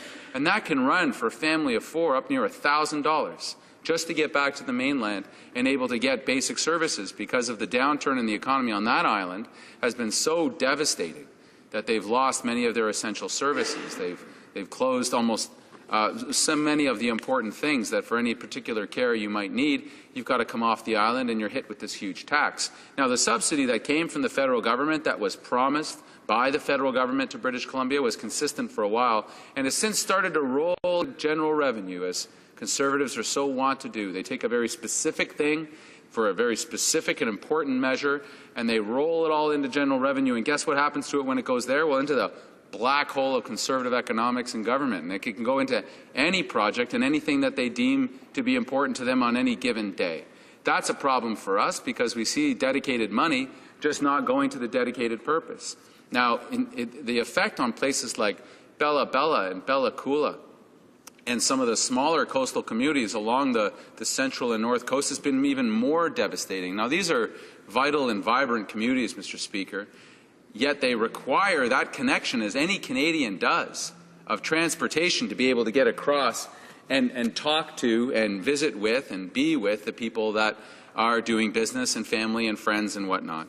To us, this has been a reprehensible approach to government. We have long put in our platforms as New Democrats, year after year, more and stronger, consistent support for ferry services on the West Coast. And it is good that we're being joined by our Liberal colleagues now to talk about sustainable ferry service, predictable ferry service, because you have to keep in mind, Mr. Speaker, particularly those businesses that rely on the tourist trade and Ile de Madeleine and the East Coast, along with the West Coast, to have the unpredictability that Conservatives are doing now. They're saying they're in consultation while the contract is running out. Well, for those that are in the tourism business, the time you make money is a very tight window of 3, 4, 5 months maybe. And if you're setting up that operation and you're hiring staff and you don't know if or what kind of ferry service you're going to have to your island or to your business, well, that can be devastating, because what happens is those people looking to come and visit, well, they make decisions 4 and 5 months out, because they sometimes travel from far away.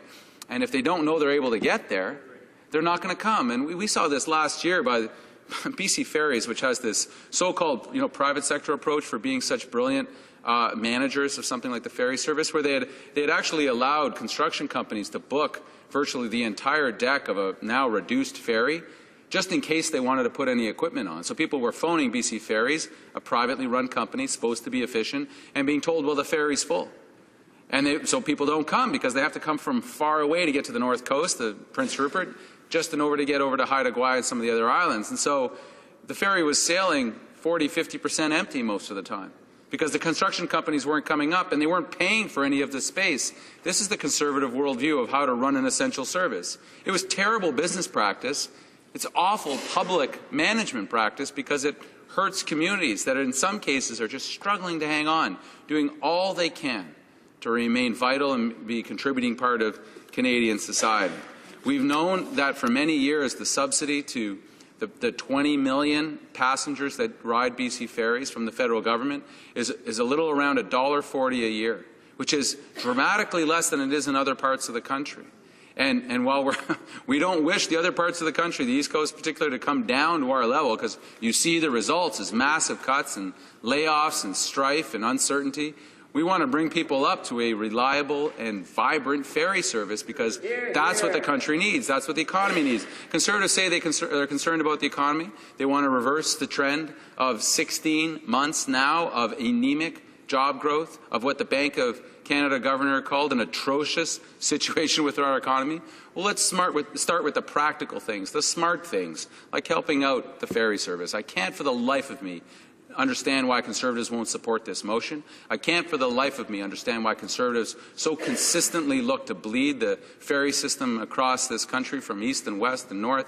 to the point where people can't rely on it anymore. This is what helps connect this country. This is what helps keep us strong. Thank you very much, Mr. Speaker. Resuming debate, the honourable member for Charlottetown. Thank you very much, Mr. Speaker. And when I heard the Parliamentary Secretary to the Minister of Transport speak, he described this motion as the annual Chicken Little motion from the member from Cardigan. And while I thought that was a terribly insulting thing to say, I remembered the story of Chicken Little, which was that there was alarm unnecessarily raised over the fact that the sky was falling when in fact the sky wasn't falling. And so when he described it as a Chicken Little motion, I thought, well, they're going to support it. They're going to support the ferry service. This is a motion that says that things could go badly, but they aren't going to go badly at all. And then at the end of his remarks, he indicated that they wouldn't be supporting the motion. Well, Mr. Speaker, I can tell you that the government's position on this motion will only add to the sense of abandonment that Prince Edward Islanders feel from this government. The next thing that I would like to say, Mr. Speaker, is that I'm probably one of the better customers of this ferry service. You see, 27 years ago I married a Cape Brettoner, and I'm the father of two St. Francis Xavier University graduates, and I can tell you with some experience that the drive from the soccer field at St. Francis Xavier University to the Caribou Ferry Terminal is exactly 51 minutes. I've done it on several occasions. I've had more than my share of the Islander breakfast special on board the Holiday Island, the very fine clam chowder that they serve, and if you're lucky enough to hit the MV Confederation, there's nothing quite like the cow's ice cream that's served on board. So, Mr. Speaker, I guess in a sense, up front, I need to declare my personal bias. As a fellow Prince Edward Islander, I'm very proud to speak to this motion put forward by my honourable colleague from Cardigan. He has been and continues to be a true champion for the ferry service in Wood Islands because he understands that it is a vital service to Prince Edward Island and his constituents in particular. Mr. Speaker, there are many, many things to love about living in Prince Edward Island. This past winter wouldn't be one of them. But one of the things to love about Prince Edward Island, of course, is its proximity to the water. Our beaches are close at hand, and spending days on the water or near the water is a favourite pastime of islanders and visitors alike. The only downside to being surrounded by water on all sides is that it makes travel a bit more complicated. Thankfully, for 8 months of the year, we have two options for travelling off-island. Many islanders have family, work commitments, or travel plans in Nova Scotia, and the Northumberland Ferry, which travels from Wood Islands to Caribou, provides an additional reliable method of transportation. Now, the motion today calls on the government to ensure a safe, efficient, and sustainable transportation system for Prince Edward Island. It's a little troubling that the member from Cardigan has to move a motion in the House of Commons to seek stable, adequate funding for a service that has proven to be necessary and valuable to two separate local economies. Mr. Speaker, in my view, this should be a logical decision. As I prepared my notes for the motion, it became increasingly obvious to me that this is an issue and will continue to be an issue until the government acknowledges that it need not be an issue. In 2010, the 5-year contract negotiated in 2005 by the Liberal government expired. At the time, Mr. Speaker, there was a concern in our province that the federal government would cut its funding altogether, which would have resulted in a loss of one of the two ferries or the entire ferry service. With the honourable member from Cardigan leading the charge, support flooded in from the good people of Prince Edward Island, as well as from the communities in Pictou County, Nova Scotia. The Council of Atlantic Premiers called upon the government to put in place a 15-year funding agreement for the Northumberland Ferry Service. Of course, in 2010, the Premiers of Prince Edward Island and Nova Scotia were Liberal and New Democrat, respectively. This may have had an impact on why the next funding agreement was for only 3 years. The next agreement after that was for just 1 year, followed by an additional 2 years in Budget 2014. Perhaps, coincidentally, we also saw a Liberal Premier in Nova Scotia and Prince Edward Island at that time. Mr. Speaker, the Northumberland Ferry provides islanders with one of only 2 links to the rest of Canada. The other, of course, is the Confederation Bridge, which links Prince Edward Island to New Brunswick. For people living in the eastern end of Prince Edward Island, the ferry service is a faster and safer alternative to driving across the island and back through Nova Scotia to reach their ultimate destination. Now, I realize that many of my colleagues in this House are not so fortunate as to be from Atlantic Canada. So for those who are less familiar with Prince Edward Island, let me try to explain the importance of the Northumberland Ferry. From May to December, the ferry provides a central link from Wood Islands to Caribou, Nova Scotia. In the fall semester, Prince Edward Island students who are attending that fine educational institution at St. Francis Xavier University, Cape Breton University, or the universities in Halifax or the Annapolis Valley use the ferry to get themselves back and forth to university. This also applies to Nova Scotia students attending the University of Prince Edward Island or Holland College. For many students, the fee to walk on the ferry is significantly lower than the cost of driving across Nova Scotia to get to the Confederation Bridge. In many ways, it's much safer to board the ferry and to take a break from driving. The ferry welcomes approximately 500,000 passengers traveling between Wood Island and Pictou. 500,000 passengers on an island of 145,000 people, Mr. Speaker.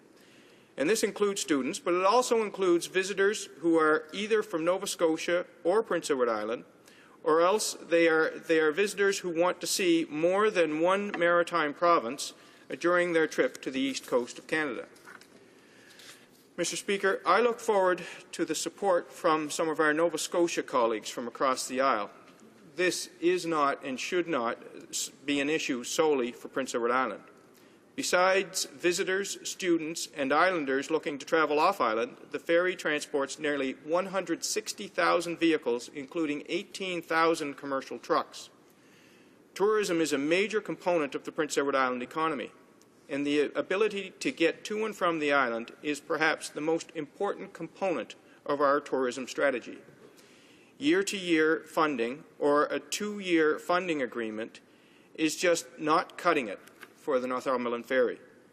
Mr. Speaker, the Minister of Transport, who was also originally a Cape Bretoner, is no doubt aware of the importance of the ferry service. The Minister of Justice represents the riding of Central Nova, which includes Pictou County, the home of the Nova Scotia Ferry Terminal. And I can tell you, Mr. Speaker, that I have personally seen the Minister of Justice on board. I have also seen the member from Saanich and Gulf Islands on board the Northumberland Ferry for one particular crossing. That probably, again, speaks to her Cape Breton roots. Surely they understand that the ferry service is important and that multi-year funding would be hugely beneficial to the local service.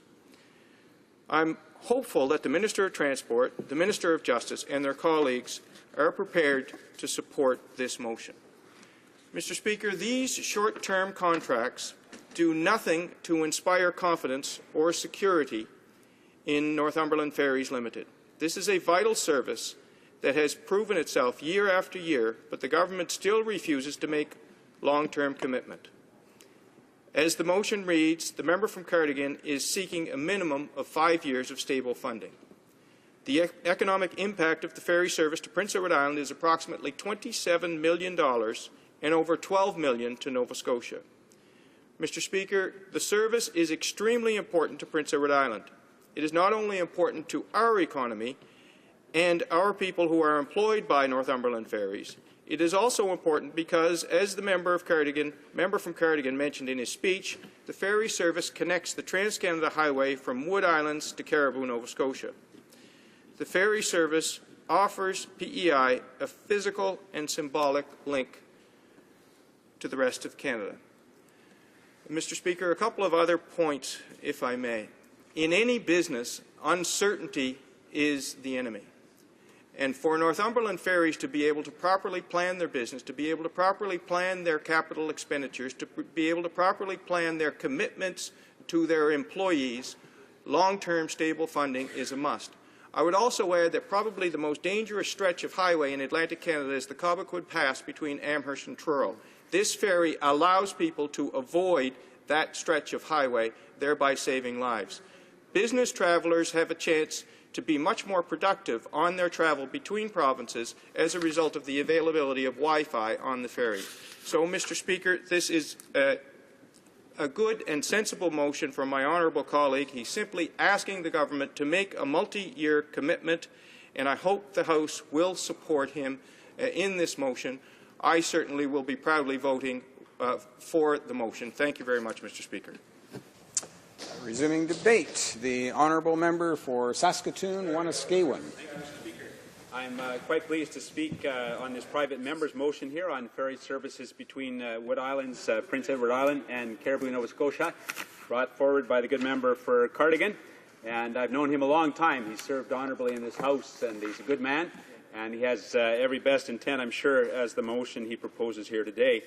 Motion M591 proposes that the federal government recognize the importance of the Wood Islands to Caribou ferry service and have the government commit to stable, long-term, sustainable, and adequate funding by ensuring that all future contracts with the current ferry operator are for at least 5 years and that the government maintains or exceeds the current level of service.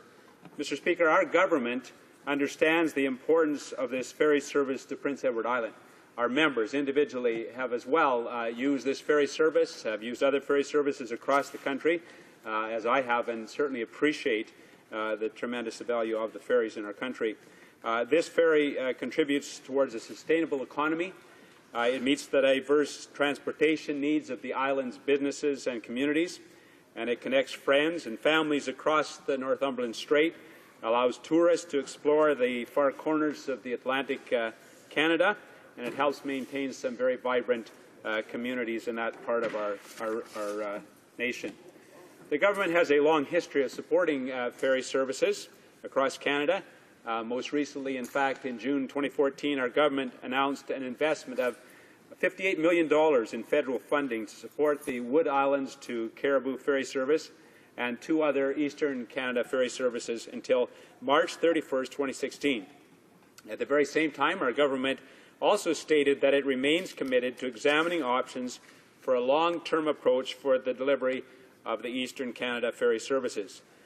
This work is still ongoing, Mr. Speaker, with Transport Canada officials working closely with private operators, the Atlantic provinces, and with Quebec as well. Our government wants to ensure that analysis is complete, that assessment has been done before it determines how best to support ferry services in the future. That said, Mr. Speaker, this government does support the Wood Islands to Caribou ferry service, and we have supported it in a consistent and long-standing fashion. Allow me to continue to describe the many ways that the federal government supports the Wood Islands to Caribou ferry service. Since 2006, the federal government has invested $100 million in supporting this service. In addition to this significant level of funding, of some $100 million. Our government leases 2 terminals and charters the MV Holiday Island and the MV Confederation to the ferry operator at a nominal cost of $1 for each vessel and $500 only for each terminal per year.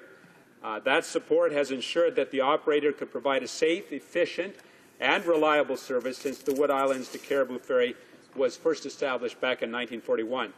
And this is important to Canadians. To all Canadians and those that are particularly from that area. And our government recognizes that. Our government has made these investments because it recognizes that ferries are a part of the social and economic fabric of coastal regions in particular.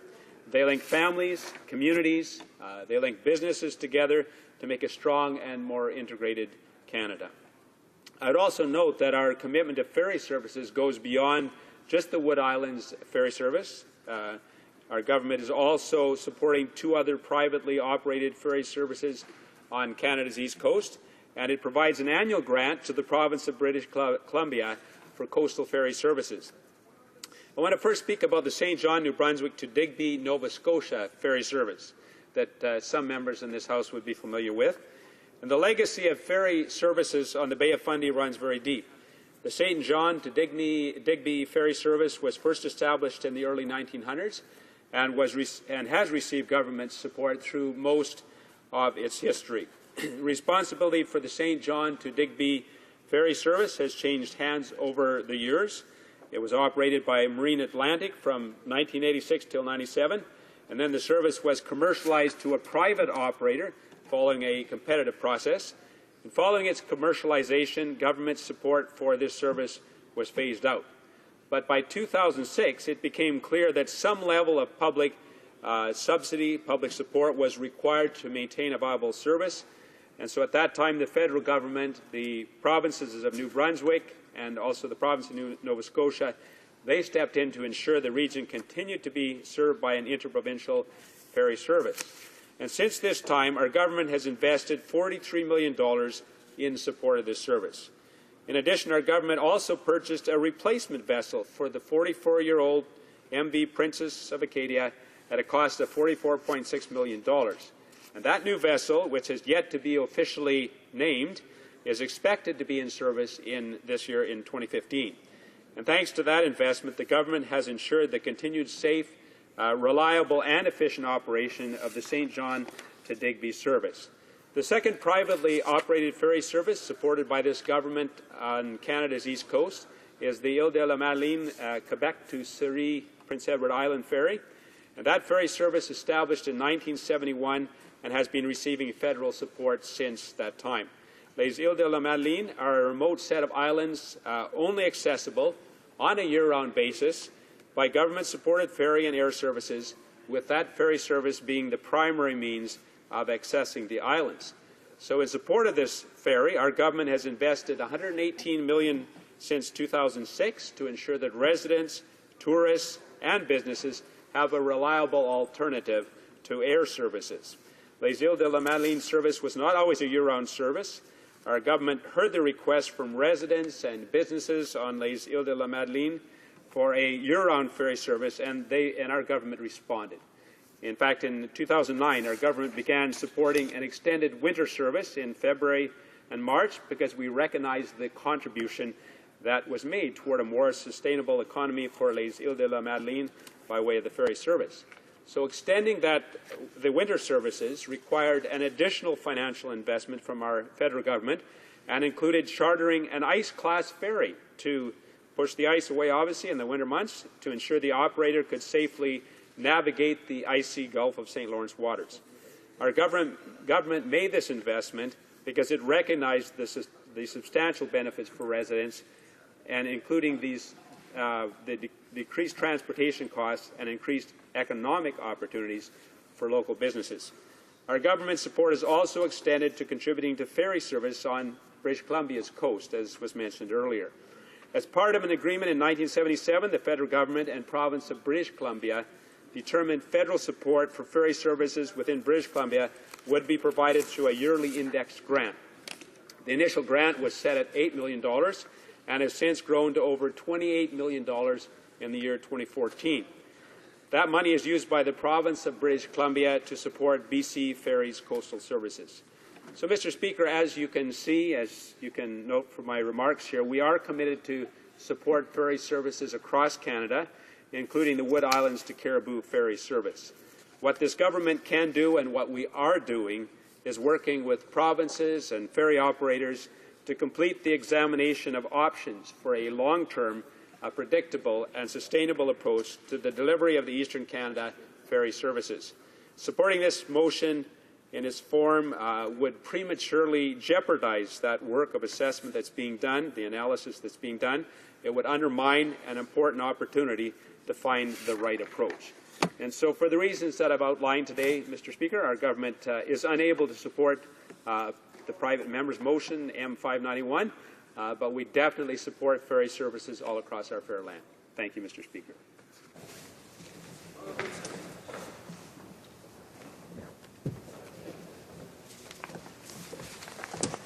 The time provided for private members' business has now expired, and the order is dropped to the bottom of the order of precedence on the order paper.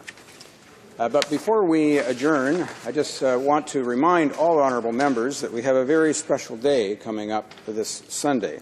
Therefore, on behalf of the Speaker, I would like to wish all members of the House and staff a wonderful day on Sunday as we celebrate our mothers, grandmothers, and all of the women in our lives that we love and to whom we wish to honor. Happy Mother's Day to all.